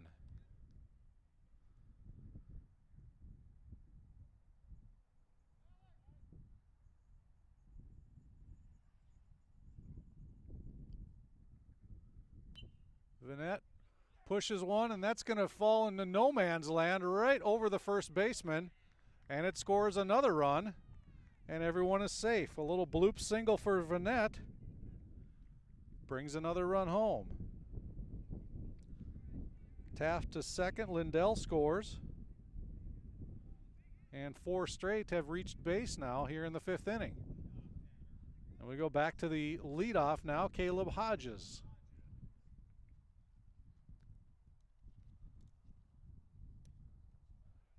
And strike 1 called.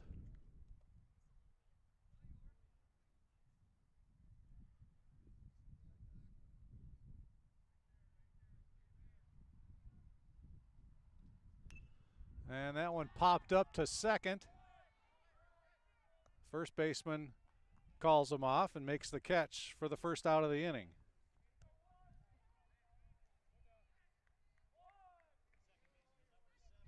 Justin Stahlberger now will bat.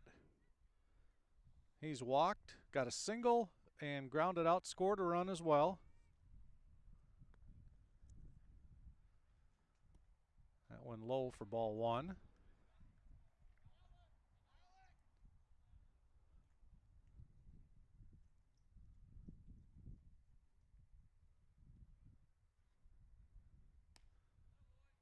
And that one misses for ball 2.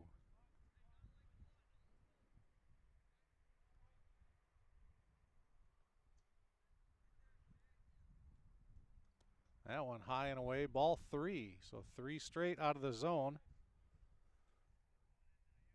by Beckstrom. He's been in control since he came in the 2nd inning.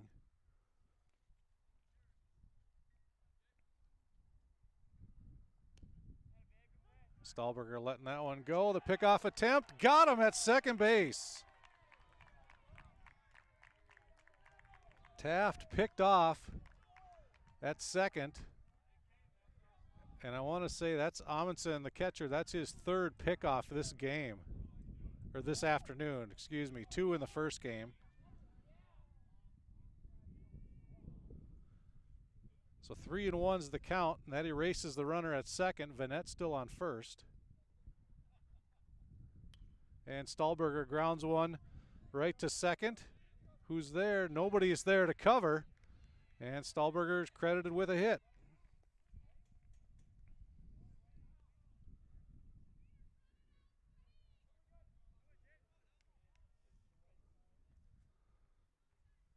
So the first baseman couldn't cover in time. Pitcher couldn't quite get there. Second baseman really didn't have anybody to go to. So everybody's safe. First and second, 2 out, and a pop fly here by Zimmel. Shortstop will take it. And the Spuds do score a pair, but on the Atchison Company scoreboard, trail 12-6 as we go to the 6th.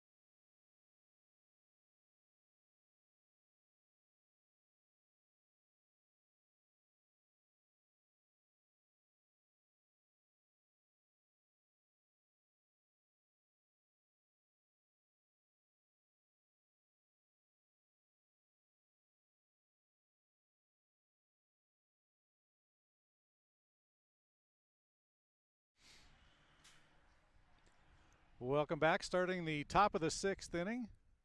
St. Michael Albertville with a 12-6 lead. New pitcher for Moorhead is Gavin Gast. And he will face third baseman Caden Kelly to start things off. And Gast pitches one into foul territory as Kelly hits one, and Young can't quite make the play. In and out of his glove in foul territory. A tough play for Young as he's running away from the diamond. And looking over his shoulder, goes for a long strike.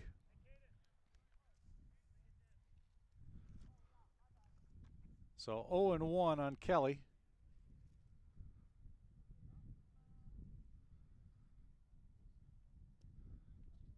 That pitch in the dirt.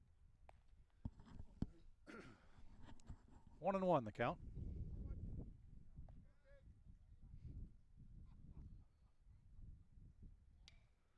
Now ground ball wide of third, foul.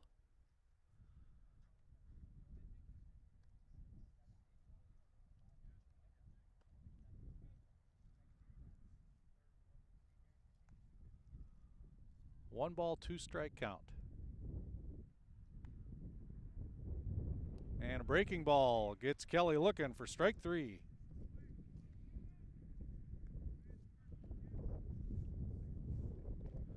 First out of the inning. That brings up Zach Romans. He is struck out, singled, and reached on a fielder's choice. He scored 2.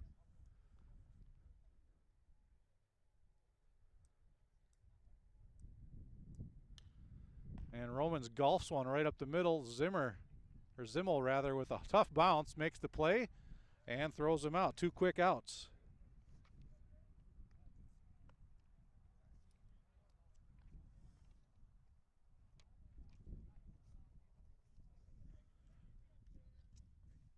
And we'll have a pinch hitter.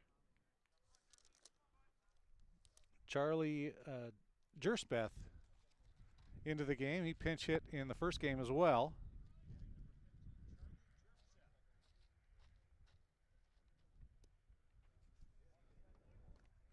He's batting for Owen Neros.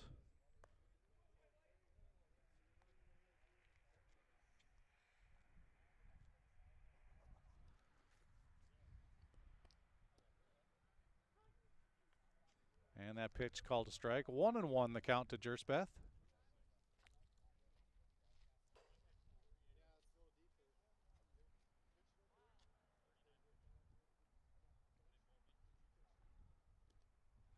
Breaking pitch misses. 2 balls, 1 strike.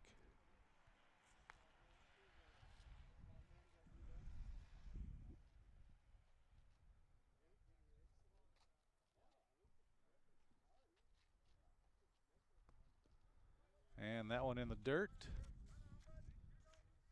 Now 3-1.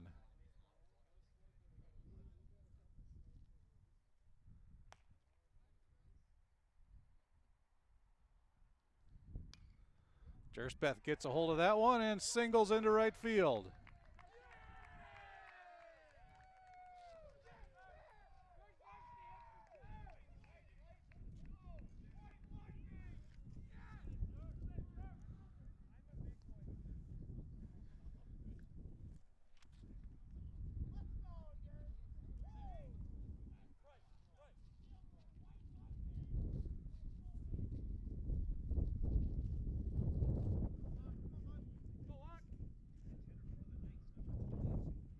So runner on first, 2 out, and Gast. Back to the top of the, I'll check that.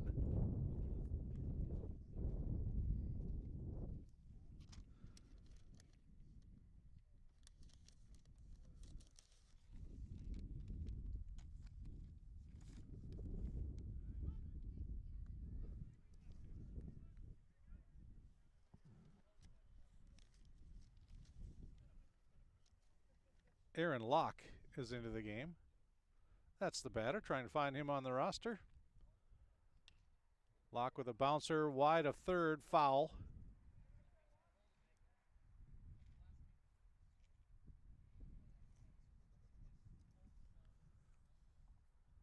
Locke pinch hit in the first game as well. 2 strike count on him now.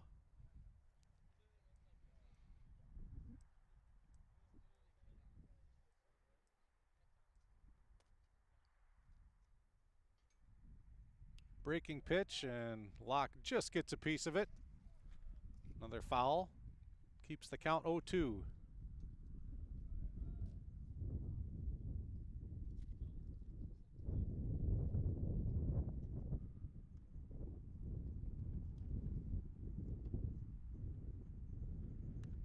And a check swing foul back to Gast. And Gast will throw him out at first. So no damage done in the sixth. We'll go to the bottom of the sixth on the Atchison Company scoreboard. Spuds still trail 12-6.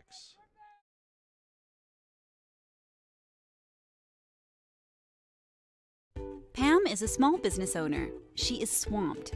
Pam knows she needs to advertise, but is overwhelmed by all the options. What if there was a way for Pam to have access to a team of media experts?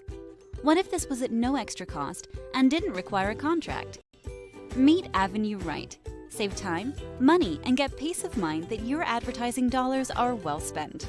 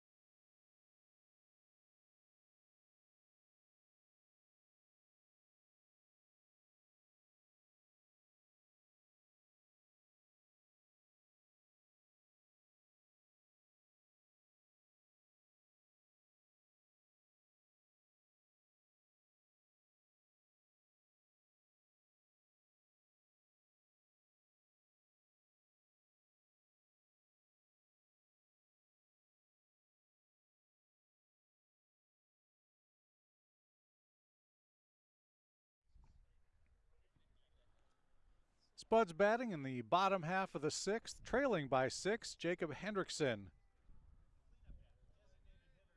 will bat first. New pitcher for St. Michael Albertville as well.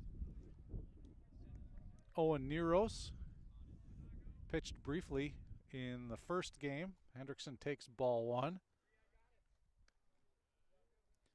Hendrickson with a walk, fly ball out, and a triple in this game. And there, a base knock to left field. So a single for him, and Hendrickson's having a good game offensively.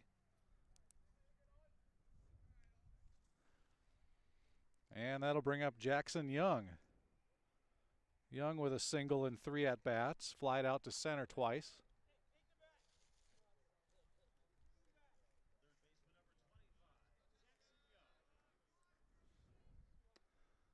And Young swings and misses at a high pitch.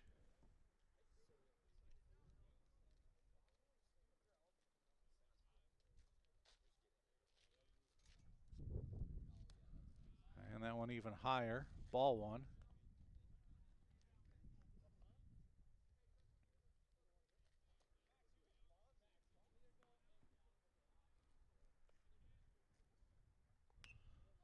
Young pops one up right in our direction, foul ball at first base.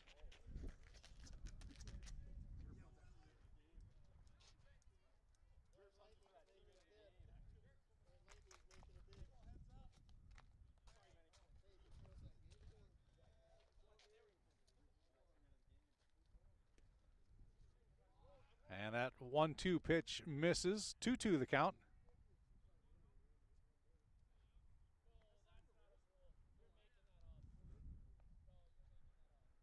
And Jackson Young swings and misses. That's out number 1 on the strikeout.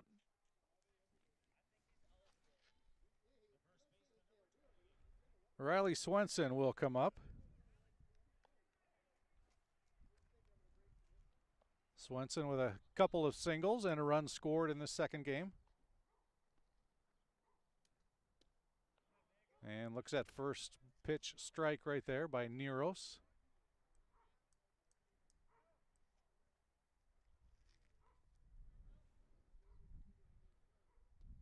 And that pitch away for ball 1.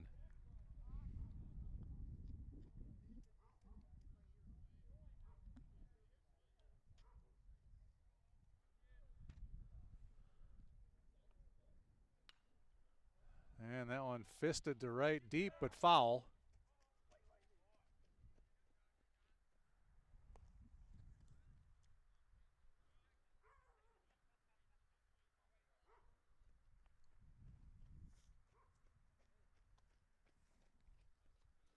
One ball, two strike count to Swenson.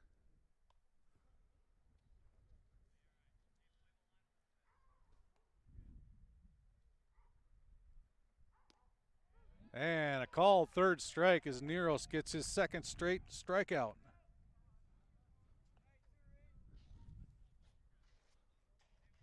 So after the leadoff single by Hendrickson, two straight strikeouts, and David Lindell will bat. And that's outside for ball one.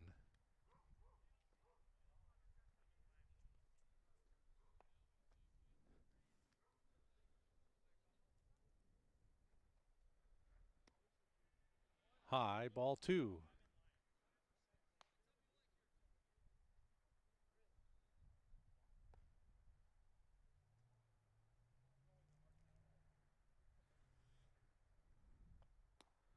And that one outside. So 3 out of the zone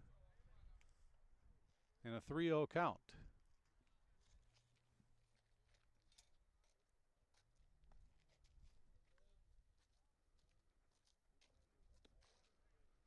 And Lindell taking all the way, taking a strike. 3 balls, 1 strike.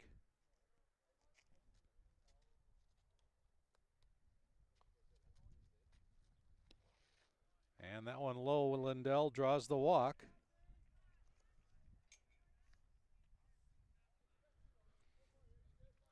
And that'll bring up Zach Taft with 2 on and 2 out.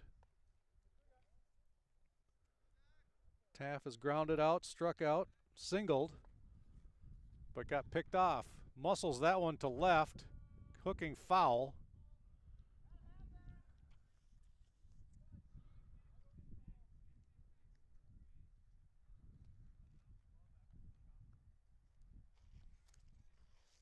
So a long strike on Taft.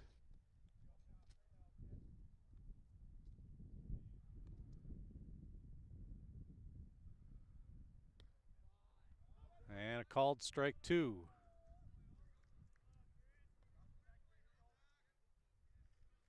So 0-2.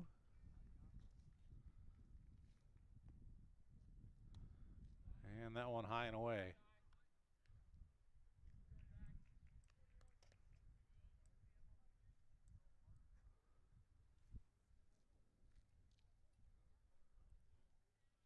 One ball, 2 strike pitch. Taft checks his swing on a high pitch. Ball 2-2.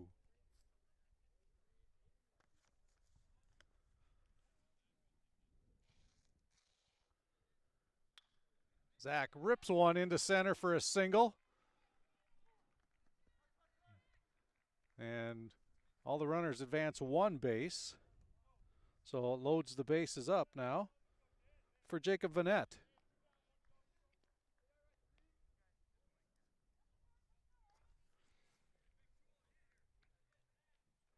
Vanette with a pair of singles in 3 trips to the plate. Lined out to left in his third. He's 2 for 3, scored a run. And now has the bases full here with 2 outs.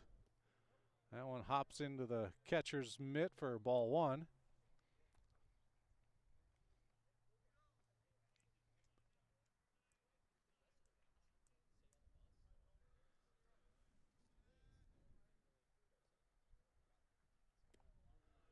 And now strike 1.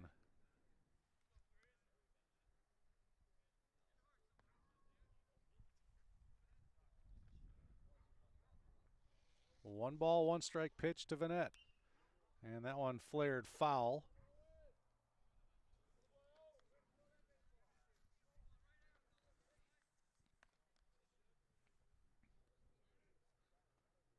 So 1 ball, 2 strikes, and the delivery.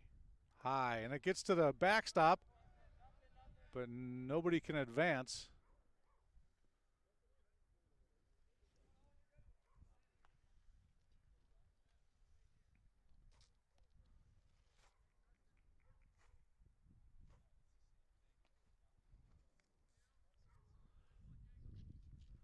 2 balls, 2 strikes.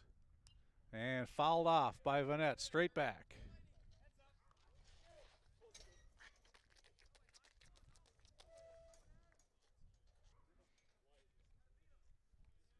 Two and two pitch coming from Neros.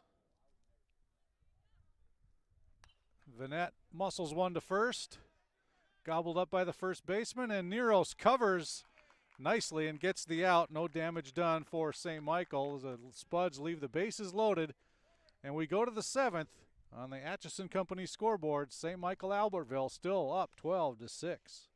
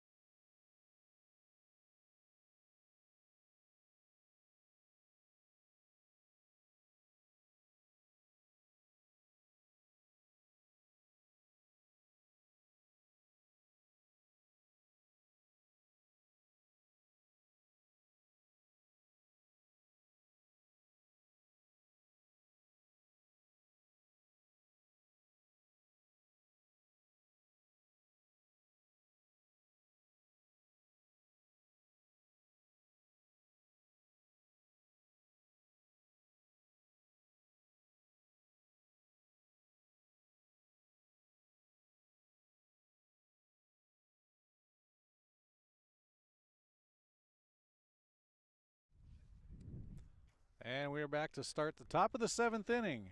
Hayden Palmer will lead it off for the Knights. Palmer with a single in 4 at-bats. There's a run scored.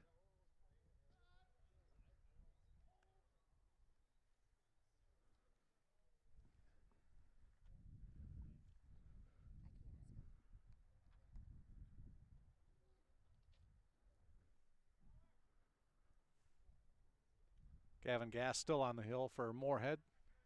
2 balls, no strikes.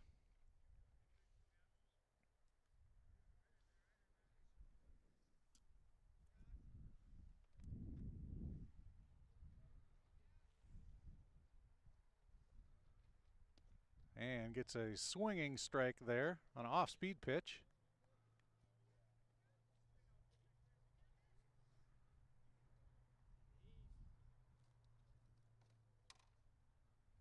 Two balls, 1 strike.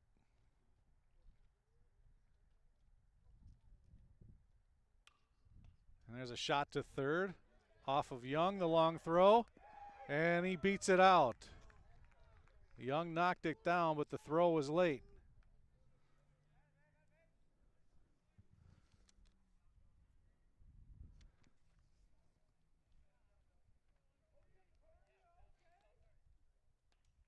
So Bryce Purrier will pinch hit.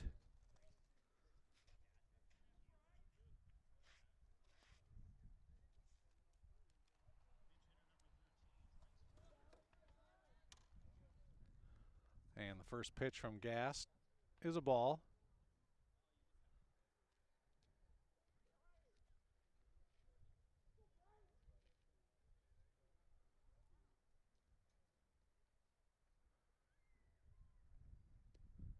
And Gass delivers strike 1.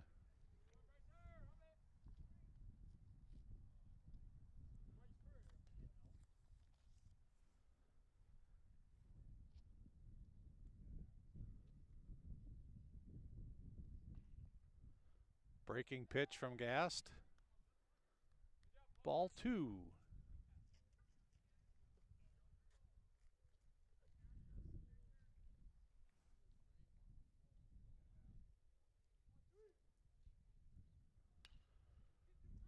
Shot to second. Stahlberger flips to Zimmel for 1. That was screened by the first base coach. They didn't get the out at second.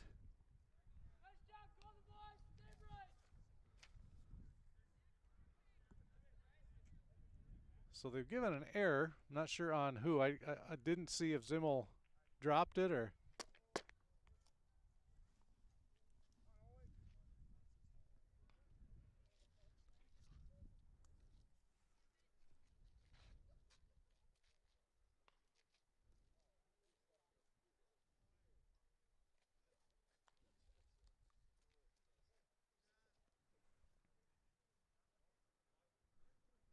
So Hayden Olson is the batter. So nobody out. Runners on first and second.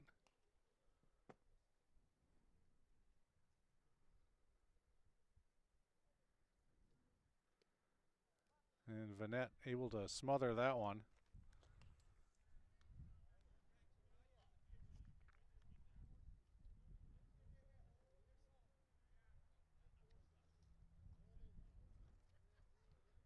Gas pitch is a strike. 2 balls, 1 strike.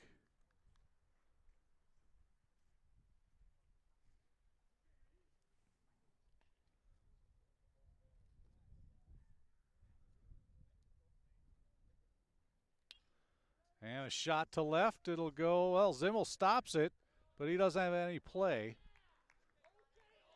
So Zimmel probably prevents a run there, but it'll still go for a single.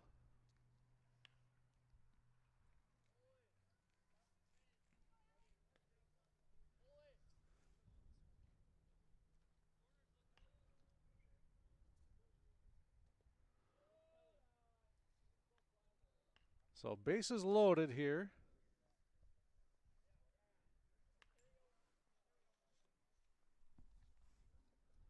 Alex Shea.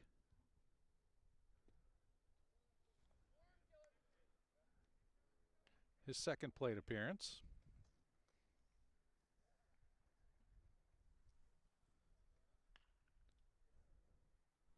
Flied out last inning. And now a 3-0 count.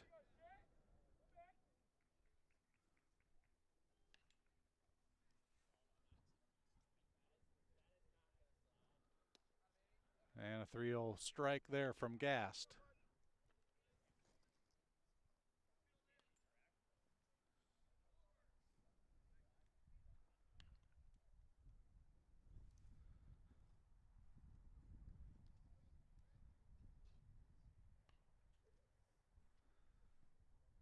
Three-one pitch from Gast. And it's grounded to short. Zimmel will come home with it. And they get the out there.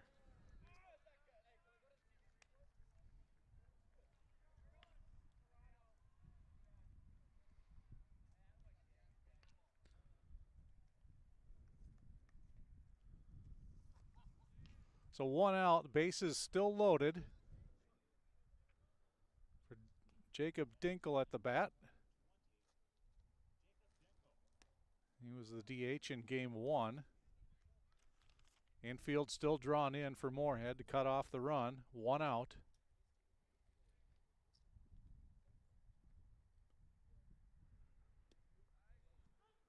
And 1-1 the count after the strike.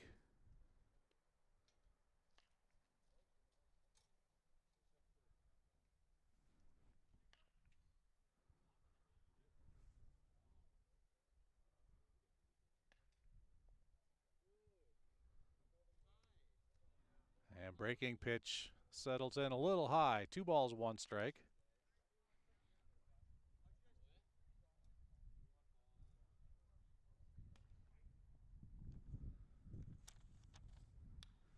And that one fisted into right, and it will fall for a base hit. Throw comes into second, but everybody advances a base, another run scores.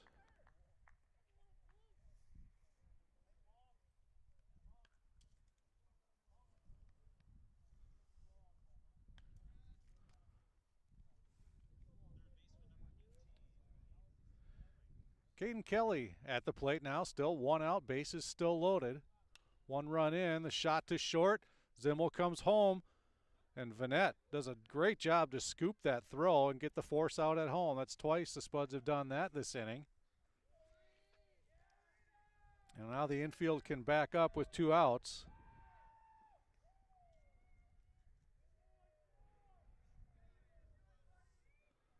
And the base is still loaded.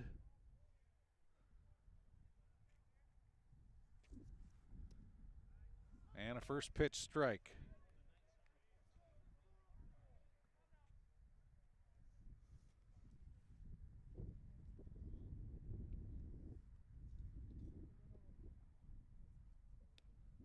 And strike 2.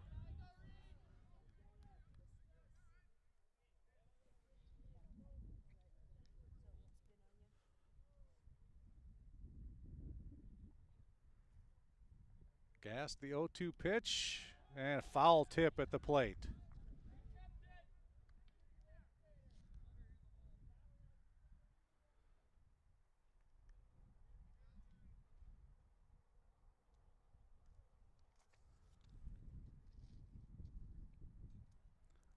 Pitch, breaking pitch, grounded to third. Young with the throw across, and the Spuds get out of that with just 1 run allowed. But they still trail 13-6 as we go to the bottom of the 7th on the Atchison Company scoreboard.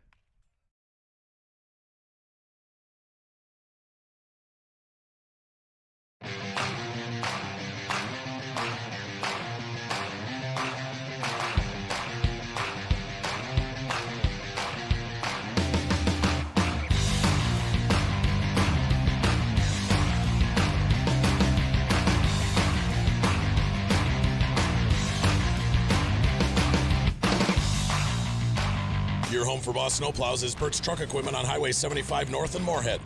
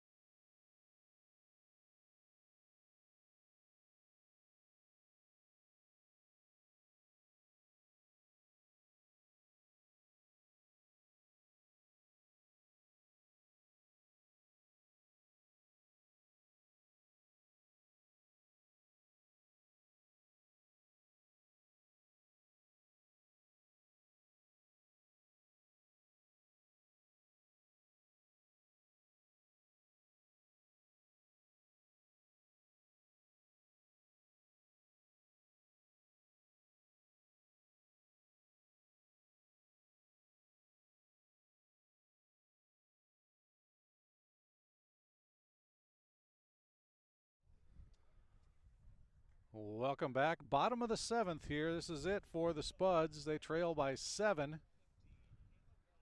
And they start with the leadoff batter, Caleb Hodges. Nero's still on the mound for St. Michael Albertville. Hodges with a pair of walks. And a pair of walks in 4 trips to the plate. Scored a run.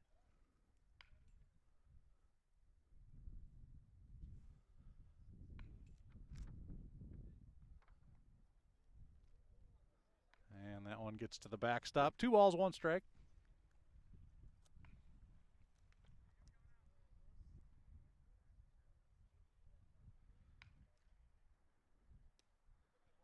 And now 2-2.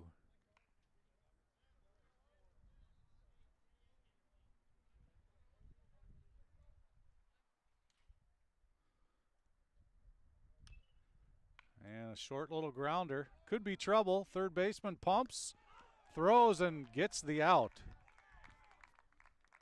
Close play at first, but Hodges thrown out, and that's 1 down.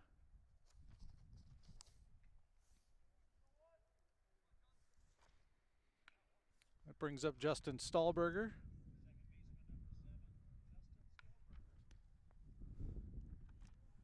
And ball 1 in the first pitch. Stahlberger scored a run. Been on base a couple times.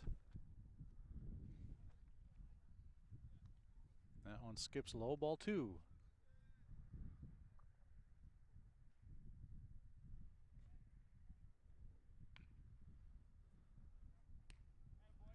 And there's a strike. 2 balls, 1 strike.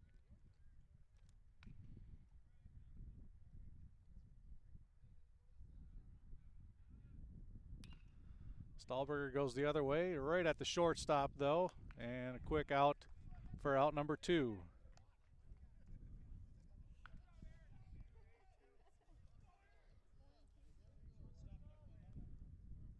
Carson Zimmel is the Spuds' last hope. Zimmel's drawn a couple of walks in 4 trips to the plate, scored a run.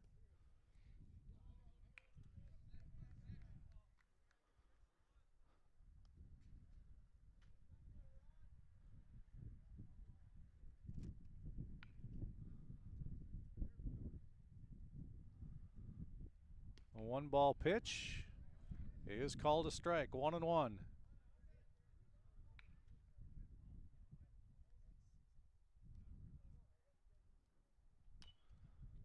And that one foul at the plate. So the Spuds down to their last strike.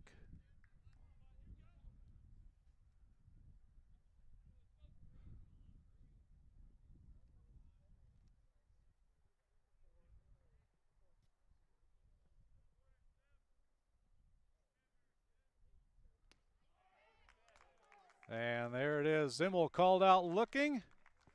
And St. Michael Albertville takes the doubleheader, winning the second game 13-6. Tough day for the Spuds, but want to say thank you to everybody watching at home. Watching Spuds TV, sponsored by Muscatel Subaru. Once again, the final score on the Atchison Company scoreboard in Game 2. St. Michael Albertville 13-6 as they sweep the doubleheader.